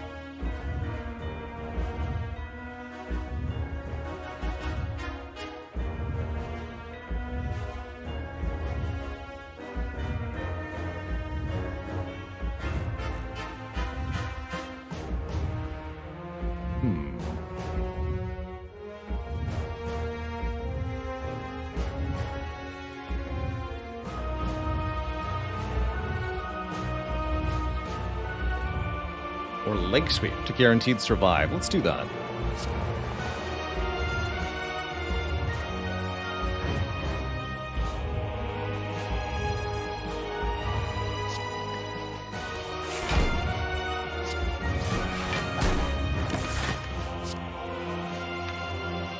This too. So we're intangible this turn, which is very helpful. Was indeed a multi-hit. And that multi-hit is nothing now. So we can actually keep this Piercing Wail for a while yet. Pretty encouraging. Nightmaring the Leg Sweep guarantees we survive next turn. I like it. Could also Nightmare Blur. But I don't think we have the energy for it.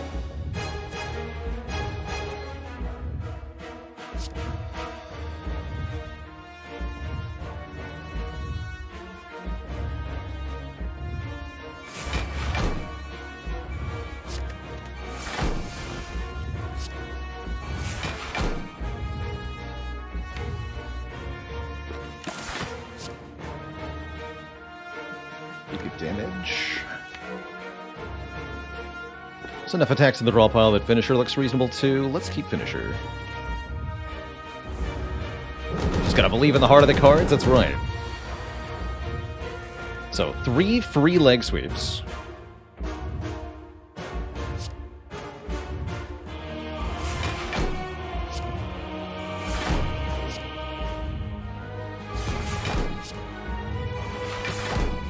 Gotta play this.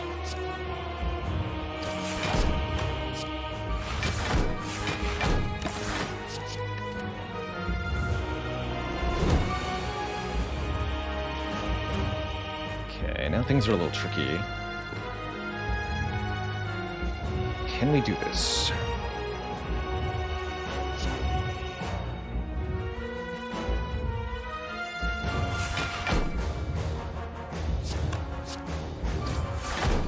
Not sure.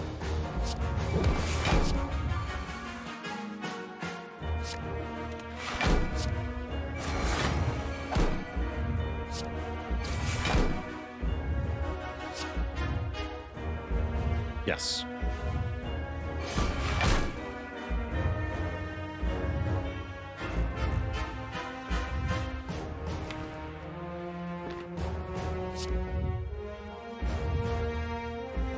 Phantasmal. It's gonna be enough, though. No idea. Down to the wire here, no kidding.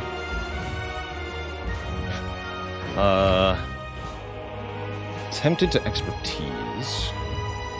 Multi-hit would make our life a lot easier, although multi-hit would actually still kill me, I think.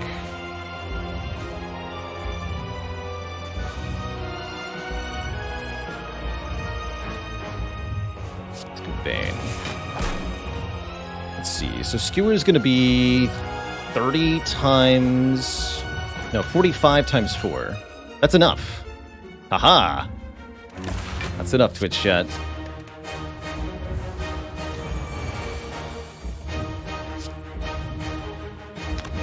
GG. Mr. Hart.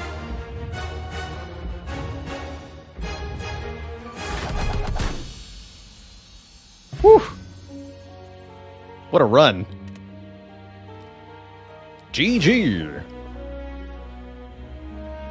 That 4 cards we managed to master?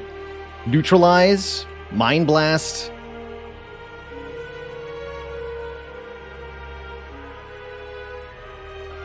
Glass Knife, and I think one more. Predator, that's right, and Predator. 4 different masteries. GG. Twitch chat, GG. 4 different card categories too. A starter card, an uncommon card, a rare card, and a colorless card. A masterful win. GG. GG. That was tough. That was really tough. Had to work for it in the end there at the hard fight. Nightmaring the setup leg sweep. Cool way to survive.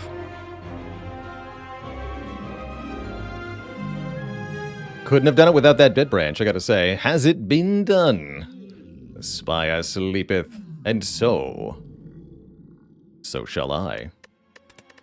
GG. Look at them all. So many gold stars. That was a really cool run. Have any of the cards survived me, asks Rumpage. I was really surprised by how easy it was to get double signature move on Watcher. That was one of the earlier ones we did. First try. Now we never have to take Mind Blast again, it's true. It's true. How much healing did that Blood Vial do? 8! So we exactly didn't need it, apparently. Hey, nice, Maxim.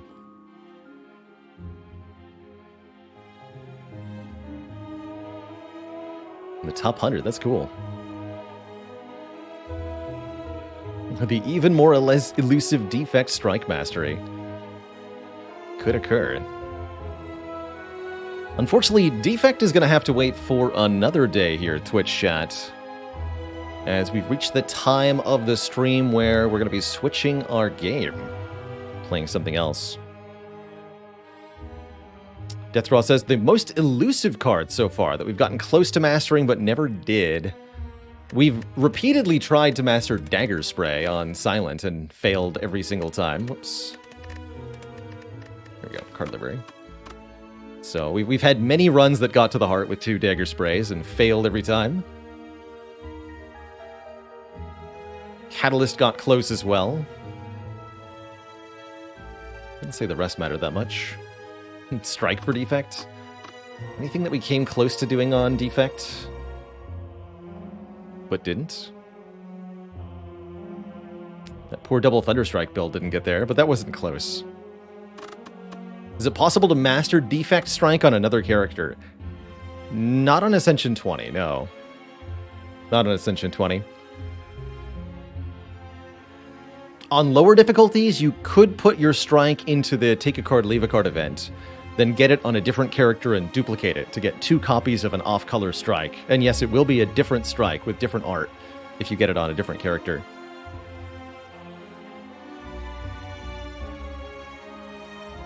Evolve or Fire Breathing. I think we won with double Fire Breathing, but have we gotten there with double Evolve on Clad? Yeah. With Evolve and Fire Breathing, we got there. Starting on Ascension 15, the so-called Hole in the Wall event will no longer appear. You cannot find a card left by a prior character. Specifically, I think because it's possible to abuse. Yeah, the developers didn't want players to do nonsense like set up their save files to have the best chance of beating the highest difficulty or something like that. Leaving a Searing Blow plus 100 from an Endless Run in there as an option. And there's a few other kind of cheaty things you can do.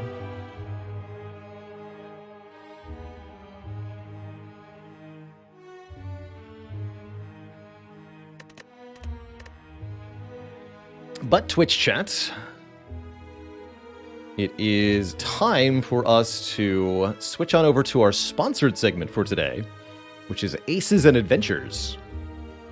We're being sponsored by Yogscast Games to check out the latest update to their recent release, Aces and Adventures. Not quite a deck builder, but definitely a turn-based card game with some serious Slay the Spire inspirations. In Aces and Adventures, we're going to be using a standard 52-card deck of playing cards to navigate the combat mechanics and seeing how that goes. Yeah, exactly. To be sponsored by Yogscast, that's quite something of a brain breaker for me. We're now 15 years on since the original 2008 YouTube launch of Yogscast, essentially ascending from digital content creator to now brand name. Crazy. What a 15-year journey. Maybe 10 years from now, I'll be sponsoring people to play Balelord games. Seems unlikely. Bad Hair, thanks for 5 months in the Prime sub. Creeping your way up to A20. Keep working at it. Don't give up.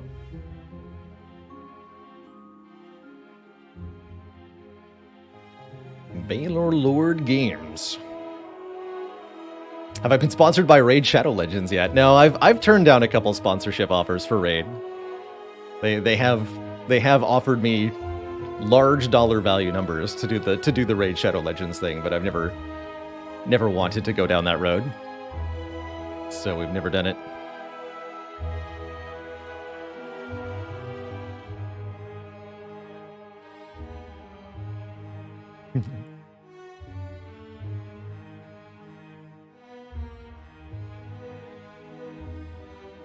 And nowadays I can play games I'm far more interested in and get paid for that, which is pretty dang cool.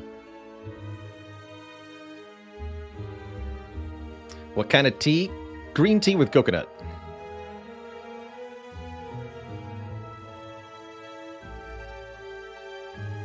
I've heard a couple people mention Scotino that they've played it unironically. Some folks, I guess, like it. Checkors, thanks for the Prime sub. Anywho, not here to talk about other games. We're here to talk about Aces and Adventures, at least starting in a few minutes. I am going to take a quick couple of minute break here. Twitch chat, refill the legs, stretch the water, type up a social post that I need to do. And when I return in, let's call it 5 or so minutes, we'll be checking out a new deck builder, Aces and Adventures. Back in a few, everybody. Don't go nowhere.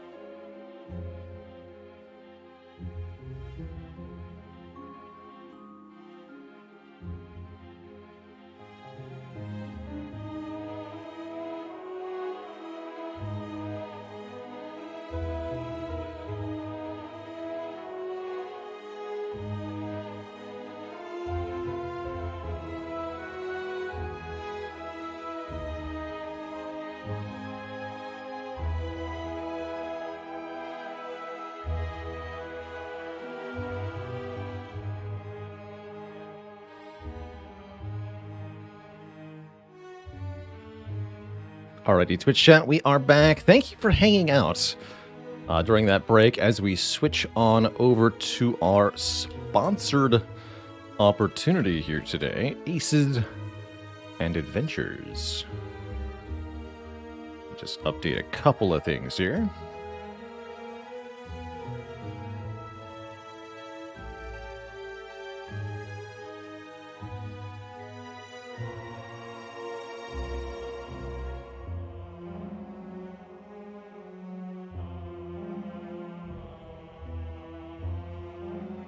Let's try that. Did we finish Maho Kenshi? Yes, we did, Dangerous Badman. Actually, speaking of Maho Kenshi, Maho Kenshi just got an update that added a map editor, so players can create custom scenarios to either play themselves or share, presumably on the Steam Workshop. It's a pretty cool update for the game to get.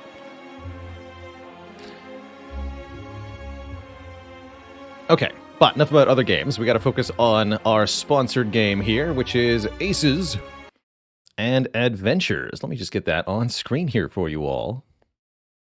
Welcome to a new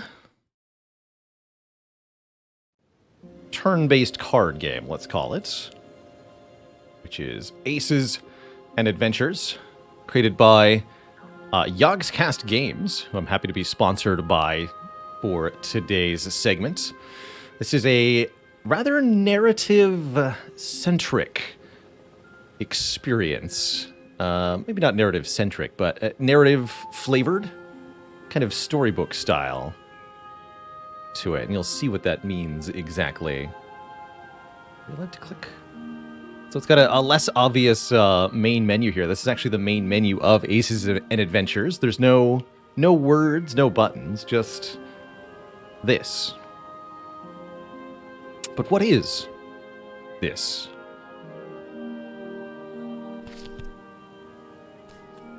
A ceiling. There might be more of a main menu once we unlock a few things. I think there are a few game modes too to try out. But from a fresh save file, there might be a little bit to do first. So what we're going to do is progress through the story mode to the point where we're allowed to choose, and then we're going to be checking out the Spire-like mode, which I've been asked to show off specifically today. The story mode, which is my understanding, there are 4 campaigns of 13 missions, so 52 missions, just like a 52-card deck, as well as a supposedly replayable, more random roguelite mode.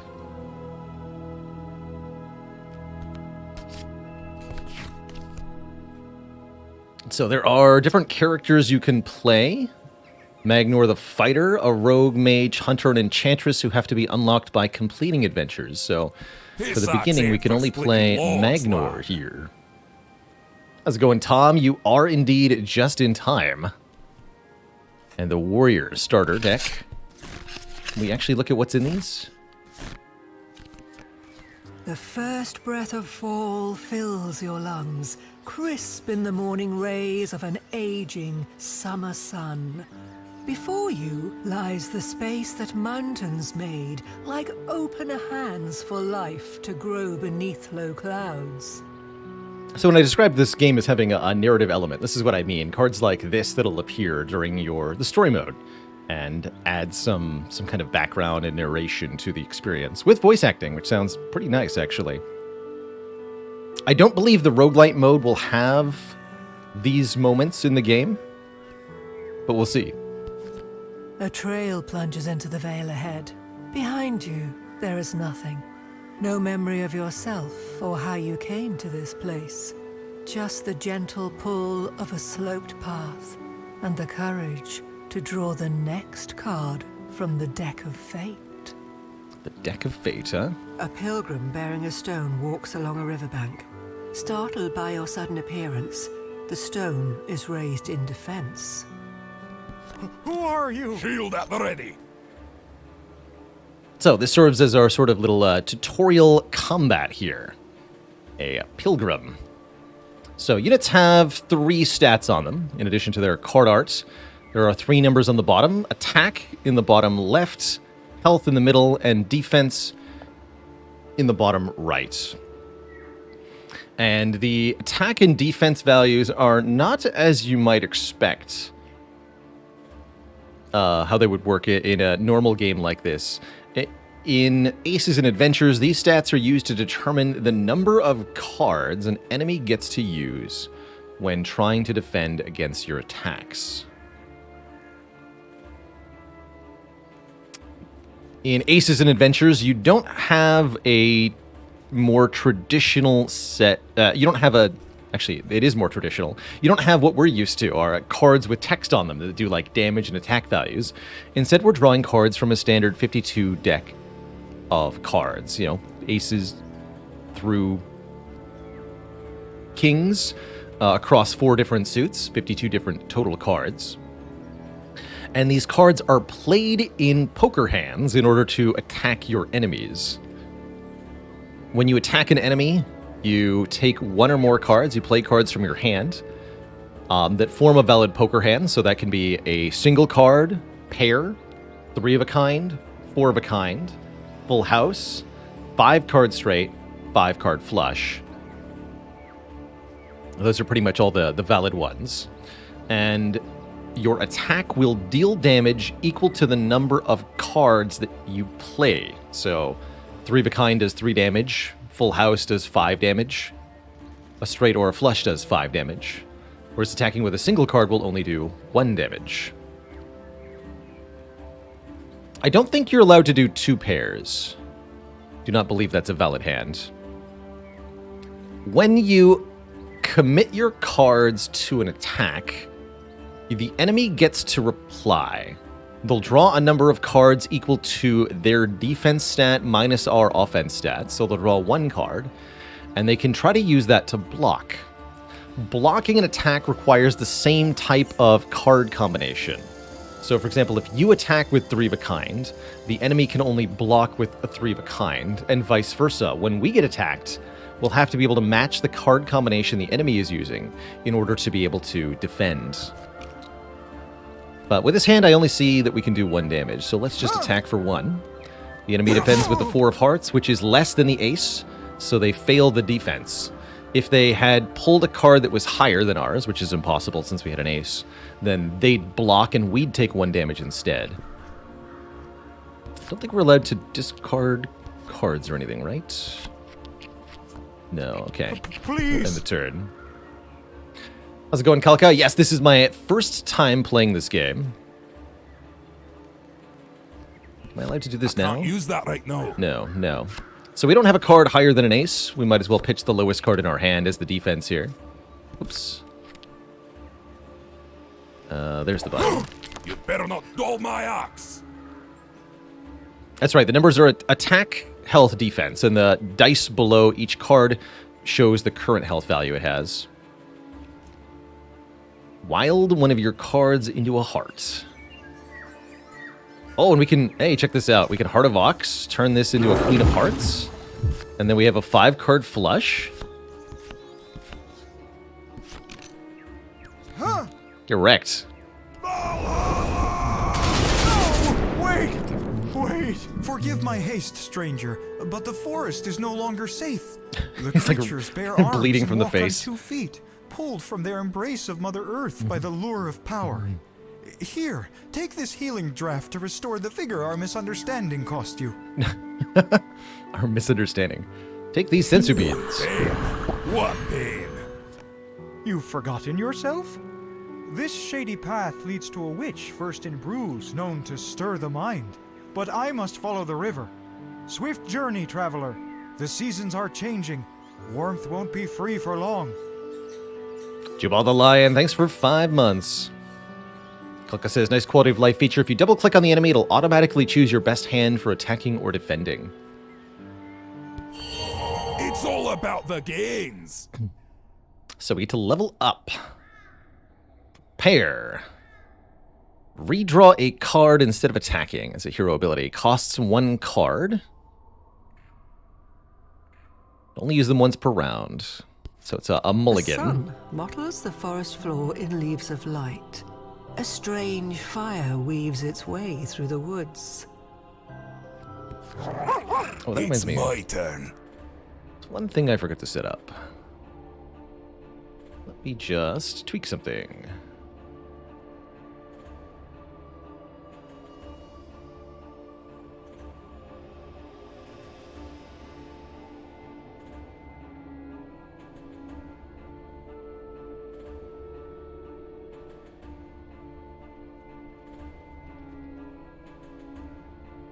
Oops.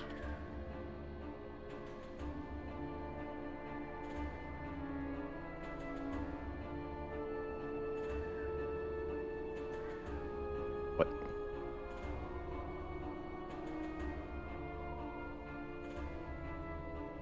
Odd. Oh well. That is all fine. I'll just manually shut it out occasionally. So we do have a special tracking link for this game there to the Steam page. As usual, I think it's wish lists that are tracked through that link that are more important than anything. So a big thank you to anybody who does wish list the game or check it out through that link otherwise. So in addition to our poker cards, we have a couple of other types of cards that we can draw here. Offensive Stance costs 2 cards, plus 2 offense, which means the enemies will draw less defending cards. Draw an ability when replaced. Interesting.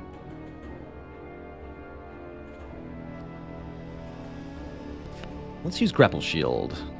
This costs us 1 red card, and we can use it to deal 1 damage to this foe. This die represents shields which are consumed before hit points, but are removed at the start of your turn.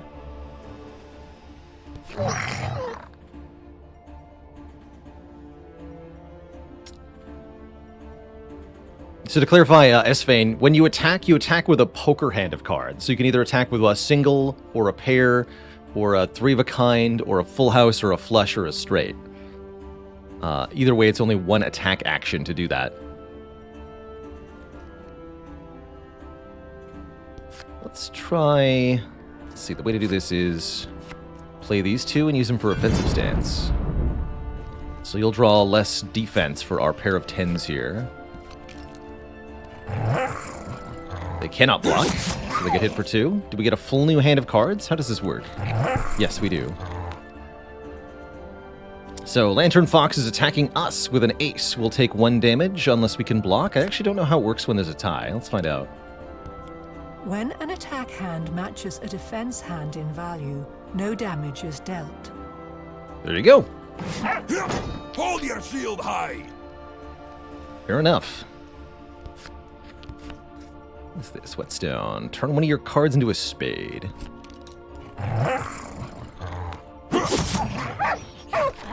What a curious creature.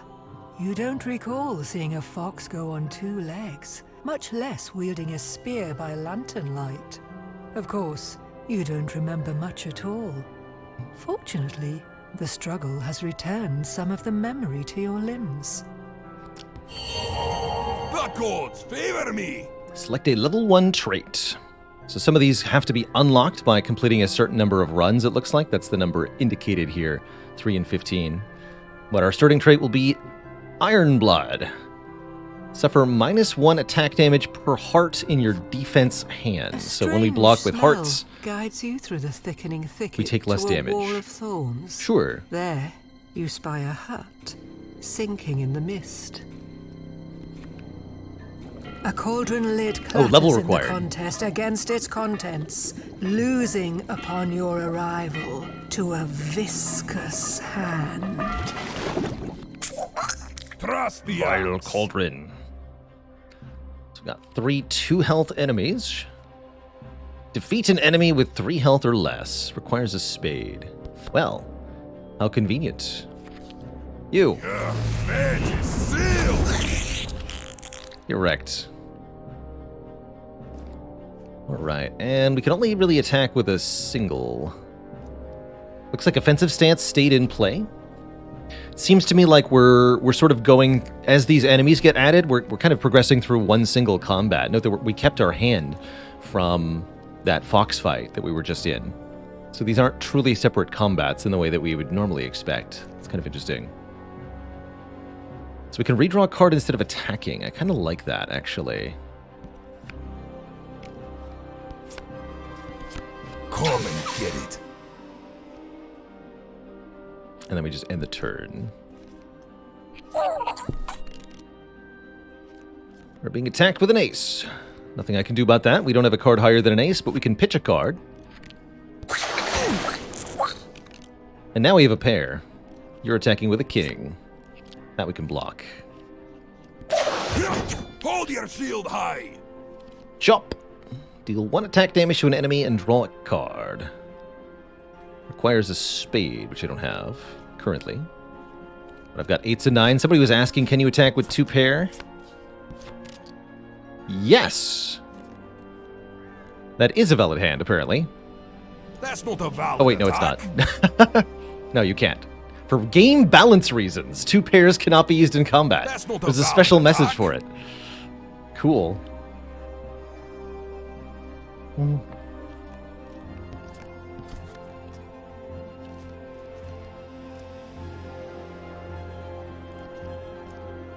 It's gotta be a full house. Trying to break the game already. Blah. So chop we're allowed to use. It's not an attack. We have 3 of a kind. Easy.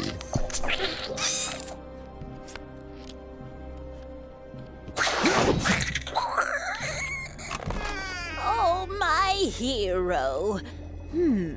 Long roots on you, and nigh a trace of that foul infernal magic that caused my cauldron to bubble over so willfully. Now, how to thank you for saving me from my renegade soup? Renegade soup. Lost your past? Well, where's the last place you remember seeing it? This misty potion is good for the memory, or perhaps you prefer a health tonic? A banquet in every bottle? The Refill your health with... Oh, there's even narration? The path from potential to power is littered by many bottles. That's what Disco Elysium told me. I'll take a level up. Oh, this is gonna be good. Select a level 2 trait, Spiked Shield. Deal 1 damage to attackers for each spade in our defending hand. When an enemy damages your shields, it takes equal damage. A thaumaturge, an alchemist, a bit of a cook. I am these things. But an oracle is what you require. Seek out the crook in the mountains where the sun makes its bed. There you will find a circle of stones and a cave beyond it. Should you survive, you will come to a desert of black sand, where a grand pillar cut by giant hands reaches into the blue vault.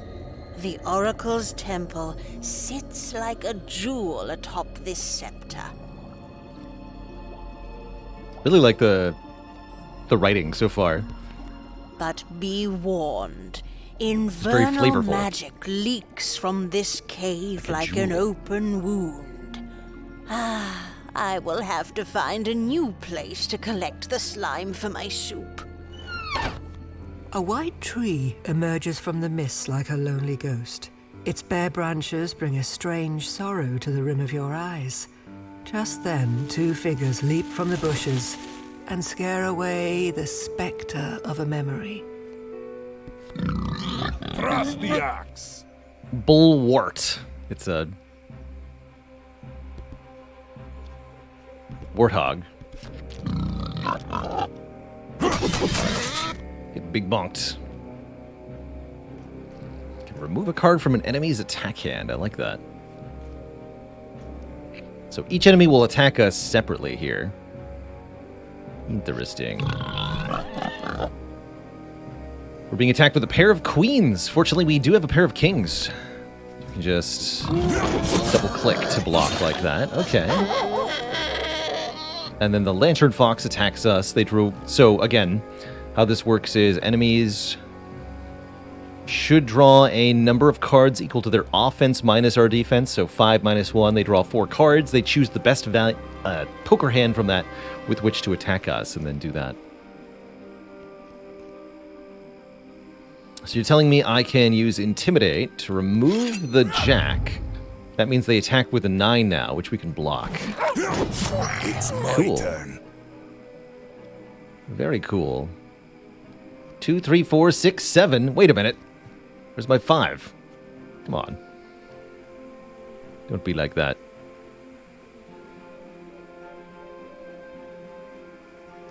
How's it going, Dow Cash? Isn't it a cool art style? Let's see. Attacking with a 7 seems kind of unwise. Take your best shot. Pair of 3s, though. That's at least kind of worthwhile.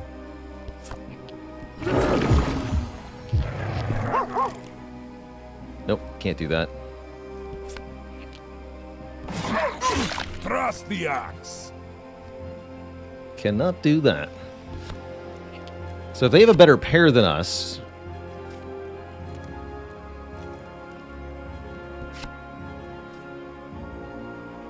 Although they only draw 1 card when defending because of offensive stance, right? So they shouldn't be able to. Yeah. Good. Excellent. We take away their king, they'll attack us with the 8, which we still get hit by, unfortunately. Although we take less damage per heart in the defending hand, is that right? Yes, Iron Blood. So if we block with a heart, which is what the autoplay is suggesting, we don't take any damage. It's my turn. Each spade in the defensive hand. Okay, we gotta keep these in mind a bit more.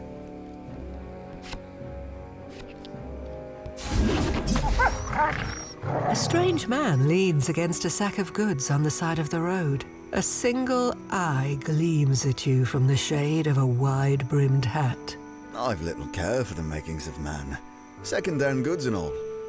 But the leaves you bear, those I shall trade for something more useful to you. What are you buying? And no, Tom, you cannot defend a single card using a pair. You have to match the number of cards, slash the type of cards, and then beat that numerically. So you can only defend a pair with a higher pair. You can only defend a single card with a higher single card.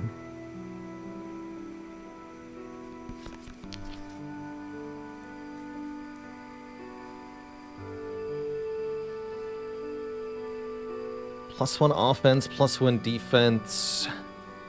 Steel Skin Potion.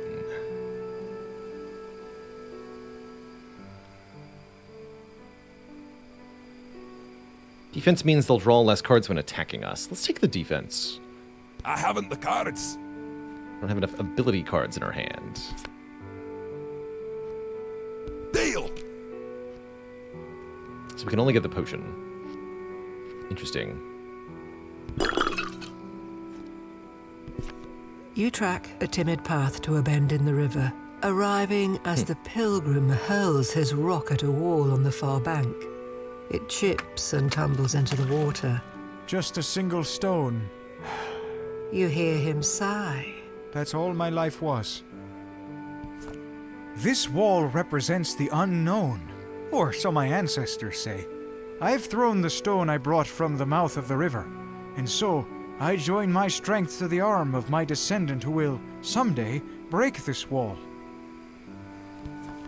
Was the witch able to conjure your past? He asks. My pilgrimage is over, but it sounds as if yours has just begun. This is the fastest path up the mountain, but there is smoke that smells of meat, and I know not its source. The other road curls by the den of a great bear who, legend claims, taught the other animals to stand. I doubt any path will be simple, but whichever you walk, I hope it gets you to where you need to go.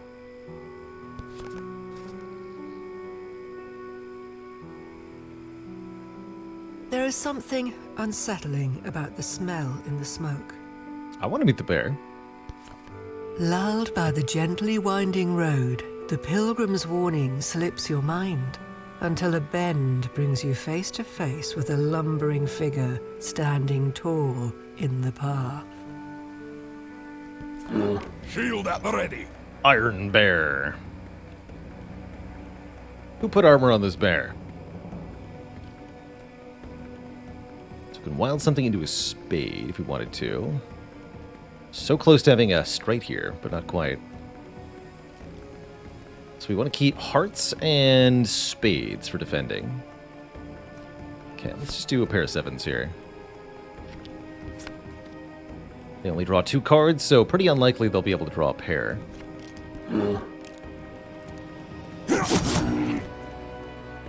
King and a queen won't do it.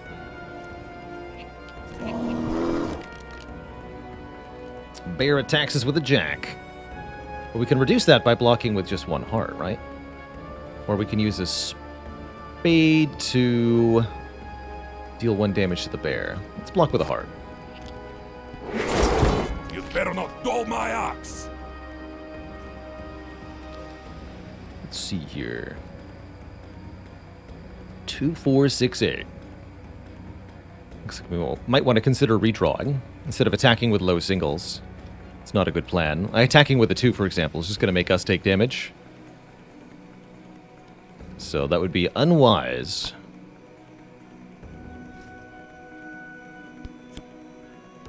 Yep. Do your worst. Got a 7. 6, 7, 8, 9. Come on. Can't just discard cards willy-nilly, though. Pair of 7s.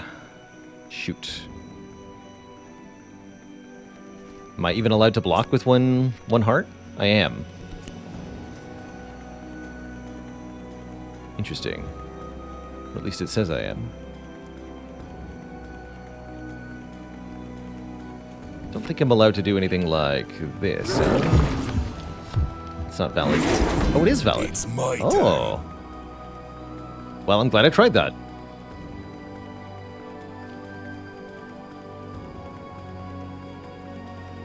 One damage to an enemy.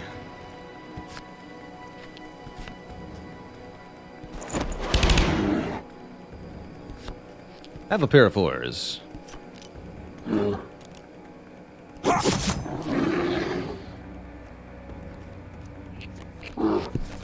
pair of aces. Here we go. Nice try, nerd. It's even a spade and a heart, so they should take 3? Yes, they do. Yes, they do. Select one of the following cards. The Grizzled Helm. +1 defense and gain 1 shield each turn. Or level up. I want the helmet. That's more like it. The sun sets in a stone cradle, lighting an orange beacon before giving into night. You follow the last rays to ruins high on the ridge. Stones stand like teeth before a yawning cavern. A black robe hovers ominously over a central altar. Hold your shield high. Deadly Darks. +1 attack damage with black cards.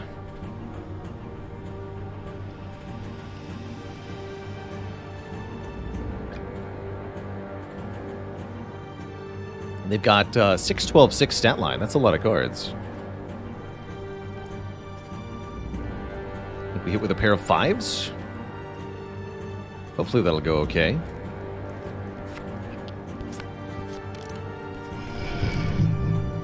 Good.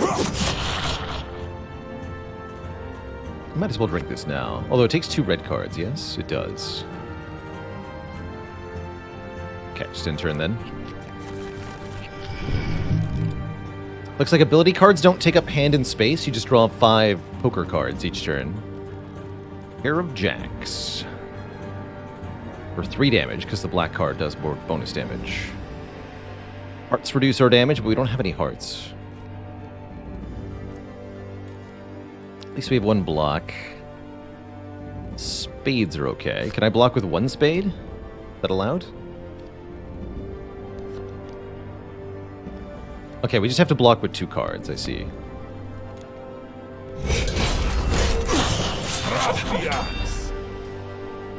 Interesting.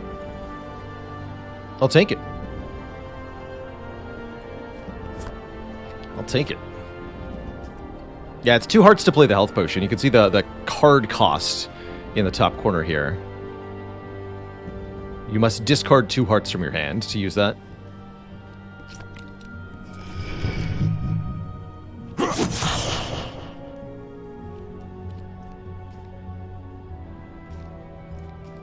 Okay, and we just end turn again? I think so. Let's have this potion. So I think we can drink the steel skin potion at any time. Pair of 4s.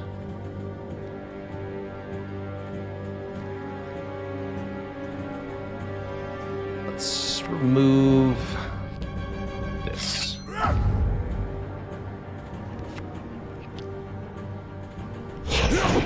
Shield at the ready. Simply deal 1 attack damage to all enemies. Straightforward, but effective. Pair of aces are here.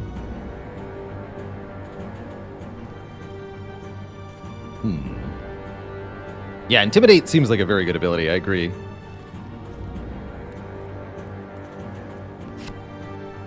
Alright, we'll chug the health This is pot. thirsty work. Just attack with 1 ace. Negated. Not enough resources. Alright, this costs attack. Okay. Seems fine. You better not dull my ox. Health pot's back. Pretty weak hand overall, but we can use our whirlwind for an attack Here comes the maelstrom. instead of trying to attack with a bad hand of cards here.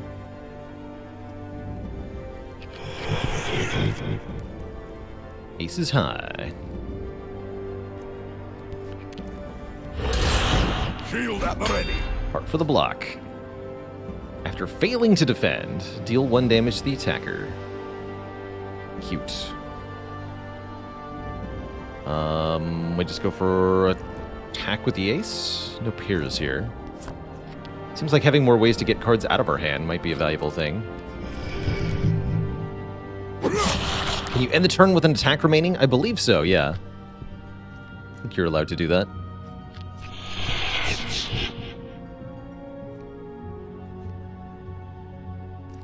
Let's see if this constitutes failing to defend. Oh, it is, because we're going to take 1 here.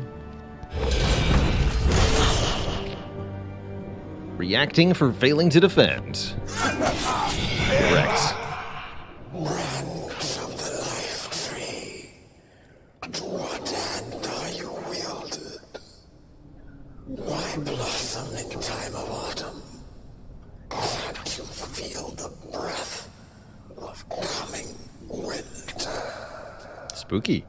The luster fades from the golden thread, and the cloth falls dead in the wind.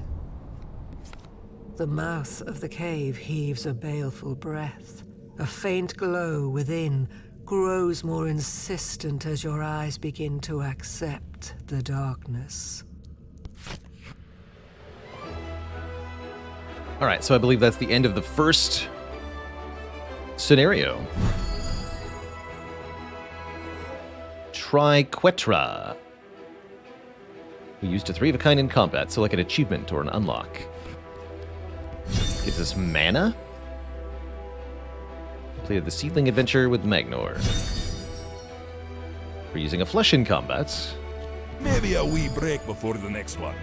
B gives us a rank on mana gathered, total time, and strategic time. Time measured differently. Interesting. Cute.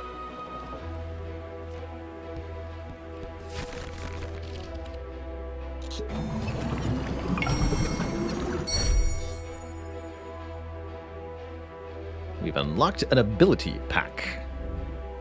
And a giant seed thing. Kind of Hearthstone feeling. So new cards we've unlocked.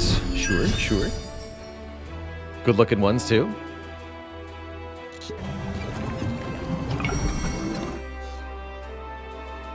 $14 for the next.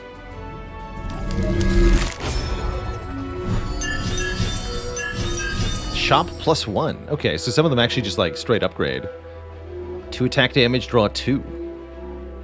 The reeds keep a cautious distance from a sharp shrub that stabs from the stone.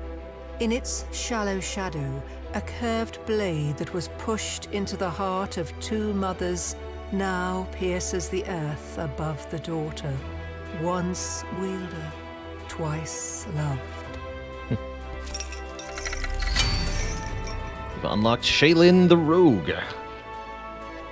And the Infernal Spiral. Okay, so this is what we're going to show off next. The Infernal Spiral is the so-called roguelite mode, Spire inspired, where we get to draft a deck as we go, rather than unlocking with level ups through scenarios. The Infernal Spiral mode was added with the most recent update. This game originally came out back in February, but Infernal Spiral was just added quite recently. So let's try this. Let's see, I even have a blurb to read. I can find it.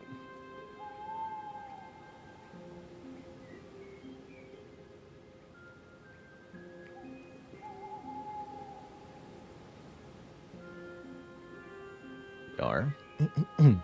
So we begin with a simple default deck of about 10 cards, and we curate our deck as we embark on a long-form procedural adventure. We can add new abilities, upgrade existing ones, and prune our deck as we see fit. That's what they say about Infernal Spiral mode. So,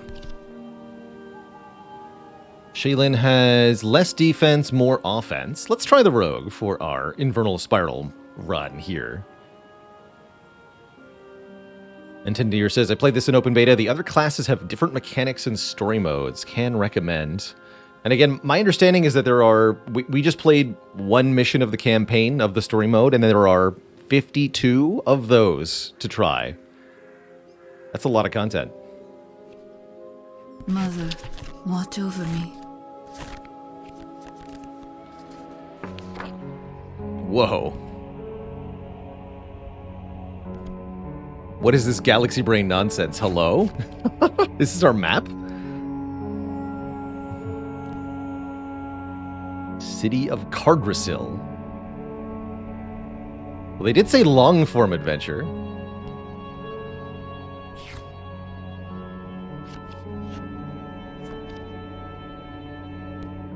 Oh, man. Yeah, it's a wild-looking map indeed. Short rest, encounter. Yeah, I think we're starting here and we're working out in a giant spiral. Holy crap! Yeah, it reminds me a little bit of Path of Exile, the skill tree. That's crazy. Okay, well let's not look at that. Is it just gonna sit there at the top of the screen? Don't do that to me. So what do we do here? View map. We have to click here, right? Seed of Death. Defense consumable item. Reaction consumable item. Seed of Life, Seed of Destruction. So one-time revive. One-time deal 10 to an enemy. One-time deal 5 to all enemies. Take Seed of Destruction, the AoE one. Nice find. Kind of like a starting bonus of sorts. What a crazy map. Yeah, it's like having, kind of like all the acts of Spire are on one map, because you can see all of our bosses here. The Rock. 2 Slate Drakes. Jotun, Brasswalker, Cyclops. And then Inverness will be our final boss.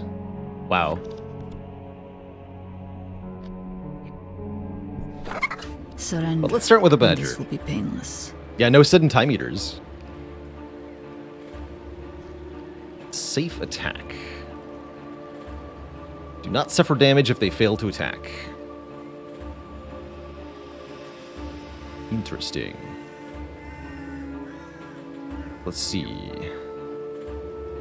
So dual wield is our hero ability. Gain an additional attack that has safe attack. Costs us 1 card, so we can discard even more cards doing that. That's cool, actually. Dual wield seems very strong inherently. Draw 2 abilities and 2 cards. Overdraw. Draw over your max hand size. You then select excess cards to discard. Interesting. So draw the 2 cards I just discarded, which could make me form a pair. Win a failed attack of a single card. So let's after image here. So we get the 8 and the 7, then we have to go back down to 5. That's how the game works, it seems. To discard these 2. Let's attack with a pair of 8s then.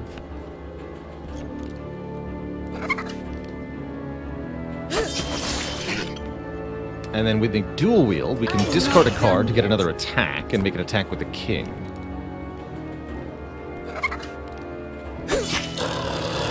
Okay, I like the rogue quite a bit, actually. And then it seems that we keep our cards in our hand when we go into the next location on the map. That's really interesting. Upgrade an ability in our deck, add an ability to our deck, or a consumable. And these paths kind of branch out. I am not sure if the number of nodes is the same with each path. I'm trying to figure that out right now. Looks like it might be. Actually, no, right? Because after the elite, this is 2 versus rest and then 1. Both go to the same spot. Quite interesting.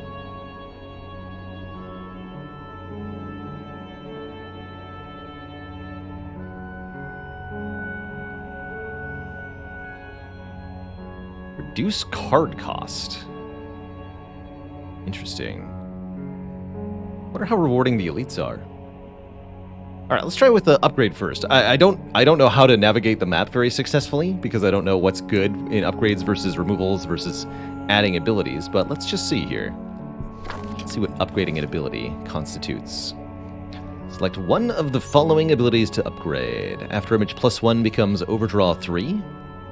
Obsidian Blade.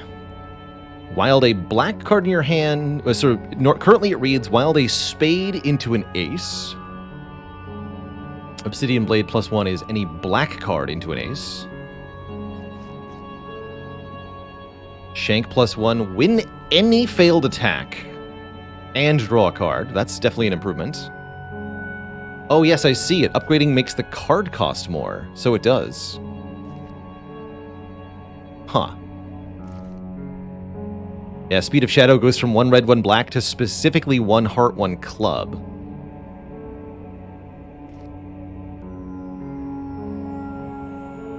But the Thieves' Tools don't. This just becomes broader targeting and more range on the wild. Okay. Let's upgrade Thieves' Tools.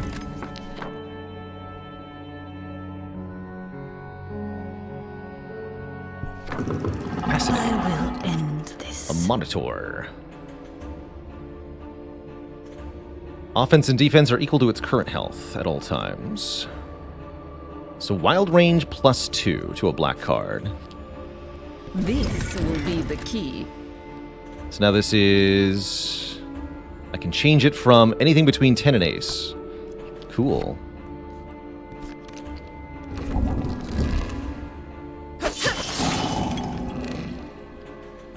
I'm not through.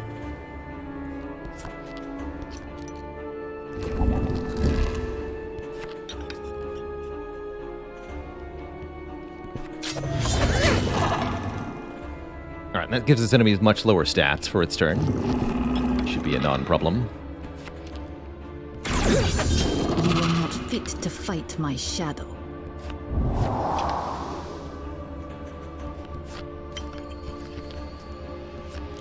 Yeah.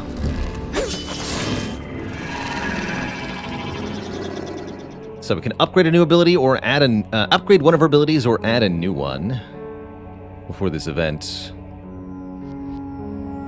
The increased cost is a bit odd. Let's see if we can go to +2 though. Yes, wild range +4. And wild suit to a spade? What? That's not necessarily an upgrade. Interesting.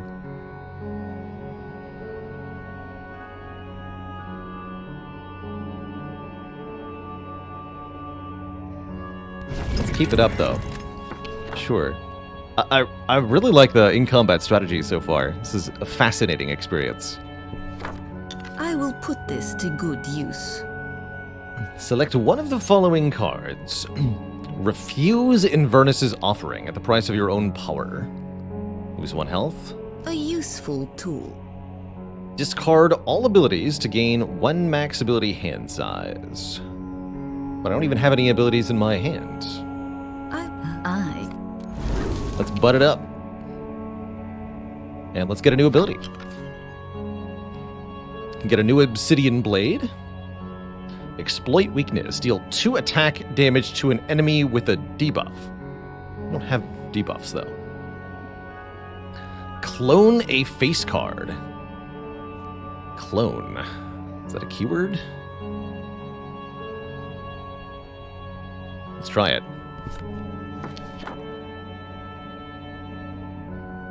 Like. Spade Hunter. Deal +1 attack damage per spade in your defensive hand, so you don't want to block with spades.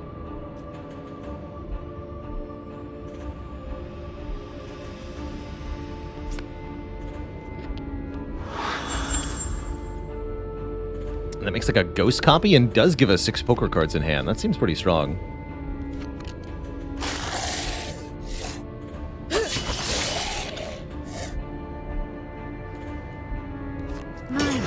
Will sing. Actually, I'm going to use the 9 for this. But we don't take damage for failing, and we get to keep the queen. Not enough resources. No, can't use that more times.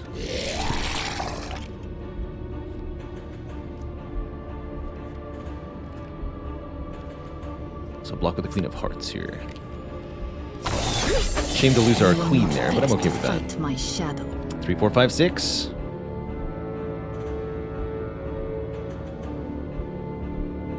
Can be used in a top deck. Not sure what that means.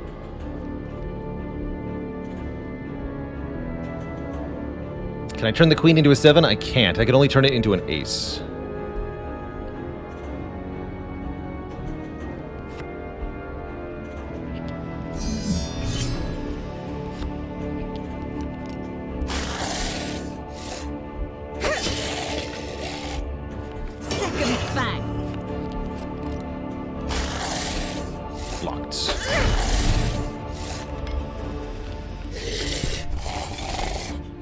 Pair of aces. Oof.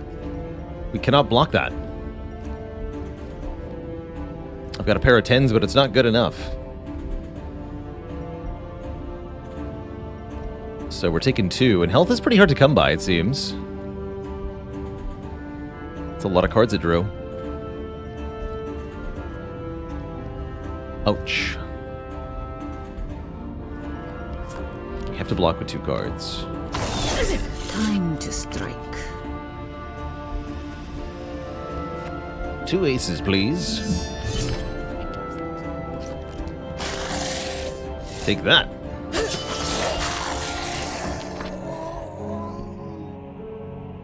Short rest. Shall we try the elite? Let's do it. Let's go short rest elite encounter.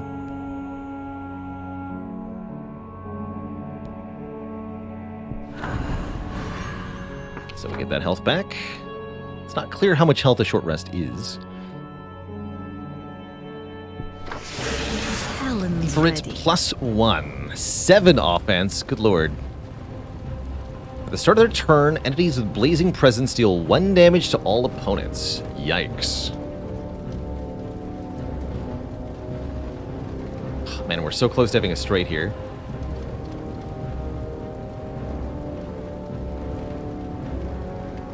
And a flush.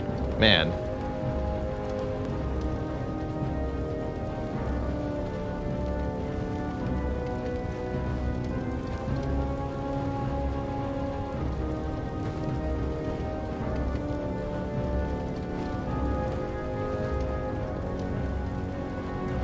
Could try discarding card, just 1, but Could lead to a really nasty attack headed our way next turn. Let's see if it's going to hit us for huge damage. I'm almost tempted to use the Seed of Destruction here. Almost.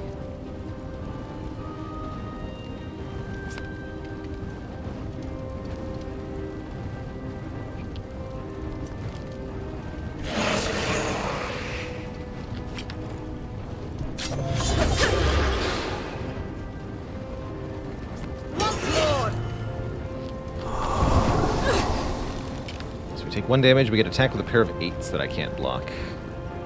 Take 2 more here. Oof. That's bad. Time to strike. Range +1. Ah. Alright, fine. That was going to be really bad if I didn't change it, so we're going to kill it that way.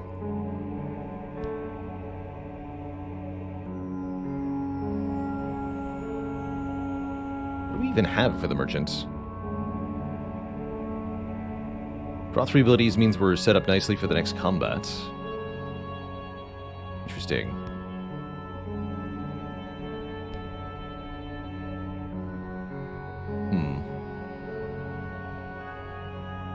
How does attack power work? The damage dealt by an attack is equal to the number of cards in the poker hand you're attacking with. The attack stat of an enemy determines how many cards they get to draw. Oh, that's right. We pay the merchant by discarding abilities. You're right. Okay, let's try that.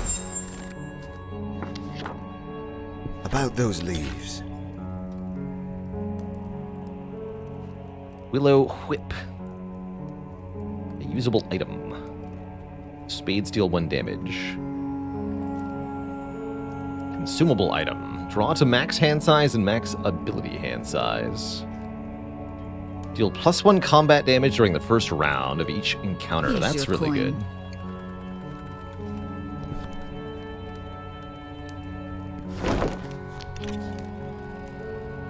And I could take the Willow Whip if I wanted as well.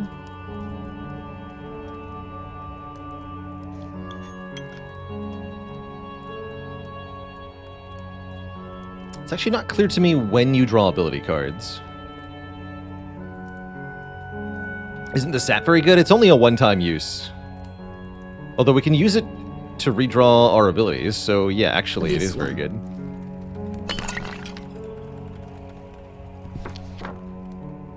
It is good. Surrender, and this will be painless. Thorns. Deal 1 damage when struck by a standard attack. What does that mean?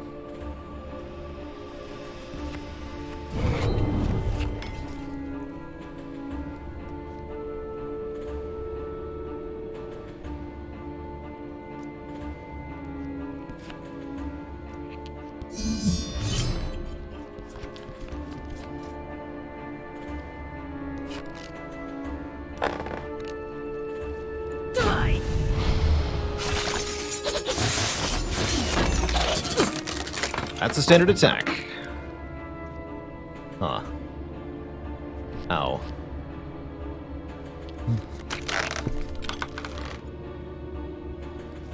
We're gonna be dead pretty soon here. There's really not a lot of damage mitigation you're allowed to do. Can't defend with 2 7s here, for example. I have to match the number of cards in the attack. Time to strike. Standard attack.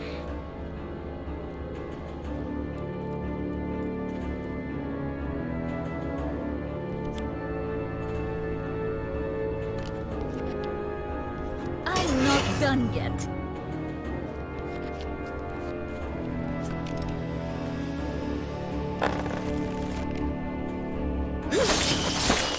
I'll take 1.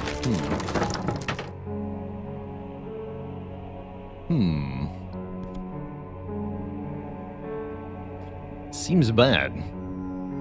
Create a copy of ability. So I can copy the upgraded Thieves' Tools. Interesting. Not sure if I want to do that.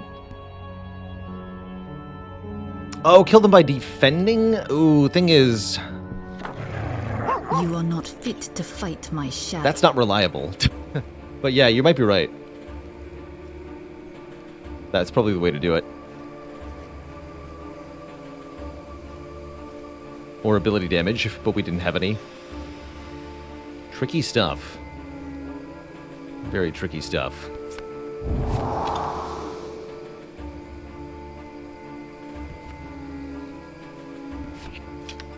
So we do bonus attack damage on turn 1. We should be able to kill one of these.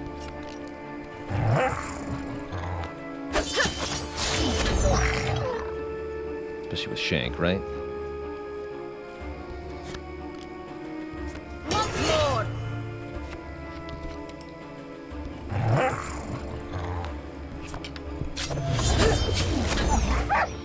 Ooh, the Shank still is. Yeah, because we're winning the attack, ultimately. That makes sense. And yeah, then they draw a queen. We don't have a queen, so we die. Looks like we die.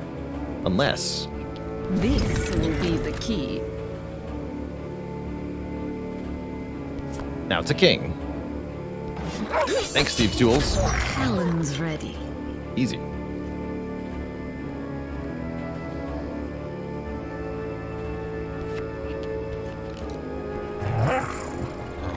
Tied.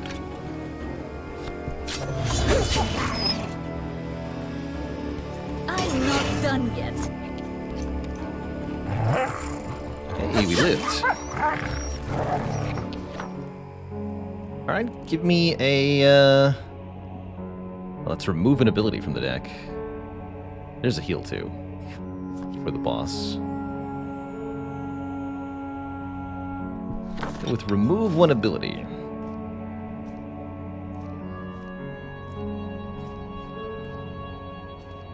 Let's take out the unupgraded Thieves' Tools. And I'll take an event over an encounter, please. Maybe there's a heal, although I'd have to go through the encounter to get to the heal too, huh? How's it going, Sakoti? I am enjoying this so far. Seems surprisingly challenging at least this mode. Deny offering. Hellfork. +1 attack damage if there are multiple enemies. -1 attack damage if there's only one. Oof. Or the First Light, the opposite. +1 attack damage if there's only one enemy. Minus attack damage if there are multiple enemies. I think we're fighting a boss, so I'll take First Light. Maybe that'll let us survive. Dethrone. Deal 3 attack damage to an enemy. Bonus damage to high health enemies. Heal 3 health when this enemy is defeated. There's a debuff. Or throw dirt. Also a debuff. Not attack non-adjacent targets is the debuff. I was talking about my birthday the other day, Jaboy Squash. My birthday's at the end of May. Not today. Does Dethrone require a flush? No, F is face card, apparently. And I'll take it.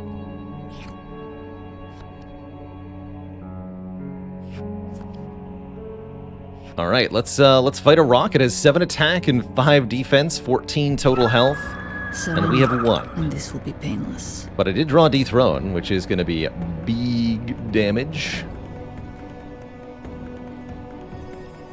So we can do some serious damage to it right away here.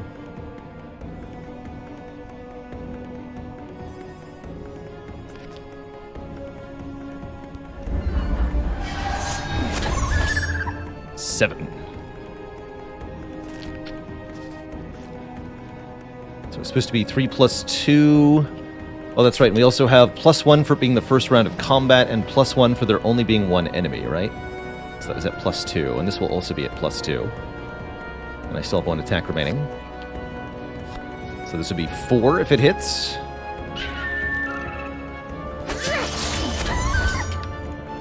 And then we can dual wield.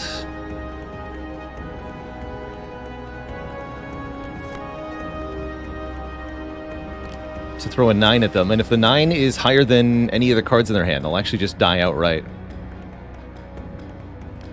Could also maybe use the White Root Sap here. My dagger ears There we will go. sing. As we're unlikely to survive the enemy's action, so this might be the time to do it.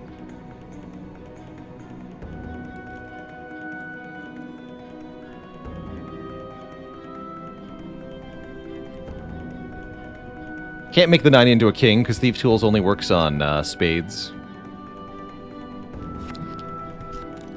Just make it happen.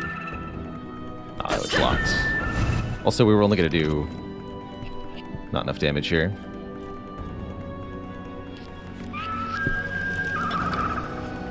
Pair of 6s. No spades in hand. Which means we'll die unless the white root sap can save us. That won't affect anyone. Yeah. I can't use that. Oh, we can't right use that while now. defending, so we're dead. Should have used it to try to get the kill. Rip. That won't affect anyone.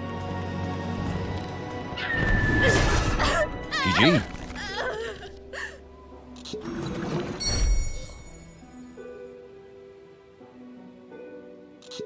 Cool. So that's a perish to the first boss on our first run. We're definitely going to try that again.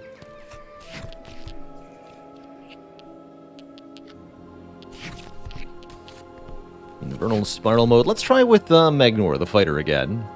A higher defensive stat. What happened there? We got killed. We ran out of health. I'm always up for an adventure. War of Attrition took us down.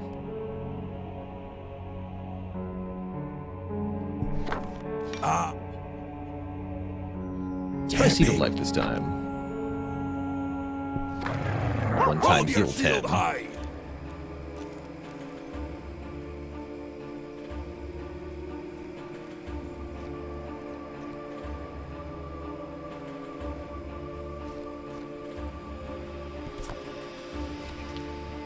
Get him.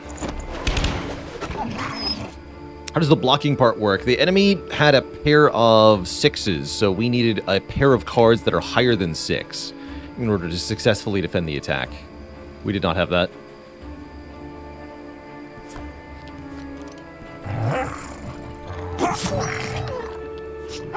Character ends up with cards stuck in their hand more often. So here, for example, to defend this, we need a pair of cards higher than 5. We have no such thing, so we have to take some damage here. But we still have to defend with 2 cards to get rid of the worst 2 cards in the hand. It's my turn. I haven't the cards. No spades. Yeah, hands like this are heckin' awkward.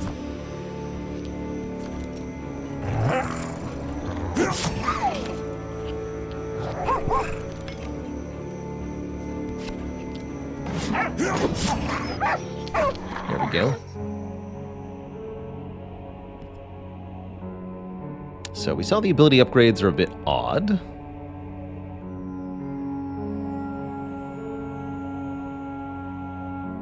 Group encounter.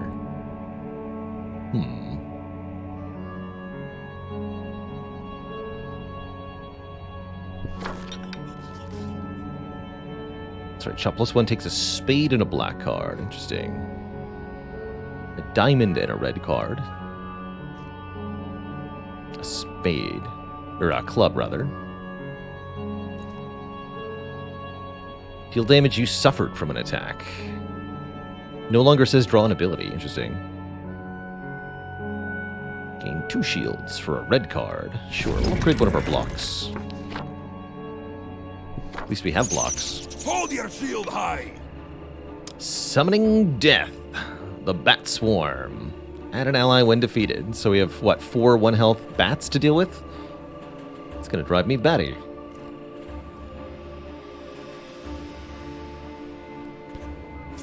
Probably want to keep the queens. I've got more shields where that came from. 3 queens. Okay, I'll attack with the 8.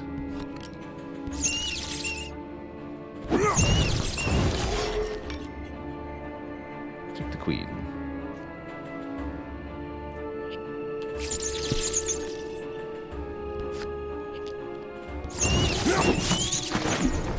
Keeping cards in hand specifically to defend is something I haven't tried much yet.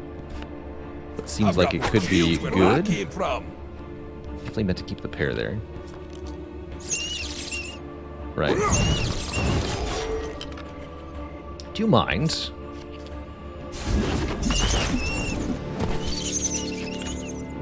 You better not dull my ox.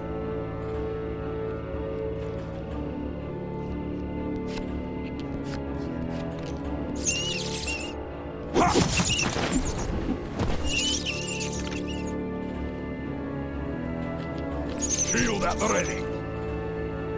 Didn't attack? Interesting.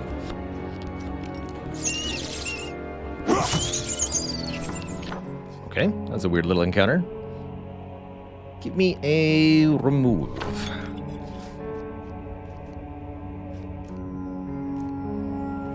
Don't really love the chops that much. Gonna burn one of those. Thrust the axe.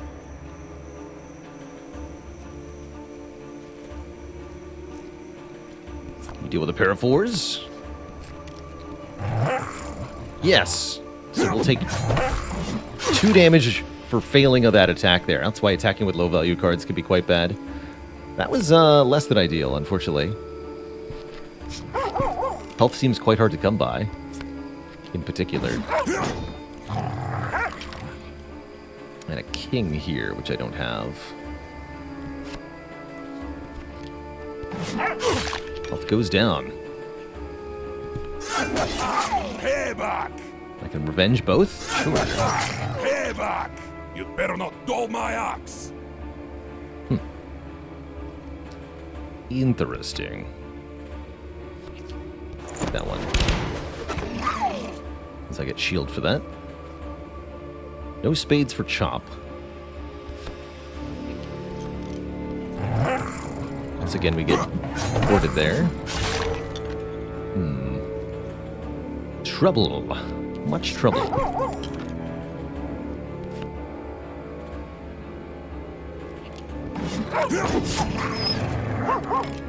We're attacking with a queen. We won't allow that. Remove it. Shield at the ready. So again, whenever an attack occurs, if the block is successful, the attacker takes the damage. If the block fails, the defender takes damage.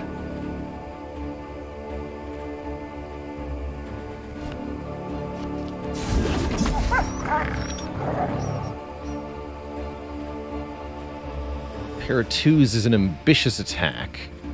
I don't think I'm going to do that.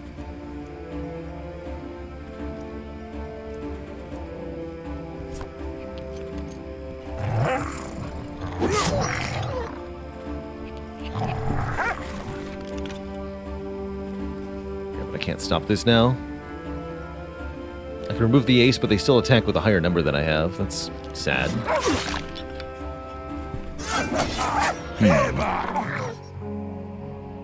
Alright, how much health is a short rest? 4. That's good. Pair of 2s is a decent attack. Yeah, the thing is, though, if they have any pair, you take 2 damage. So, it's kind of shit, right? It's my turn.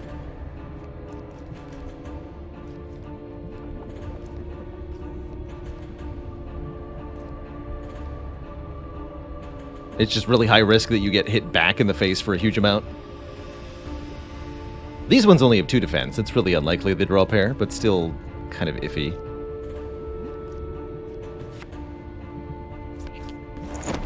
Harm shield. Better read what that does. Deal 1 damage when a standard attack is launched against them. Okay, so they're quite resilient to that. I've got more shields, but Better not to. Let's just prepare here. No standard attacks, please.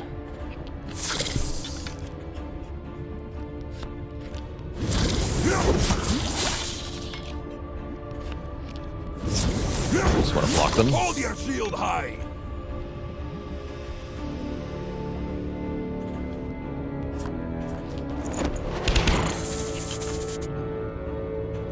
Alright, see if you can deal with 7s. Although we'll still take 1, right? Don't do that.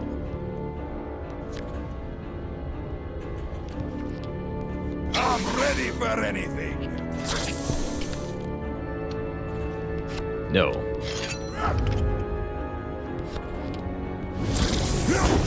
Shield at the ready. I've got more shields where that came from. Okay.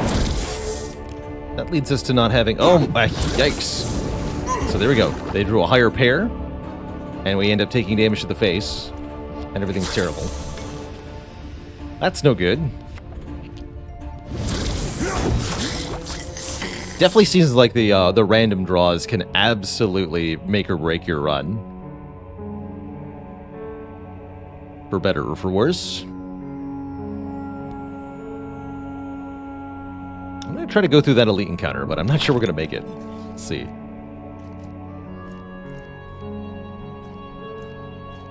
Upgrade the shield to the ready here.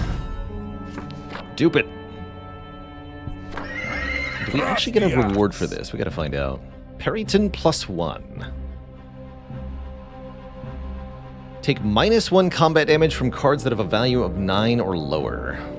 So a pair of 6s would only deal 1 damage here. I've got more shields where that came from. How about a pair of 10s, though?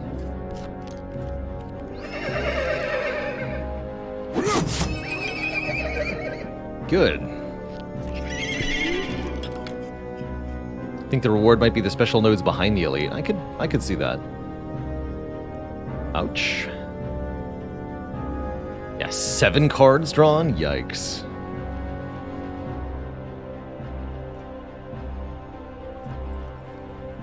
Have my spades. Hold your shield high.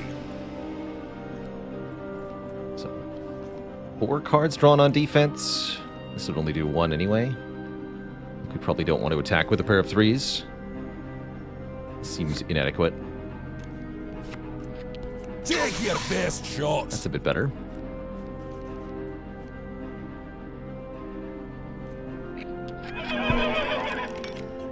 Ugh, 3 of a kind. Shoot, man.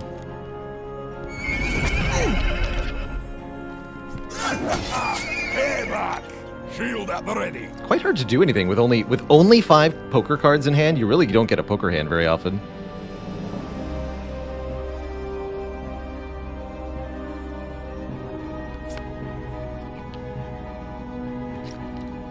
Die Chopper, thanks for the 29 months.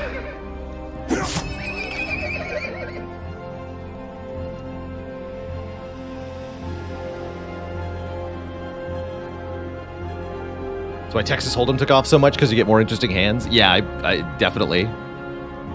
Nobody likes playing poker when you see a pair every 3 hands, and that's the best you get all night. Right? Like, and we can't... The fact that you can't clear cards out of your hand is also kind of interesting. Really end up stuck with stuff a lot of the time. Quit your nonsense. Absolutely not.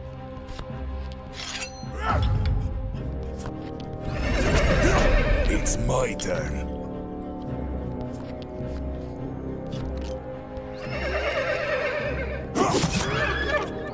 Like the enemy could have just randomly drawn a pair of queens and we'd just die.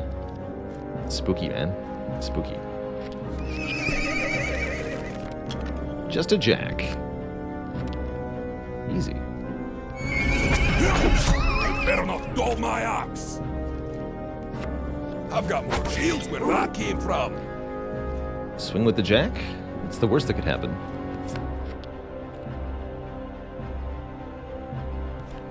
Or are they more likely to be able to fail against a pair of 6s? Oh, but it is 0 damage? Because each card does 1 less? So I have to use high value cards. Interesting. I thought it'd be 2-1, not 2-2. Well, I guess that's fine. I'll fail to block this, sure. And in retaliation, take a damage. Easy. Alright, we made it through the elite fight. We get to level up. Let's do it. Please level up. I just came up with a new move. So there's the Iron Blood. Suffer -1 attack damage per heart in our defensive hand.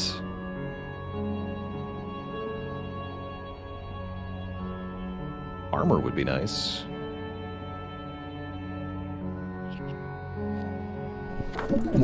Trust the axe. Dungeon Lobster.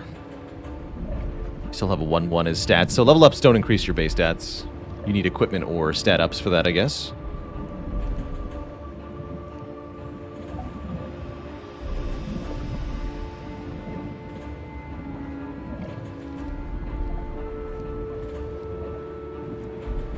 Healer. Shamphibian. Restore 1 health to allies at the start of the turn. Interesting.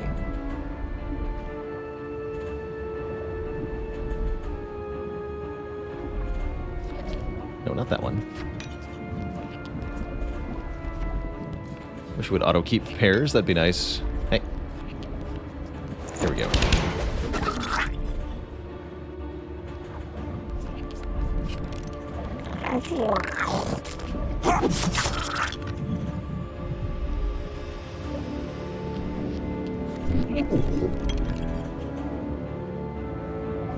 Can block that with an ace, but I have 1 shield. So I might want to allow revenge to hit here. You can also cycle out a bad card for so doing.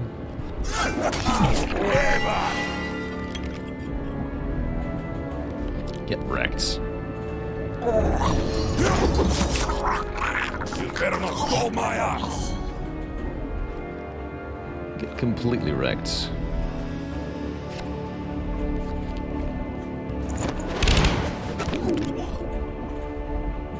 Do I dare attack with a pair of 2s?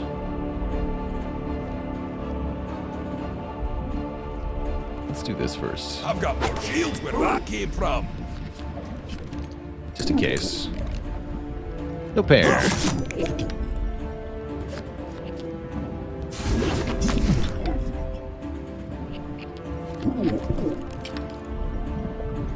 Can't block the pair of 5s, but I have 3 shields, so it's fine.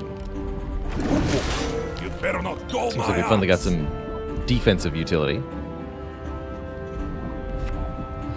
1 ace is a safe attack here. Good. That'd be good. If there's any way to level up again? And a buff. I really want this piece of armor. So I'm going to go through the elite encounter here. We do have a 1-time revive, worst case scenario. Blood and Steel. Deal double attack damage on a flush. That's pretty iffy. We haven't seen flushes very much. Anticlimactic. I agree with that, Rageball. It'd be nice if there was like a ditty or a jingle or something when you defeat a combat.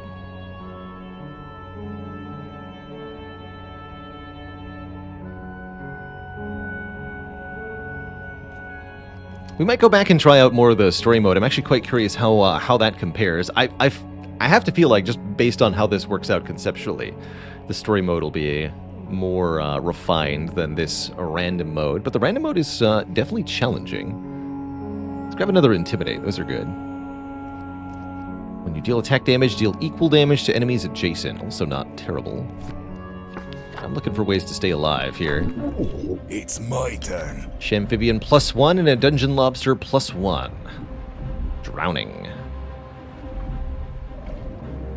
Deal damage equal to the number of rounds that have passed at the start of their turn. Well, that's horrifying. Oh boy. Alright, we need to kill the Dungeon Lobster real fast.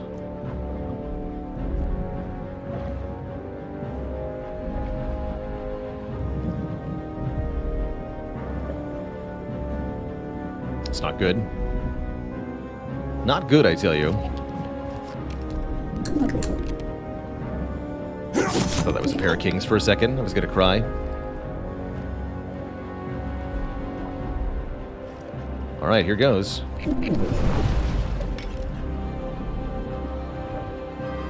Just hit me with an 8. I could stop an 8.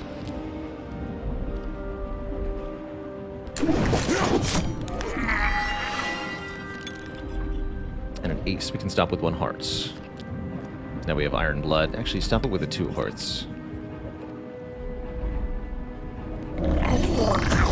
Trust the axe. I've got more shields where that came Almost from. had 6, 7, 8, 9 there. Yeah, need to have a 5-card straight, though, which is very difficult to do. Very challenging.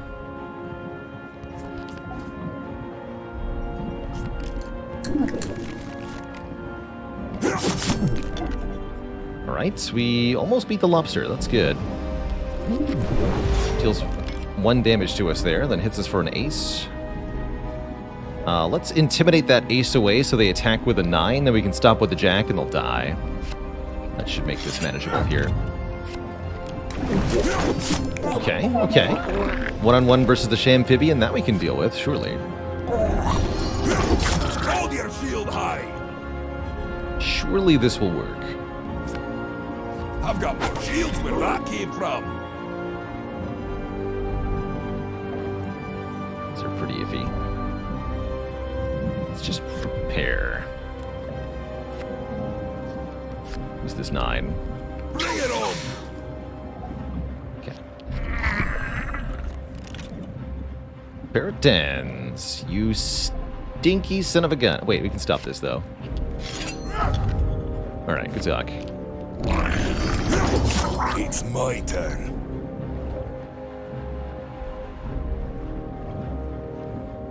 Drop to 4, drop a card. No full house, tragic.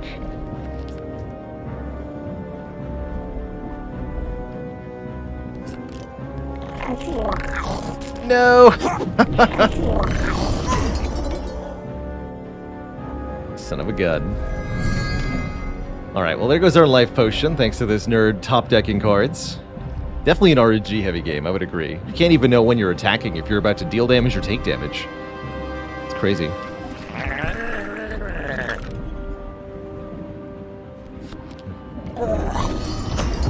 Shield at the ready.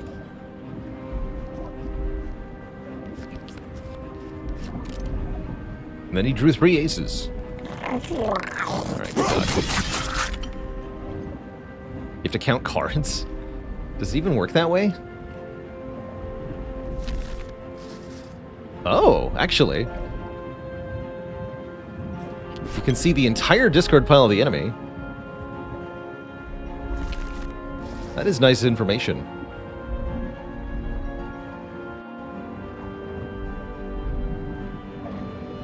I'm not about to start doing that, though. Full disclosure, that's never going to happen.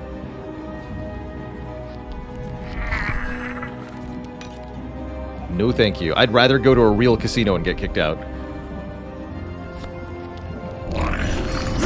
Hold your shield high. I've got more shields where that came from. Looks like there's only 1 deck in play for the enemies. So close to a flush.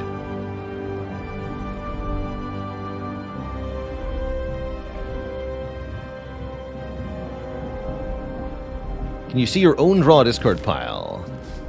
You can see the ability draw pile.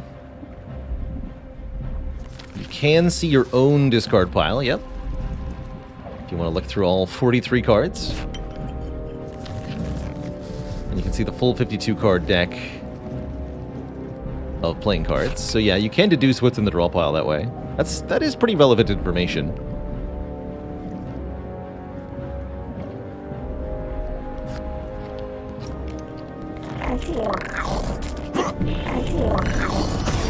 Fair enough. Yeah, actually, knowing where the enemy aces are can be pretty important.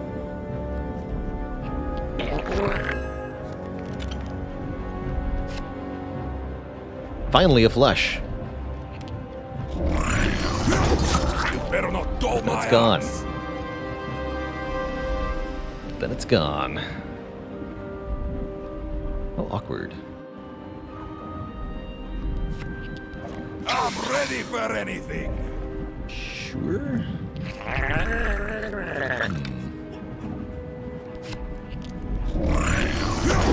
It's my turn. Stalling this fight just to draw our ability card seems actually kind of important.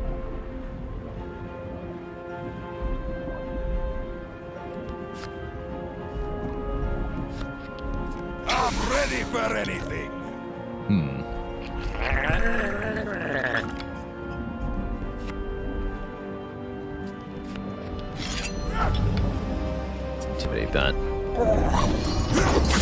Better not dull my Revenge draws, axe. not intimidate. Got it.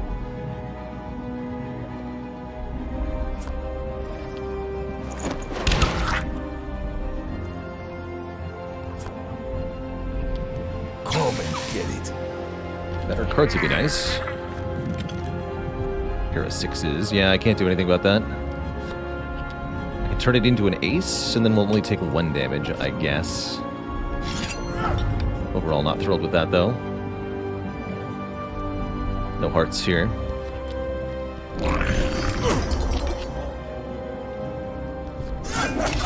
Payback! Hold your shield high! And I just risk taking damage if I attack with the jack here. So let's just use grapple shield. Heck it. That's right, there's no... I think that's what feels anticlimactic, is that you don't actually get anything when you win an encounter. All the rewards come from the nodes after the encounters, but the encounters themselves are non-rewarding. That's tough, man. That's tough. That's more Tower like it. shield. Gain 5 shields at the start of your first turn. So we got an anchor, essentially. That ought to help a bit. But can we deal with the Kraken? Powerful attack. Start of the turn, each entity must top deck. They suffer 1 damage if it's a diamond. Each entity,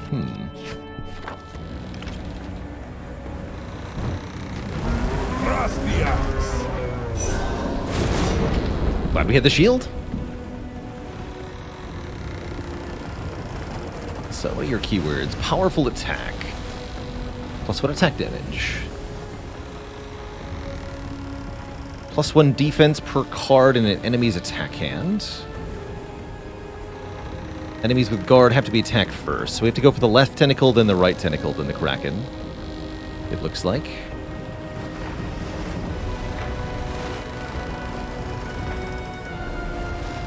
Fairly mediocre turn 1. Pretty hard to swing.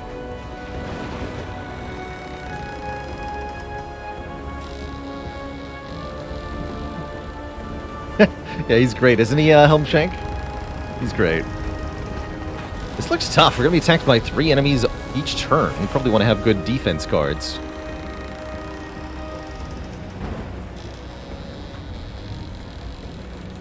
Creaky ship noises are great.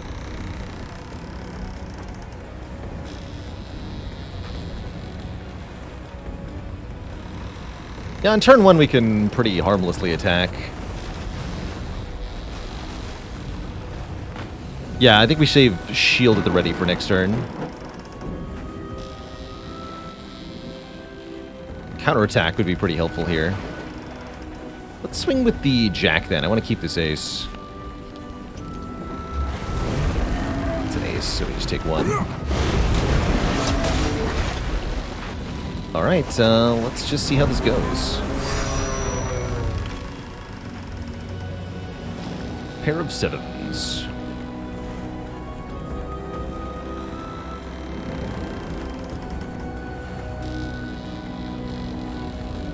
Can't do anything about that, but we can discard 2 cards.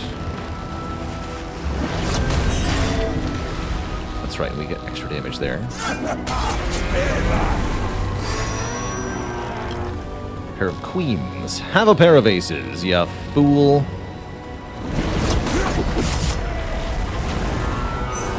And that takes 1 damage from the storm. Am I allowed to shield the ready now? I am, yes. Where that came from. I was wondering about that.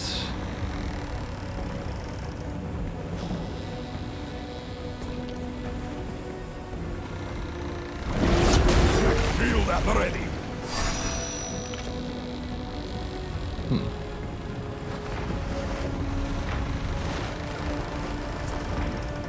I've got more shields where that came from. Ooh, pair of kings. Here we go.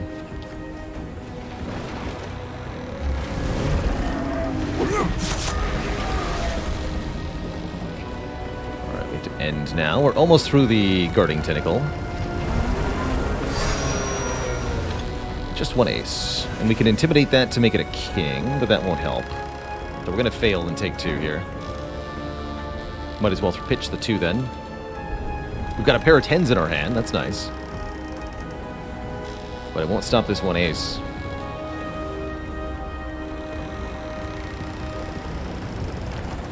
It's really, really difficult to keep a 5-card hand because you're constantly required to pitch cards for blocks and such. You can't choose not to block, right?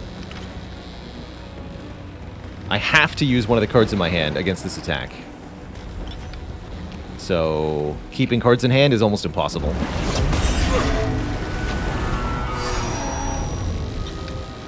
Pair of 10s. All right, I'll block it with a pair of 10s. If we intimidate it, it'll use the ace and we'll actually get a hit. It's even worse.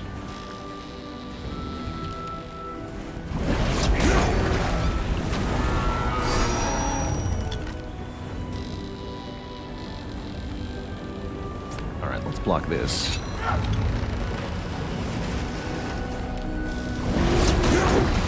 It's my attack.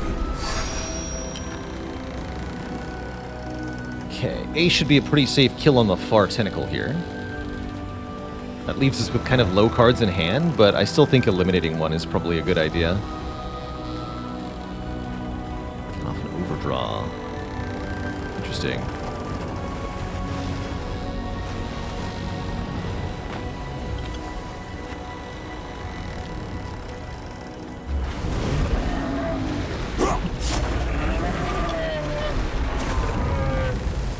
So no use for these.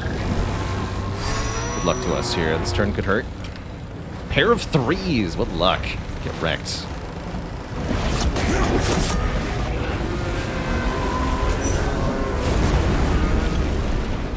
Wow, really lucky. Okay. Better not dull my ox. That'll teach that Kraken.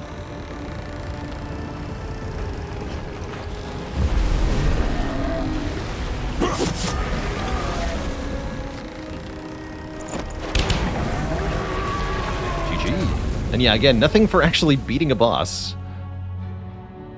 Take a rest, equipment, or a buff. Equipment versus buff.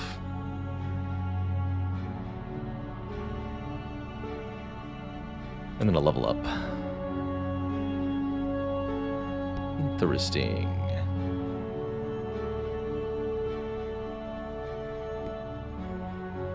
Very interesting.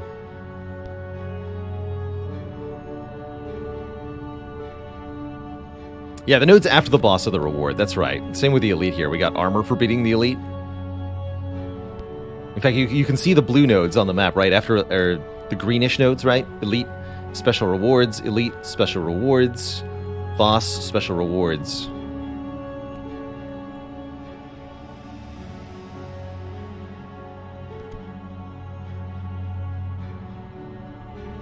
Give me equipment.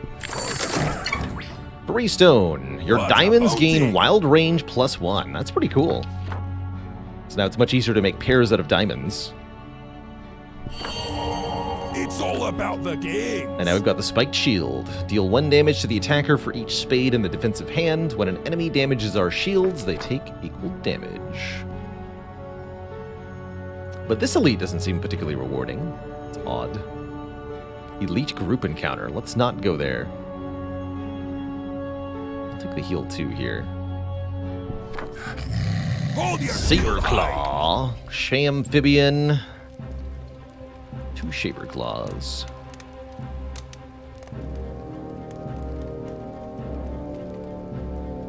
So this queen could be a king or a jack.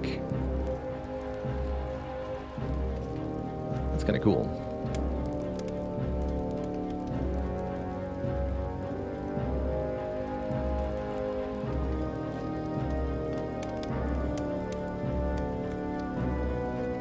We have 5 shield on turn 1.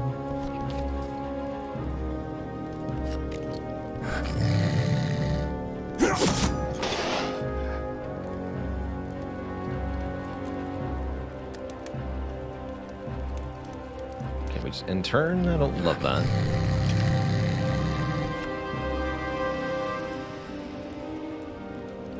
What's this? For each spade in our hand.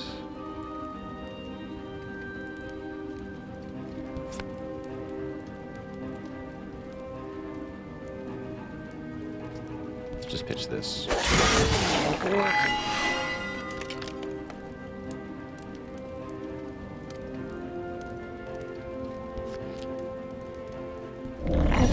Take damage when they damage our shield, so I'm just letting them hit us here, rather than trying to block, which is what I probably should do. Who needs it? You take one this way, I guess. Again, no need to, though. Shield at the ready. So we've got 2 4s that way.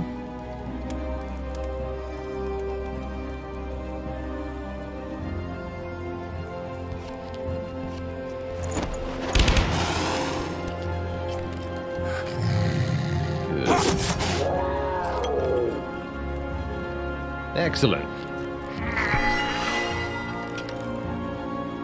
Pair of 9s. How about a pair of kings? Oh, those wild diamonds are so nice. Pair of queens. No.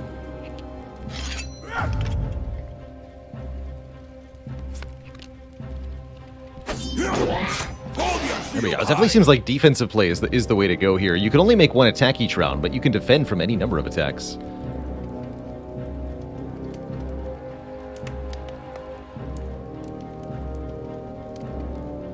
You have very low defense, so pair of 4s is basically guaranteed to kill you.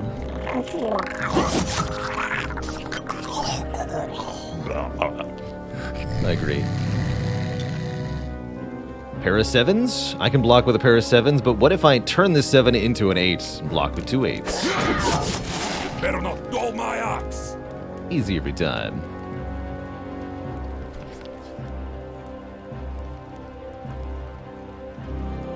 Definitely could get hit that way. Hold on.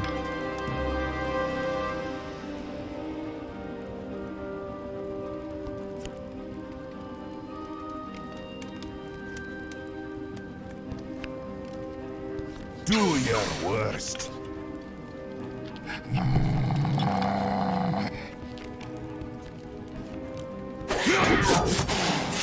Huzzah!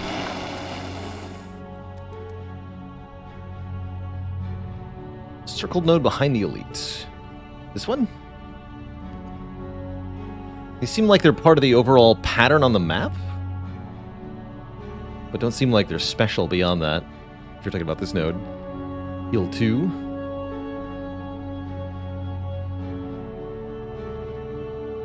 I don't think there was any extra special rewards beyond that. Fresh Shield at the ready. life. Yeah, kind of an odd choice, I agree. Quag Hag. -1 ability damage, okay. And Lycanthrall has to be hit first. Are all cards unlocked in this mode? Good question. I do not know how that works.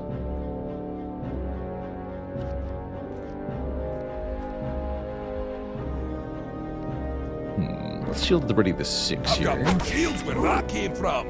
Let's attack with a pair of 8s.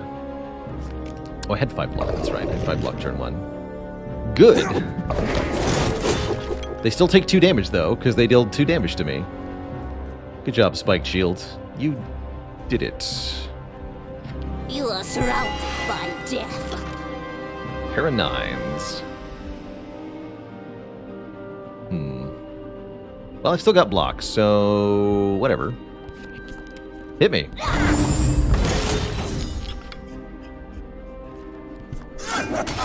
Payback. When I reduced the damage they dealt too, which was not actually what I wanted to do.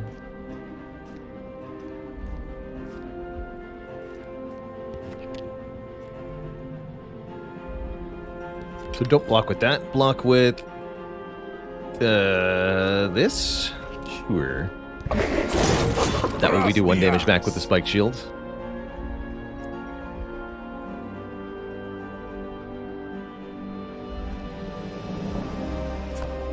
I've got more shields where that came from. 5, 6, 7. I've got more shields where that came from. 6, 6, 7. Okay.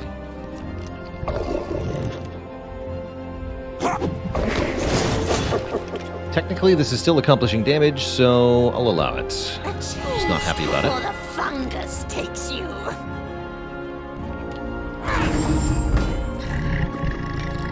One jack. So this should do 2 damage. 1 damage to attacker for each spade in the defense hand. So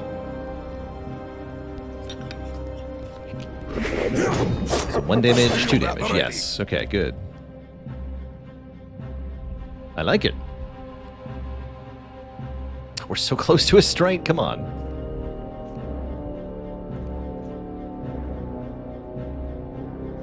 At least we have a pair of jacks.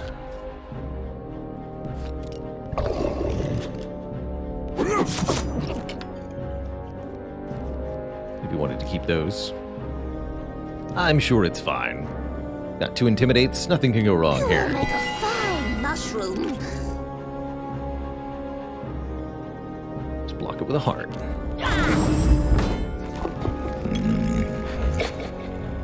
Queen blocks queen. They'll take 1. Not allowed to chop now, am I? No. They'll take 2 if I intimidate, and then queen blocks queen. Queen blocks jack, rather. Alright. Seems like we've started to put a build together that's actually working. I like it.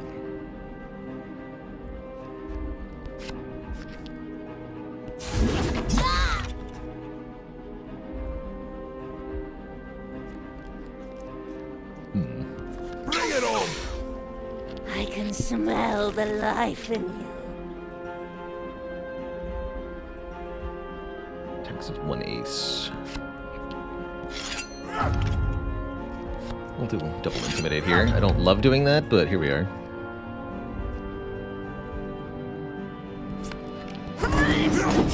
Shield at the ready. Try to get some more ability cards in hand here. It's my turn. Revenge!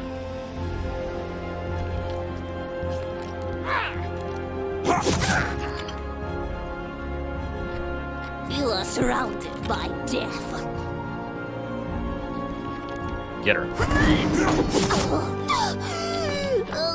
GG. Okay. So what do we want here? Weapon? I'm willing to mess with an elite to get a weapon. Add an ability to the deck. Gain 3 shields. Ooh, I like that one. Wait, what's the requirement here? HP. A hit points. Oh, you have to pay hit point to do this. I don't love that. That's an expensive thing to pay. So you have to spend an attack to do broad axe block. And there's a cancel button to skip. So yes, we can skip. When you deal attack damage, deal damage to enemies adjacent. That's what cleave does. Cleave is not terrible. Let's grab a cleave. So we can deal with multi-enemy encounters a bit more easily. Hold my axe. Double dungeon lobster shouldn't be an issue.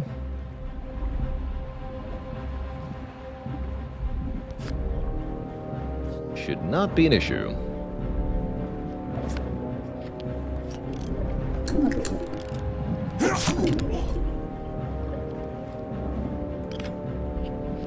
Can end the reaction, so I don't have to do that. I don't have to do that. It's good to know.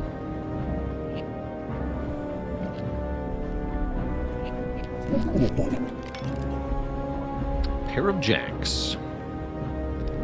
Oh, I know. Whatever will I do? Actually, you know what? Why don't you just eat a whole bunch of damage? Have fun.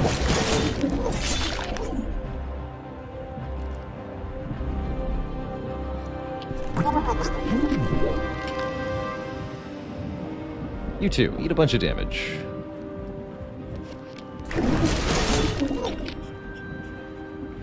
Hold your shield high. I like it. Let's take a grapple shield. Yeah, just do 1 here.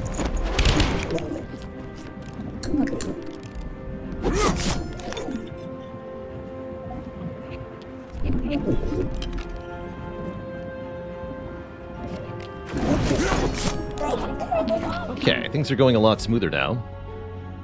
I think we're at full health, right? Yeah, we are. Give me an ability then. Can have a second cleave. Or Oaken Revenge. Deal 2 damage to an enemy when they cause you to lose a shield. Draw a new ability. Oh, that's perfect. That's happening a lot. And it draws a new ability, so I really like those. How am I liking the game so far? Quite intriguing, actually. Delightfully strategic. Despite the poker hands, it feels like you're at the mercy of the RNG a lot, but it's not that bad. Siphon. Heal equal to damage they deal. That's not too bad. This is a pair of 9s if you want it to be.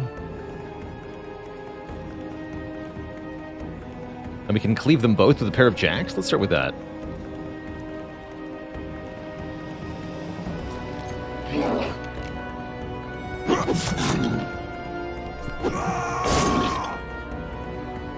Cool.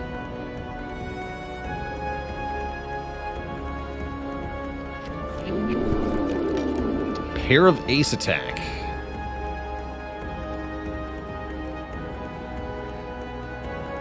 Well, it's going to cause me to lose shield, so yeah, have that, actually. Let's see how this goes for you. So they take 2 damage, and we react to enemy damaging our shields, do 2 more damage. Siphon doesn't work on the shields, that's good to know. Wow, this elite fight just got clobbered.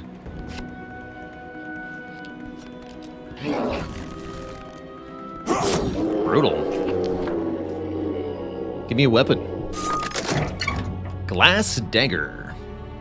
You deal +1 combat damage with cards that have had their suit or value wilded. AKA any diamonds that we've modified the value of. Neat. Stormborn.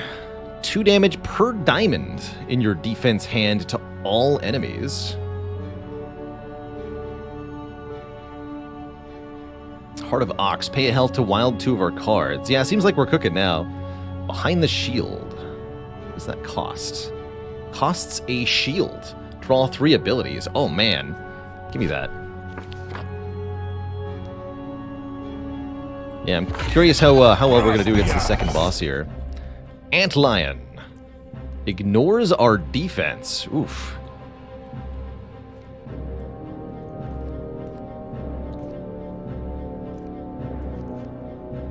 Don't like that part.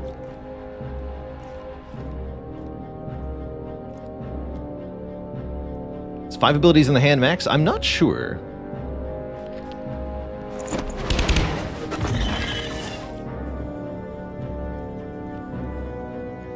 It ignores our defense. Not ignores our shields. Ignores our defense. Okay, that's not bad.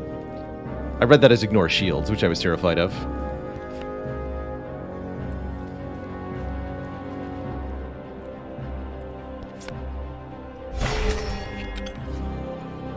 So we can have 5 in hand.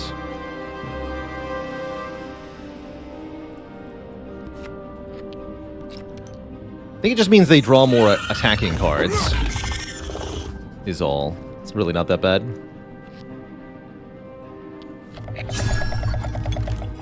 5 seems to be the max. So yeah, we just block with a spade here. So we should lose 1 armor, deal 2 to them. Okay, yeah, that's fine. And we can revenge if we want to. Might as well. 3 intimidates in my hand. This is going well. Bring that down to a king. It does more damage that way.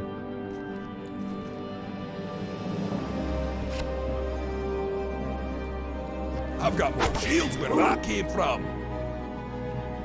Or a pair of 4s. Should do 3 damage. Let's see.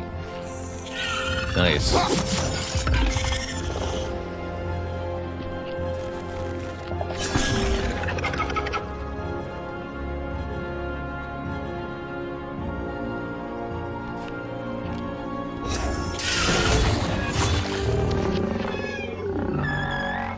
card shrine. What is a card shrine? Select one of the following cards. Create a permanent additional copy of a card in your hand. Mulligan any number of cards in your hand. Discarded cards are removed from your deck. Wild Range +1 for 2 cards in her hand. Or Wild Suit for 2 cards in her hand. That's pretty potent. I'm thinking a permanent additional copy of the Ace of Diamonds. Yeah, this modifies the actual poker deck. That's cool. Give me another Ace of Diamonds.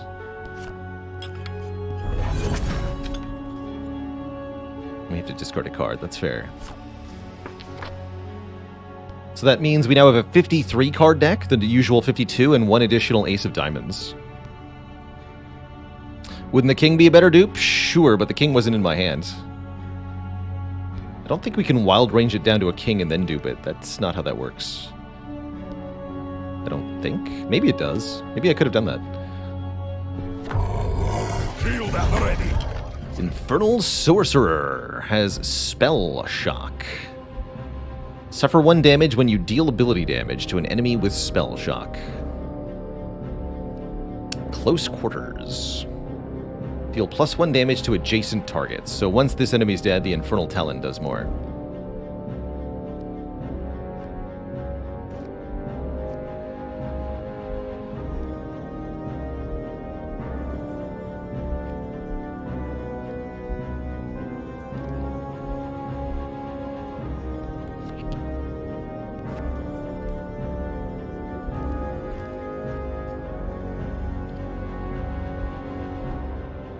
Kill this one first, I guess. I don't really want to use Grapple Shield or Shield at the ready. I want to keep my pair of aces together. It's good defense in case I get attacked by a pair of queens. Or we can, of course, just let the thing hit us and deal retaliatory damage with the Spike Shield, which I think is often better. Like, why waste these aces blocking an attack when I can do more damage by simply not blocking it? Block with Spade. Hit him. And you attack with 1 ace. Again, we could block, but why? Instead, pitch a bad card and deal 1 damage in retaliation. Better not dull my eyes. The 5 block turn 1 has actually been way better than I thought it would be. Like, a lot better. This could be a jack.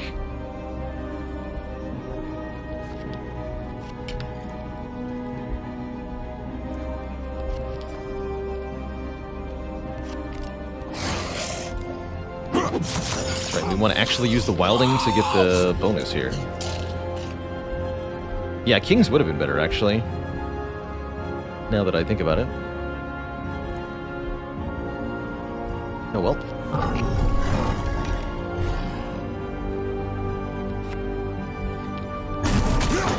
Hold your shield high.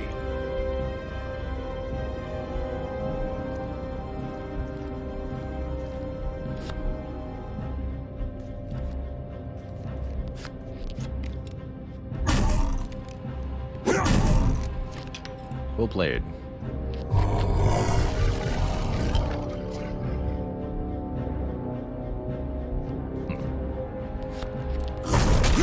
You'd better not dull my axe. Just try not to use the aces here. I take 1 if I do this. Yeah.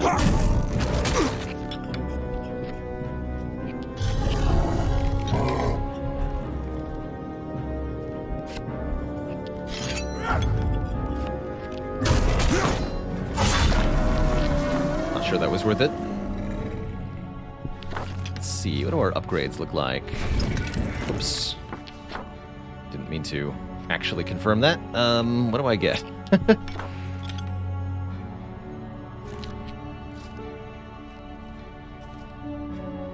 Definitely not what I meant to do. Behind the shield +1. Draw 3 abilities when you lose a shield. So I don't have to spend a shield anymore. It just happens when I lose it. That's okay. It's an improvement. Shield at the ready. Capra are leaping.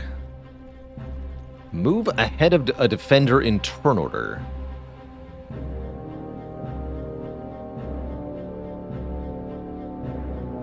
Turn order? I don't think I understand.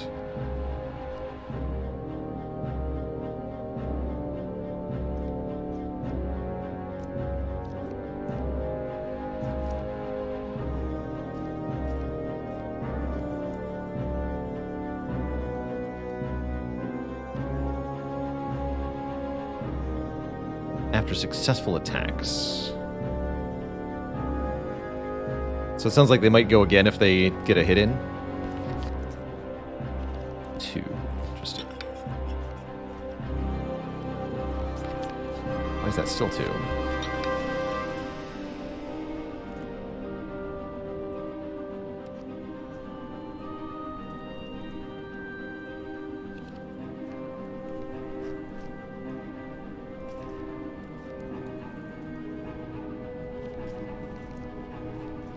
Just not factoring? Unclear. Oh, now it's yours 4. Okay.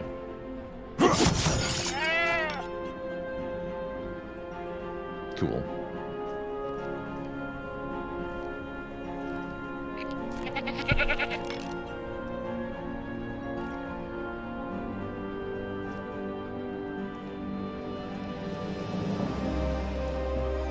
So again, we may not want to block because we can just do damage by not blocking. Thanks to shields.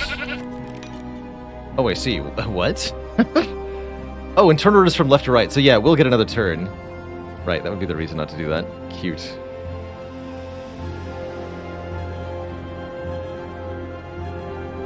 Yeah.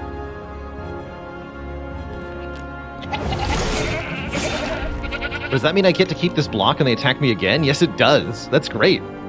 Keep attacking me.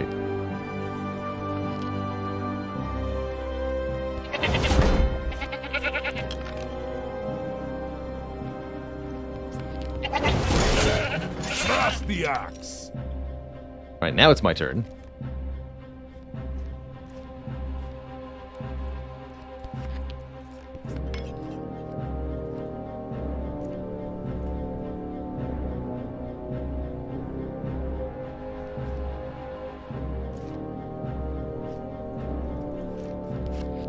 I've got more shields where that came from. This is 4, so I don't actually have to... no, I'm using it on both of them.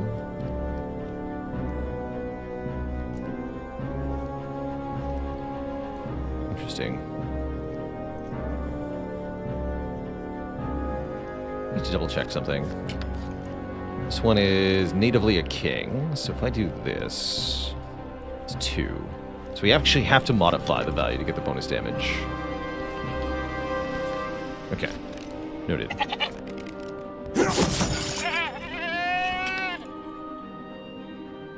Seems fine.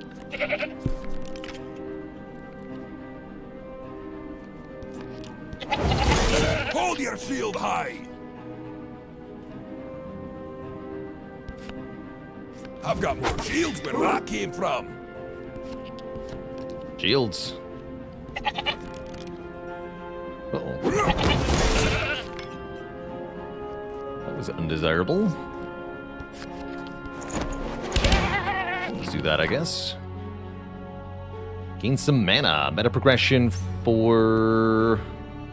Actually, not even meta progression, just unlocks. Interesting. Sure, we're doing fine. It's time for Elder Fire. Uh-oh. Elder Fire goes first. Oh, and I don't have 5 block yet? At the start of your first turn. Oh no. That's rude. That's really rude. Prevent you from healing. That's no biggie. Good news is we have 2 7s to block the 2 6s here. But that is certainly a rude opening move. Let's go in Vinegar and Honey Real Estate. I'm actually really enjoying Aces and Adventures. This sort of roguelite-esque mode is really fascinating. And we're having a good run here. There's been a lot of tactics to this. Shield at the ready. Specifically with the way your hand is preserved between combats of a run, there's a lot of value to setting yourself up for future combats. Oh yeah, this boss would have invalidated our heal 10. That would have been a rude way to lose.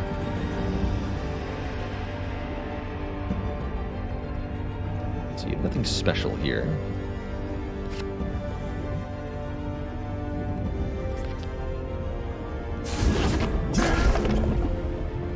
Pair of 5s. That's kind of weak. Just redraw here. That's better. 1 king. We have blocks. Let's just block with a spade to cause retaliatory damage here.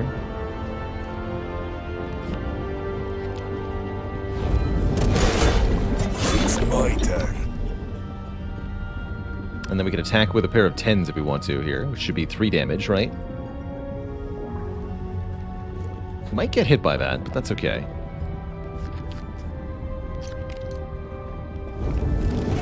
Yeah, they drew a pair of jacks. Shoot.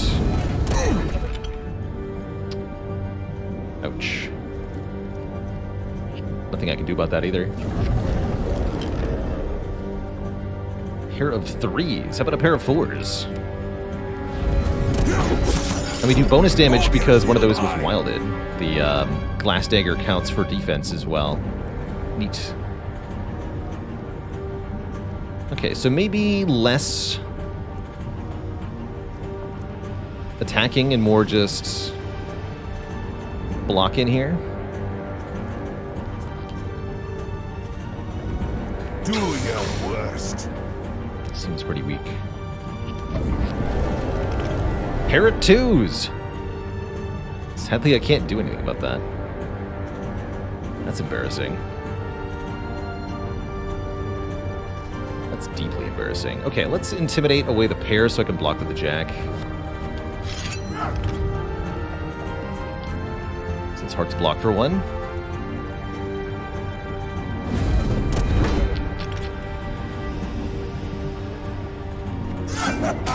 Payback.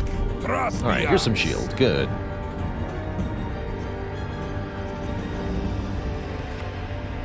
I've got more shields where that came from. 5, 6, 7, 8, 9. Finally. Yeah. I don't think the enemy is allowed to defend against this. Enemies can't get 5-card hands. Get him!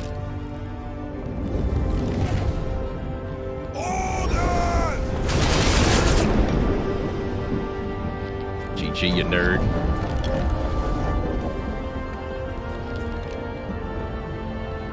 Actually, I can just take the hit. We don't need to get the 10s out of my hand. I do have to block with 2 cards, though. Alright, heck it, just... yeah. GG! Our second boss is defeated. Let's try adding a buff. What is a buff? These are abilities. Oh, but they stay in play, right? And once you play them, they're in. +2 offense, so enemies get to draw less cards on defense. Deal 1 damage to adjacent targets when turn order changes. You deal and suffer 1 more attack damage. Berserker Stance is fun.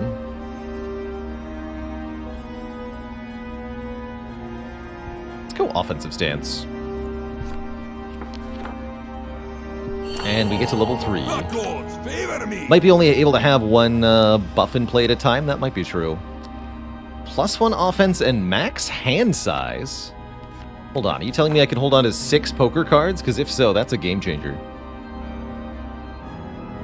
Reduce card cost. Might take this heal 2 here.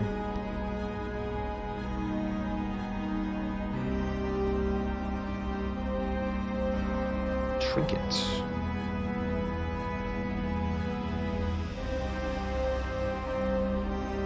Go this way. Oh god. +1 attack damage per offense and gain 1 offense at the end of their turn. Okay, this will have to be a short fight.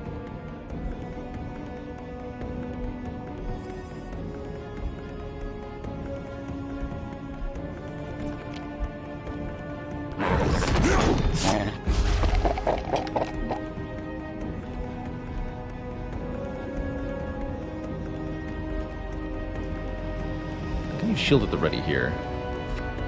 Let's do that. I've got more shields where that came from. And then we can block with a spade for more damage.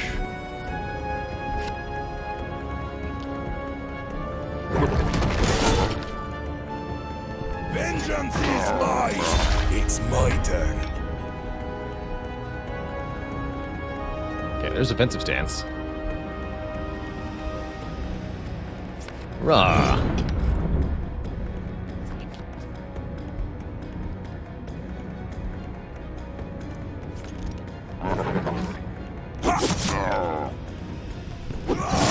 Get them both.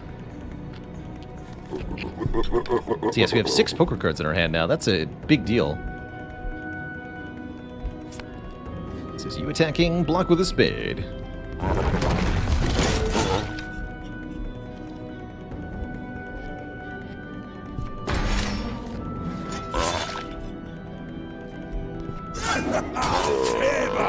Got him.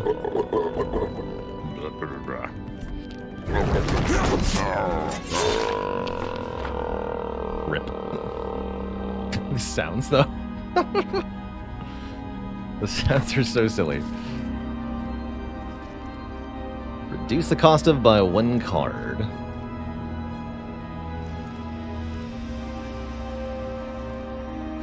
Let's try reducing the cost of Shield to the Ready +1. Now it's free. Offensive Stance will stay in play, is my understanding, now that we've played it, so we don't have to pay the price again. You better not go my axe. How's it going, Mo7D12? So, this is kind of like Slay the Spire meets Poker Quest, is how I've been feeling about it. We've got our character here on the left, enemies on the right. How it works is that we have to attack by forming poker hands out of the cards in our hands. So we can attack with a pair to do 2 damage, 3 of a kind to deal 3 damage, a full house, flush, or 5 cards straight to do 5 damage. Pretty cool. Pending. So bonus stats per ally. And they do more damage with hearts. Okay.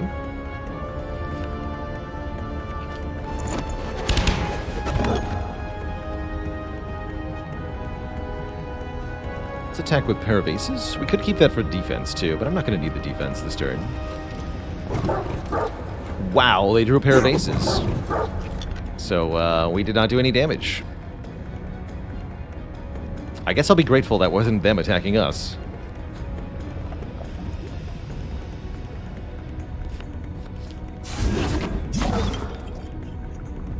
That could have been bad.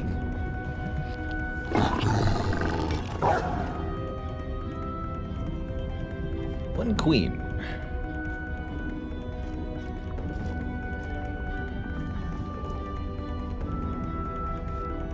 And turn this into a king, which will deal 2 damage. This is a modified card. Excellent. Block with a spade, deal 2.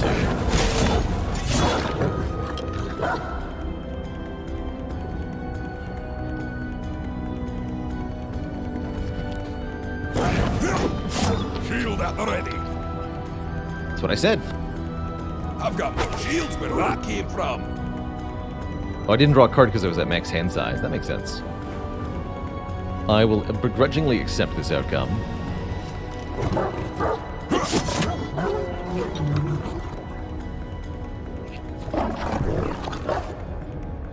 Triple 5s, I like it.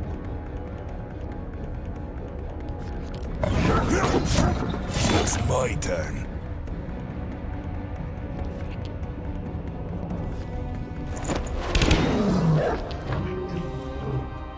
Let's take the heal too. Trust the axe. Colors. Only have 3 health.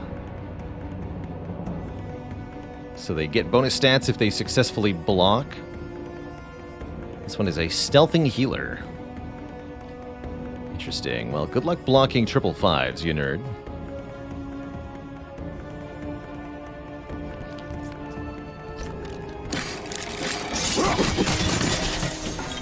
One down.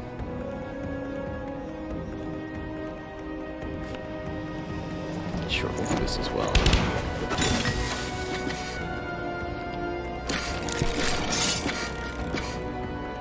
Jack coming in. Kill you. You can keep the light. Ironclad. Ace. Can reduce the damage by blocking with a 3. We won't deal any retaliatory damage if I do that. Just use this 6.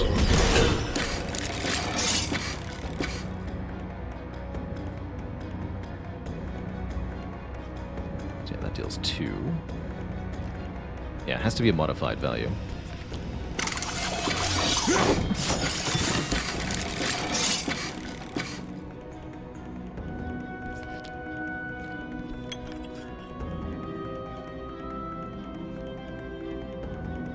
They take 1 either way? That's cute. Here, let's intimidate this. We've had these in our hand for a long time.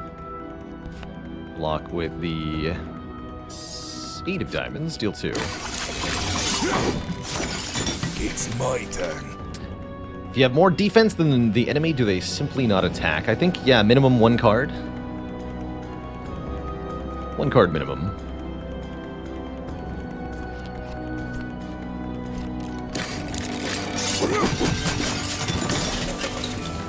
That's a fun way to do it. You know not what you face. Is that so? So you're dealing 2... Oh, it's a pair of queens.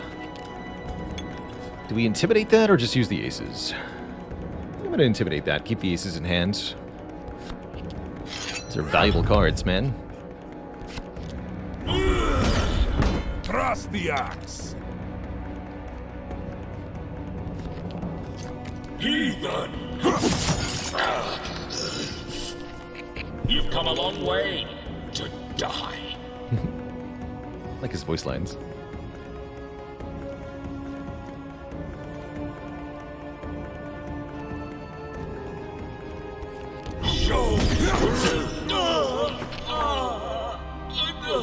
Remove an ability. Let's lose 1. One of our worst abilities. Chop is pretty bad. Get rid of that one. And I might be going for the elite group encounter here. Grab the trinket. We seem to be doing quite well. Hold your Hydra. head high. So the Hydra turns into 2 Hydra heads, which turn into 2 half-grown heads. Splits in half twice. It's a slime boss. It's a slime boss. How about 3 of a kind? To the face.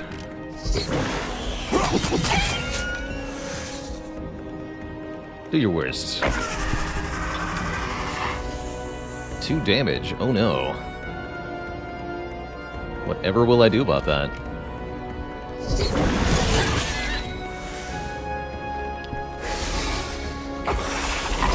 Feel that already.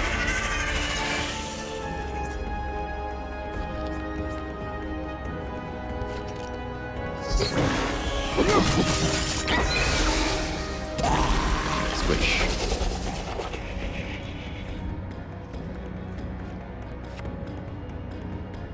I like the queens.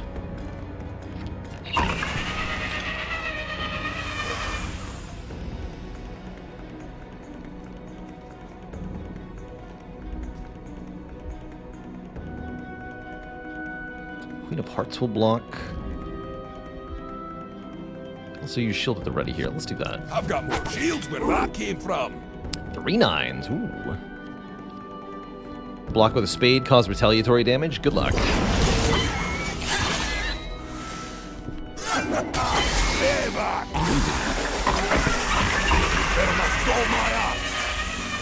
all very angry sounding.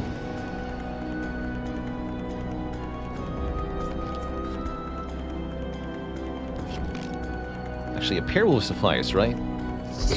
Yeah. A pair is more than enough for these things. I've got more shields where that came from.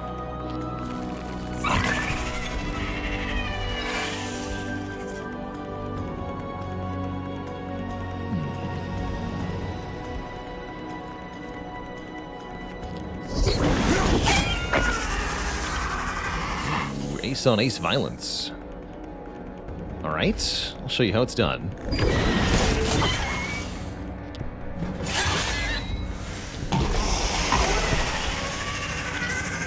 Copy those reactions. Pair of eights. Block with a pair of eights. Hold your shield high. Easy. Easy peasy.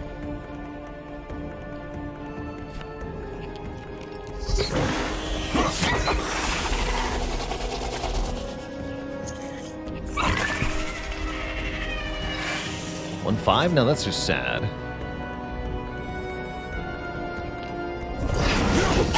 Shield at the ready.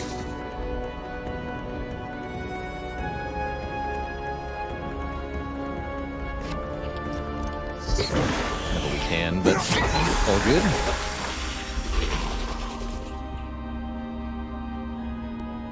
So, do we do the elite group encounter? Let's do it. I've even got Cleave in my hand here, so we can do some stuff. Mechanitar has 12 health and 2 becomers with superior ascension. They get what, +2? Yeah.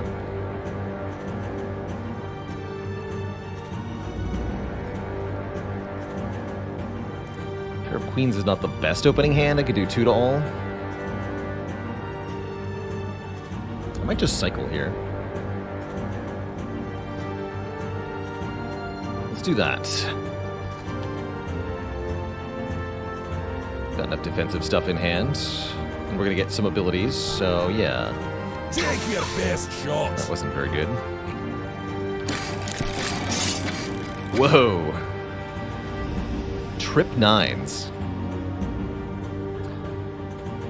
I'm actually okay with that, right? Because we can bitch 3 cards. We're going to activate all sorts of stuff. This will activate Oaken Revenge and Behind the Shield and Revenge. So, actually seems pretty good.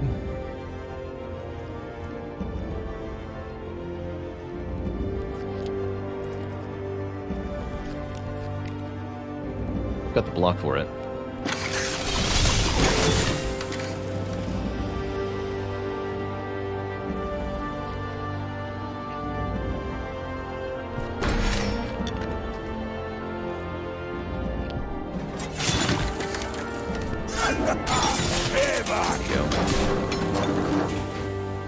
Just attacking us with a king.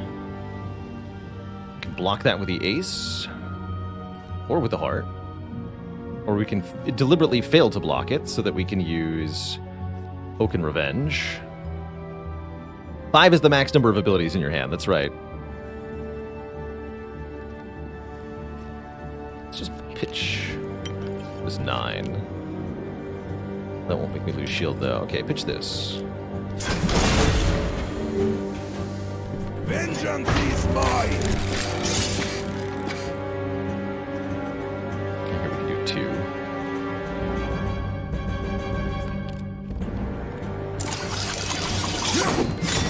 Hold your shield high. Guess the cleave didn't work out all that well, huh? That's fine.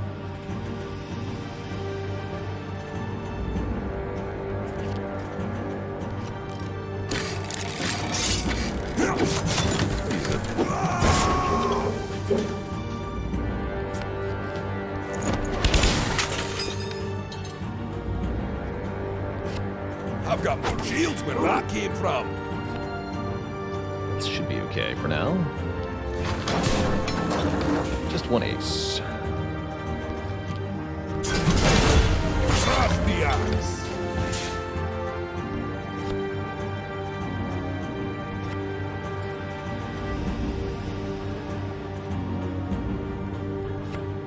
I've got more shields where I came from. Queen, king, ace.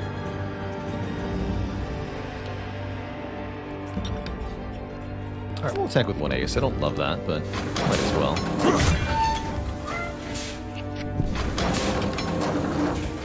Oh. Triple aces, huh? Well, that's not cool. How about we intimidate one of those? Actually, let's just shield the ready here. I've got more shields 3 where block, I came and, from. you know, just kill you with retaliation damage. Biggie. Easy breezer. That's right, he does more damage if we pair, so the intimidate would actually be worse. Give me a trinket. Living Civ. Heal 1 health, gain 1 shield. For 1 heart. Now that. That seems very good. Anything I'd like to remove from the deck? Let's add a new one. Deal double attack damage and a flush. Wall the card into a spade. Take Whetstone. Is this one-time use? I don't think so. It doesn't say consumable item. Take a look at that. No, it's a usable item. I think that might be once per turn. For a heart. Which is pretty good, right? The reusable healing is pretty sweet. Berserkers. What we got here? +1 attack damage per point of missing health. Bonus damage if we block with clubs.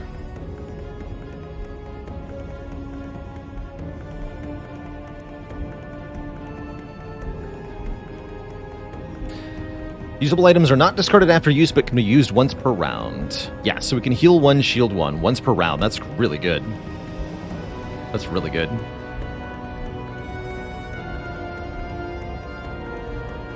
Let's just go aggro on you.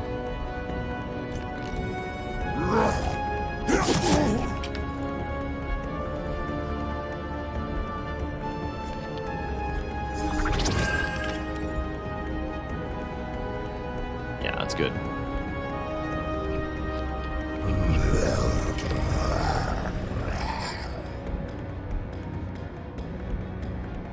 Turn it into a queen, blocks for 2.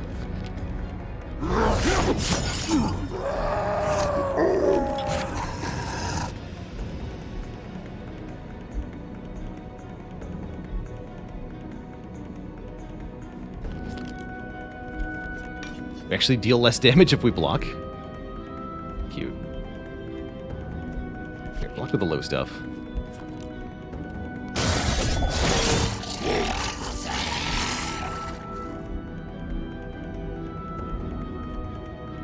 So here, blocking with a club makes us take more damage, which makes the enemy take more damage. Cute. Although I want trip 9, so let's not do that. I'll block with the king here.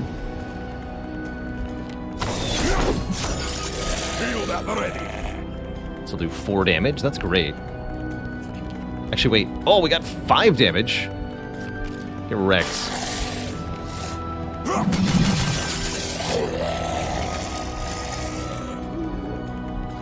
Living Civ again. Beautiful. Simply beautiful.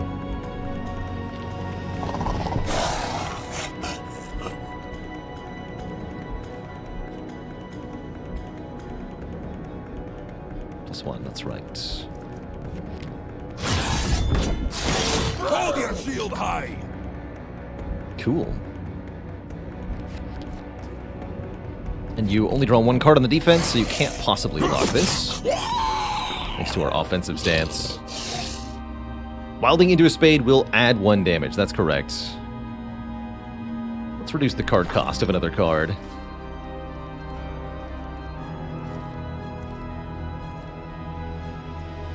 Ew. Boss number 3, the Jotun, the Brasswalker, and the Cyclops. I didn't expect to get this far, but here we are. Shield at the ready. Here we are. Oh, the music, though. +1 defense per card in our attack hand. An enemy with sapping successfully attacks, you must discard an ability. Apparently we have a full house in our hand, so I didn't even notice that.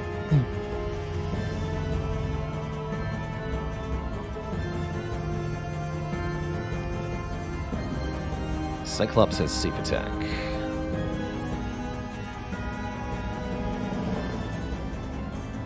So we shield grapple and then just outright kill the Cyclops turn one? That seems great.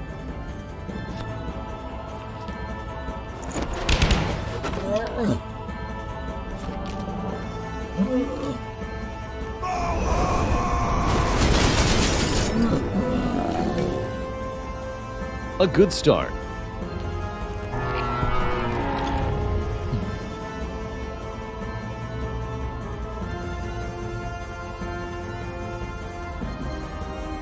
I'll have to discard an ability. I'm okay with that. I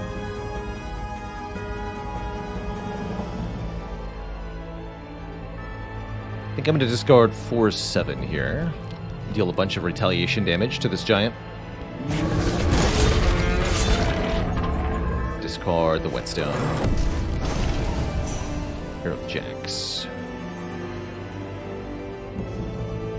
Got another full house. Except I have to discard a card. Unless I break the pair, then I don't. Sure.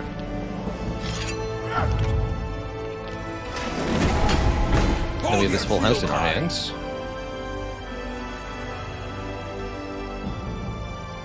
Hiya!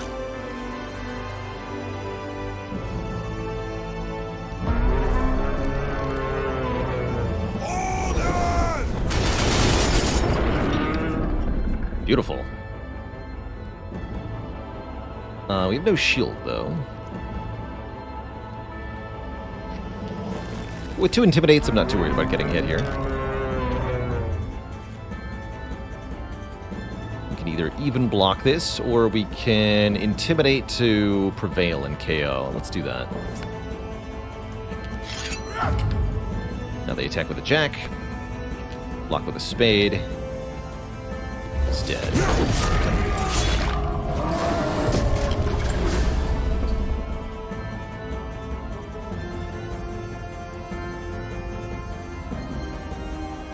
Of course, now I can't block this. But that's what the other Intimidate is for, I suppose. Wait, no, that didn't change anything. Wait a minute. Cool. Alright, take one. It's my turn. We can just heal that back anyway, right?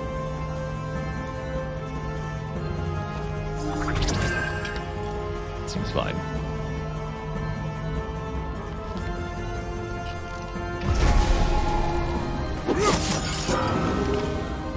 Okay, that's fine.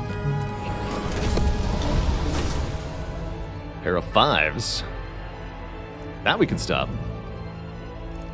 Let's do it. Cross the axe. Another pair of 5s. Sure. Could Living Civ this, but then I don't have any pair to attack with. Pair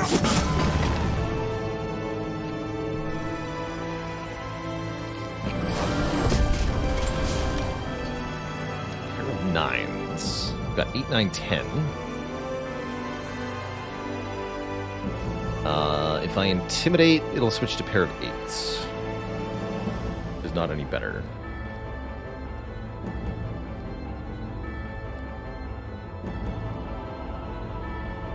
We'll auto block with the 6 and the 3. Let's just deal some damage back.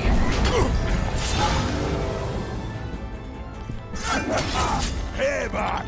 You'd better not dull my axe. Okay. Pair of kings available. Let's try just cycling. Or stuff for blocking for the moment.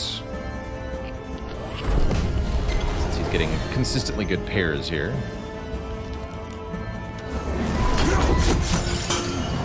Hold your shield high!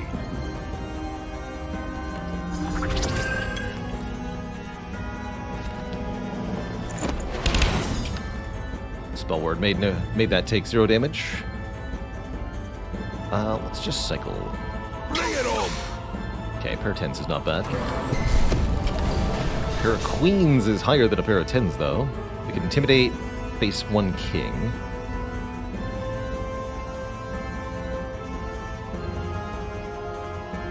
Yeah, we'll do that.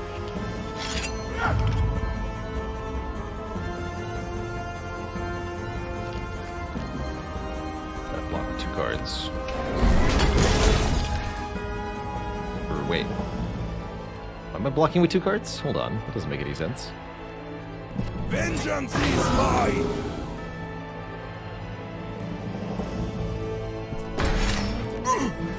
Oh, they were taking the pair of 8s. That's why I failed to notice what was going on. Well, that makes more sense. Payback! It's my turn. This automatically turns it to a 10? That's right. Cool.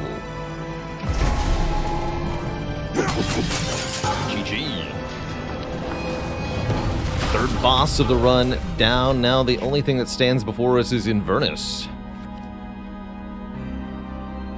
So we can grab another buff if we want to. We're gonna find out if you can only have 1 buff or not.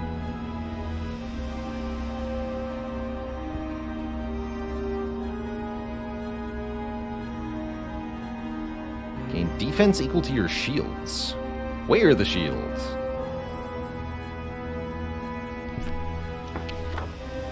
Yeah, the map looks a little intimidating, but it's really not that bad. Epic. You may view the card on top of all decks. Now that's what I read Orbiculum. That's cool. I want a weapon.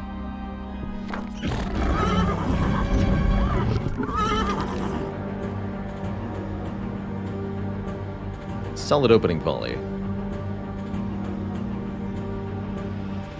Mini Frozen Eye, that's right. So we can see this as an ace.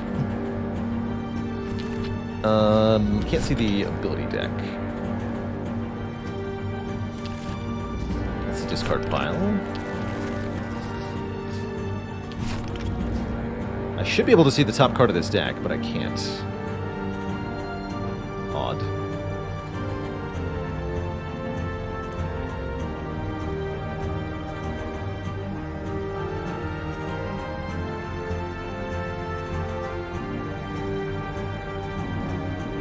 +1 offense per defender's hit point under 5. Interesting.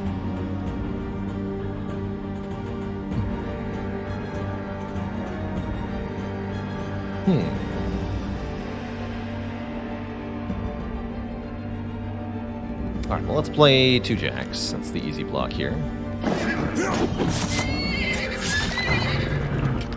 2 aces. Can block that with 2 hearts. Or we can shield at the ready to gain 2 shields. Let's block it with 2 hearts. You'd better not dull my axe.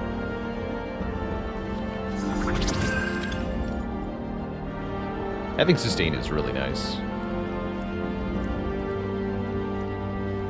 Decent time for cleave.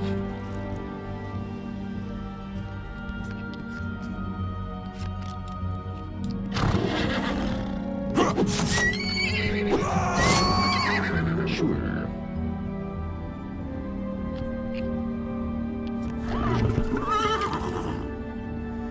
Pair of 7s, meet pair of 8s. Alternately, just hit me. Hit me. Keep the pair. Do this. Back into the sea with you. And 1 ace.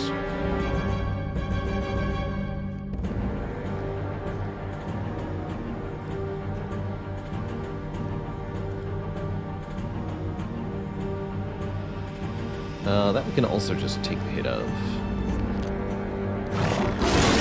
Take 1 back. Oh, there we go. Okay, I have to click and drag it.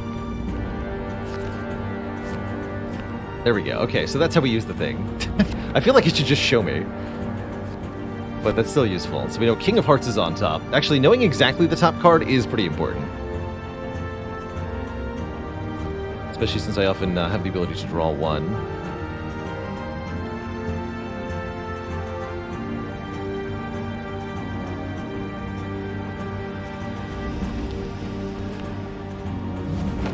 Okay, yes, that does replace offensive stance. Good to know.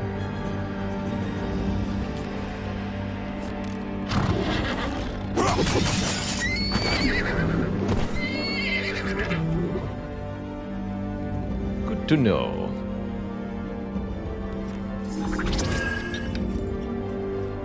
I've got more shields where that came from.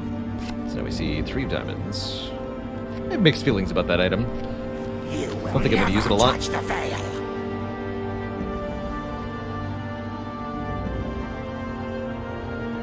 Is this because of... +1 attack damage per offense. Okay, that's why.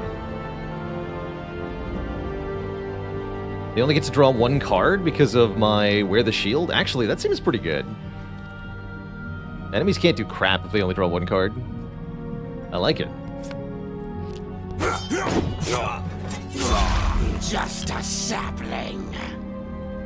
Yeah, they can't do anything. Thrust the axe.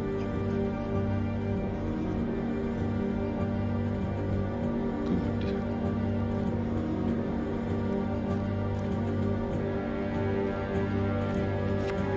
I've got more shields where that came from.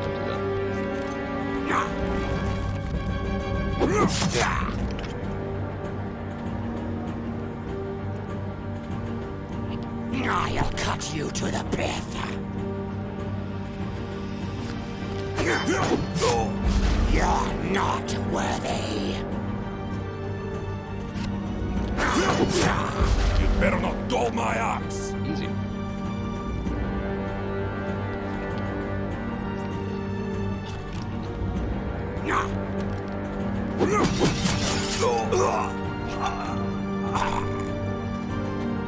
Health, we don't need that.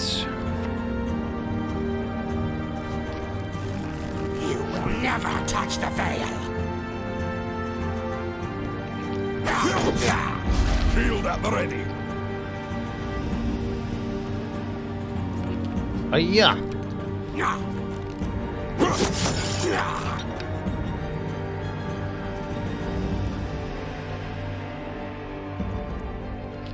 Just a sapling.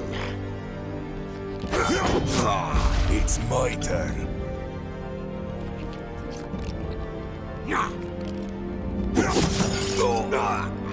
Okay. What's our new weapon? +1 offense. That's good. Means our enemies draw 1 fewer card when defending. I have no complaints whatsoever about that. Let's take an event. Remove all diamonds from your deck. Remove all spades from your deck. Or lose 3 health. What? But I like those cards.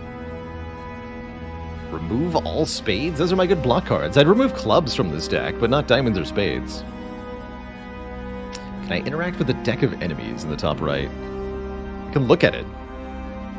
Yeah, those are pretty horrible. Ow.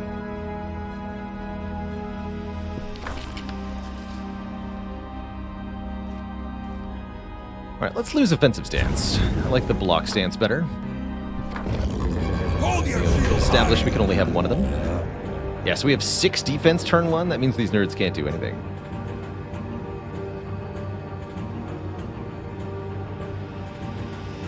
They're speed masters.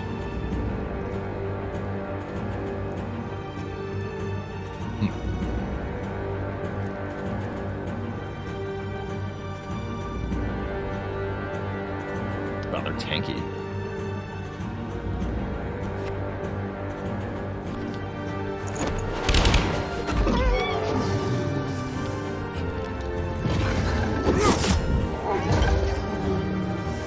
Seems so weak.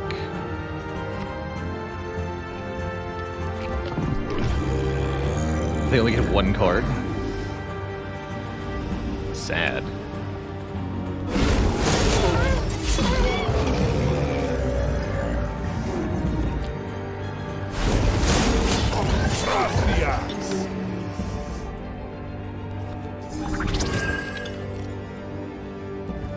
that to heal each turn. I've got more shields where that came Oh, from. that's stinky too. Yeah, we can look at the top card here. So they're going to draw an ace on their defense, we can see. So it would behoove us to attack with a pair.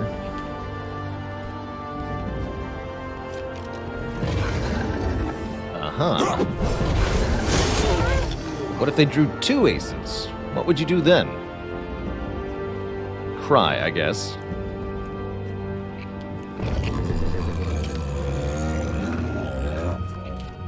No.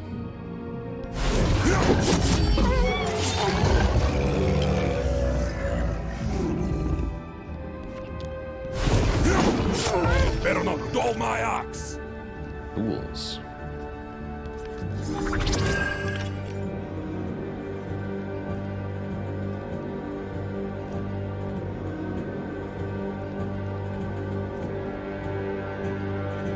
Not a very good turn. Let's just cycle a card here.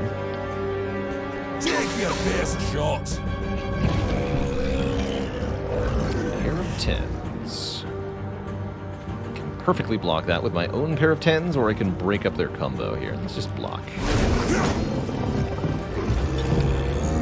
1 ace. Also blockable with an ace.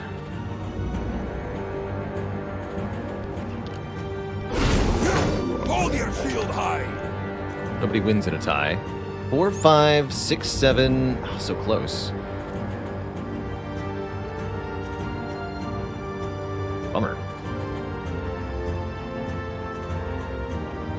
I do have a pair of 7s. That'll do.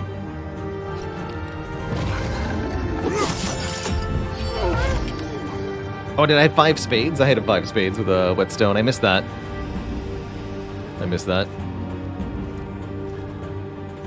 I saw the straight, but not the flush.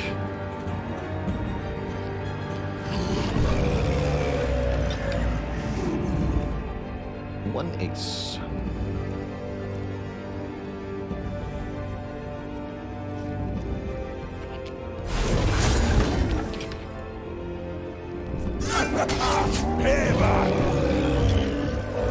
Another ace. This time I can't stop it.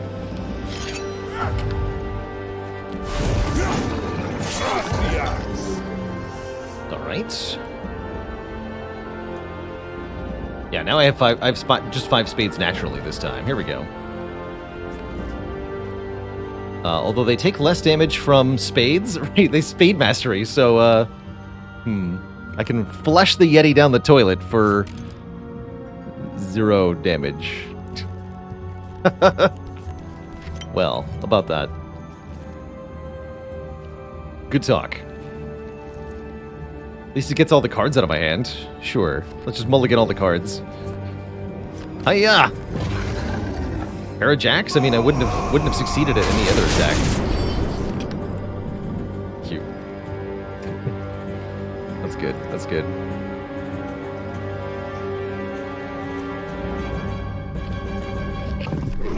No shields, unfortunately.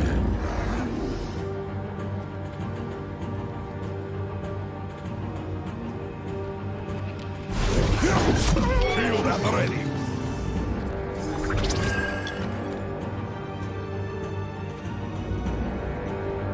Very cute.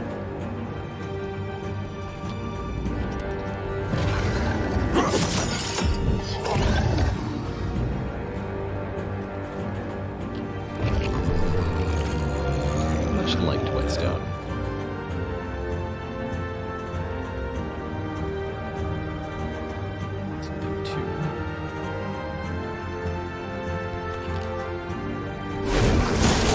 Keep those kings. Vengeance is mine. Alright, the elite was not too bad. Let's get an ability upgrade as we approach our final boss here.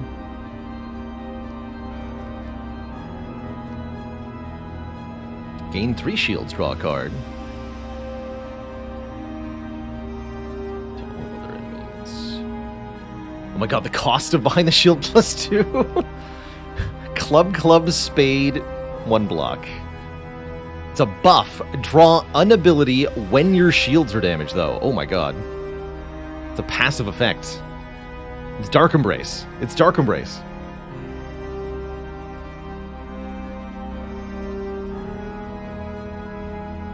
The spirit being willing, but the flesh being weak. Oof, Virtual 256. Oh man.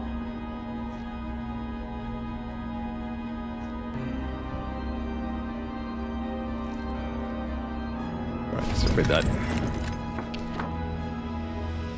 We're almost to the end.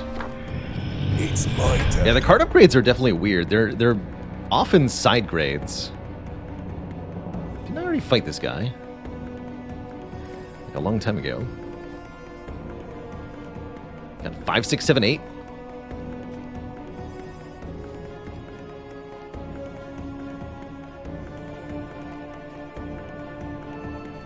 Alright, attack with the kings then.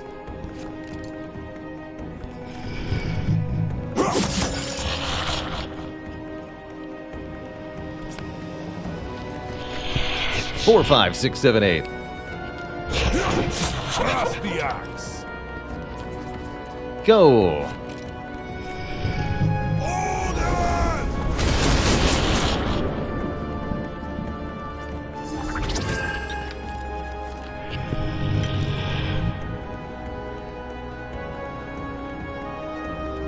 Good.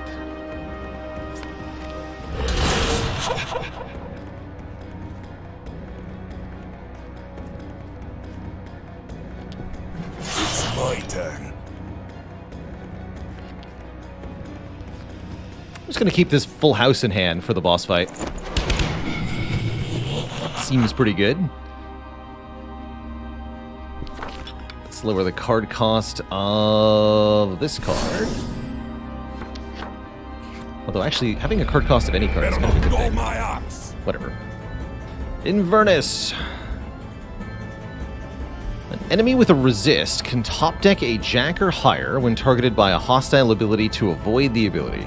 So chance to avoid abilities. Attacks twice per turn. When defeated, all allies are also defeated. And a crystallized wrath. Does not attack. Deals 1 damage when defeated. Causes allies to deal double combat damage. Okay, so Inverness is dealing 2 attacks at double damage with 8 offense. That is a lot.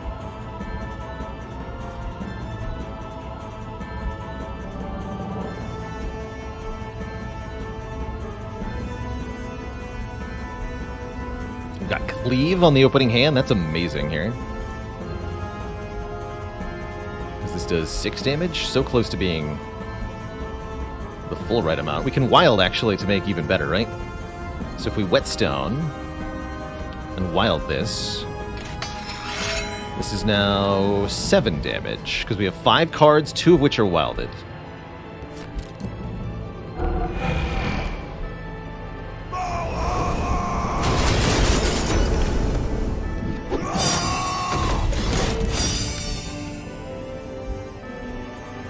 Draw 3 abilities in response to dying. Cool.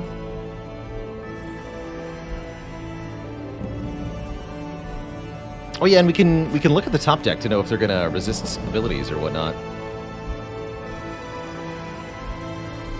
Seems like a good start. What do you got? Pair of 3s, huh?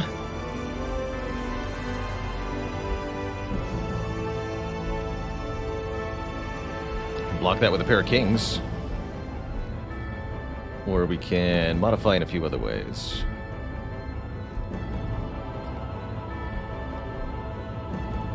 I almost just like letting it hit me for the retaliatory damage. So we could even block with 2 spades, just do a bunch of damage back. Let's do that.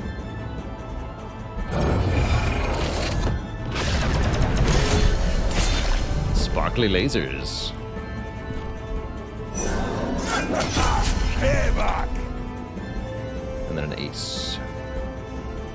No cards in the enemy deck.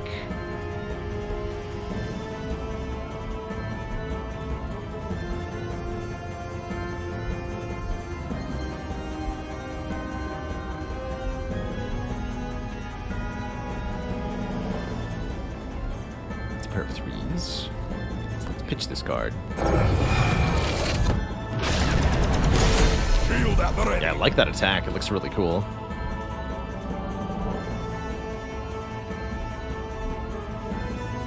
Pretty likely to beat a pair of 3s.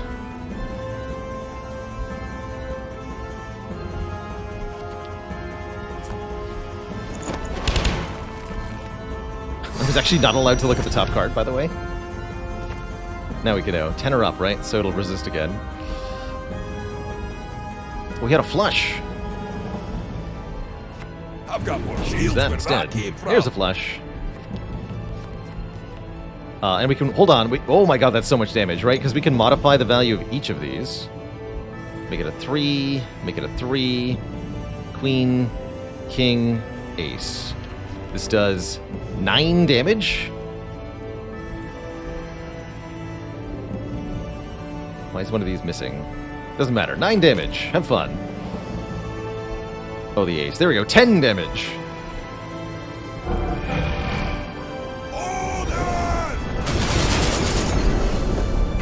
Flush that boss down the toilet. GG. GG. So these are our end of run unlocks or mana gain. 40 mana for using a strite. 50 mana for dealing 10 damage with that final attack. 50 mana for completing our first run. 70 mana for using a full house. 100 mana for 4 of a kind. But only 10 for 3 of a kind. Flush? We did everything. Better late than never. 822 mana gained over the course of almost 2 hours. They did call it a long-form adventure, and so it was. GG, Twitch chat. GG. Let's watch that mana bar fill up. Like 8 times.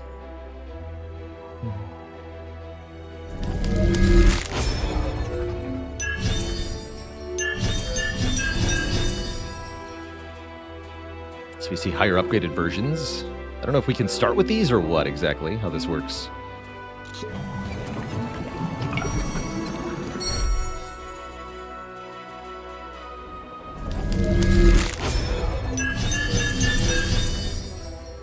Loose. You gain 1 shield when it becomes active too. Yeah, it might be unlocked for the campaign mode. I would like to see more of the story mode of this. The narration seemed like it was really cool.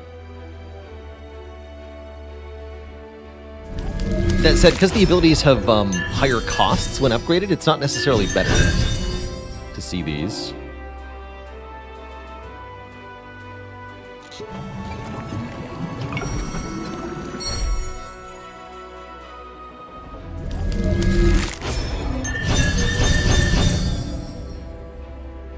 Look at that. Hey, wear the shield +2. This cost is absurd.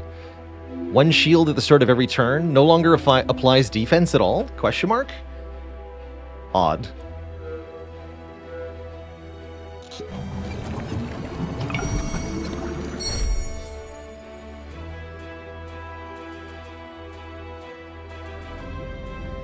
Civ 6 can wait. Got stuff to do.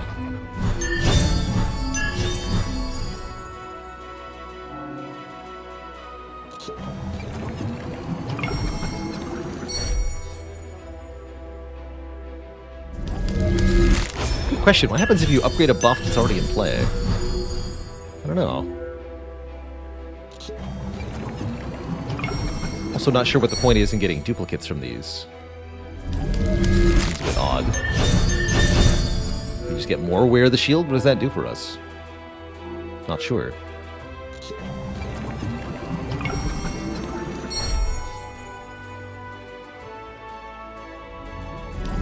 Card coconuts? Unclear.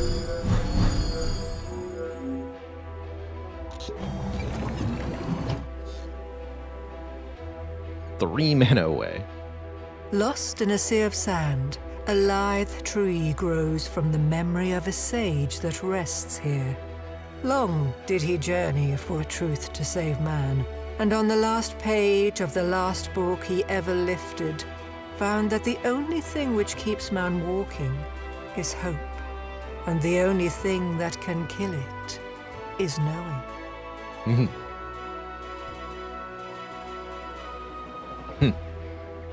Indeed. We've unlocked Nazim the Mage. In summer mode. War of the Branches. Not sure what War of the Branches is versus Spring, Summer, Fall, Winter. Spring, Summer, Fall, Winter, I think, are the main campaign modes. Huh. Well, that was a delightful look into Aces and Adventures Twitch chat, checking out the full Invernal Spiral. That's the spiral referring to the map that you adventure through. Definitely Spire-inspired mode. Pretty cool. I liked our little run that we had there going. I do think my own interest in this game might actually be more towards the narrative mode, but it does seem like there's quite a bit to explore here. Another big thank you to Yogscast Games for sponsoring our stream today and for creating Aces and Adventures. Very cool to see a YouTube channel ascend into game-creating brand. But that's exactly what happens. But it's cool. Very, very cool. Again, you can find Aces and Adventures on Steam here. Clam Aces has got it for you with that unique tracking link for us. Tomorrow's stream is going to be a variety stream, so no Spire planned. We're going to be playing Civilization 6, our community-voted game for the month of April. Trying that out for the first time in quite a long time. I do not remember when I last played Civ 6. It was a long time ago.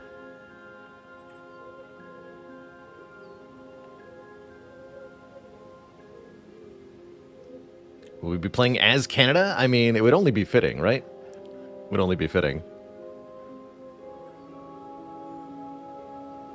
Anything else to say before we head out here? I don't think so. I'll bid farewell to Tom, Shamanut, Bikakeung, Eli Dupree, Esfane. Big thank you to everybody who hung out through the sponsored segment today. It's always good to have people joining us for a look at something new.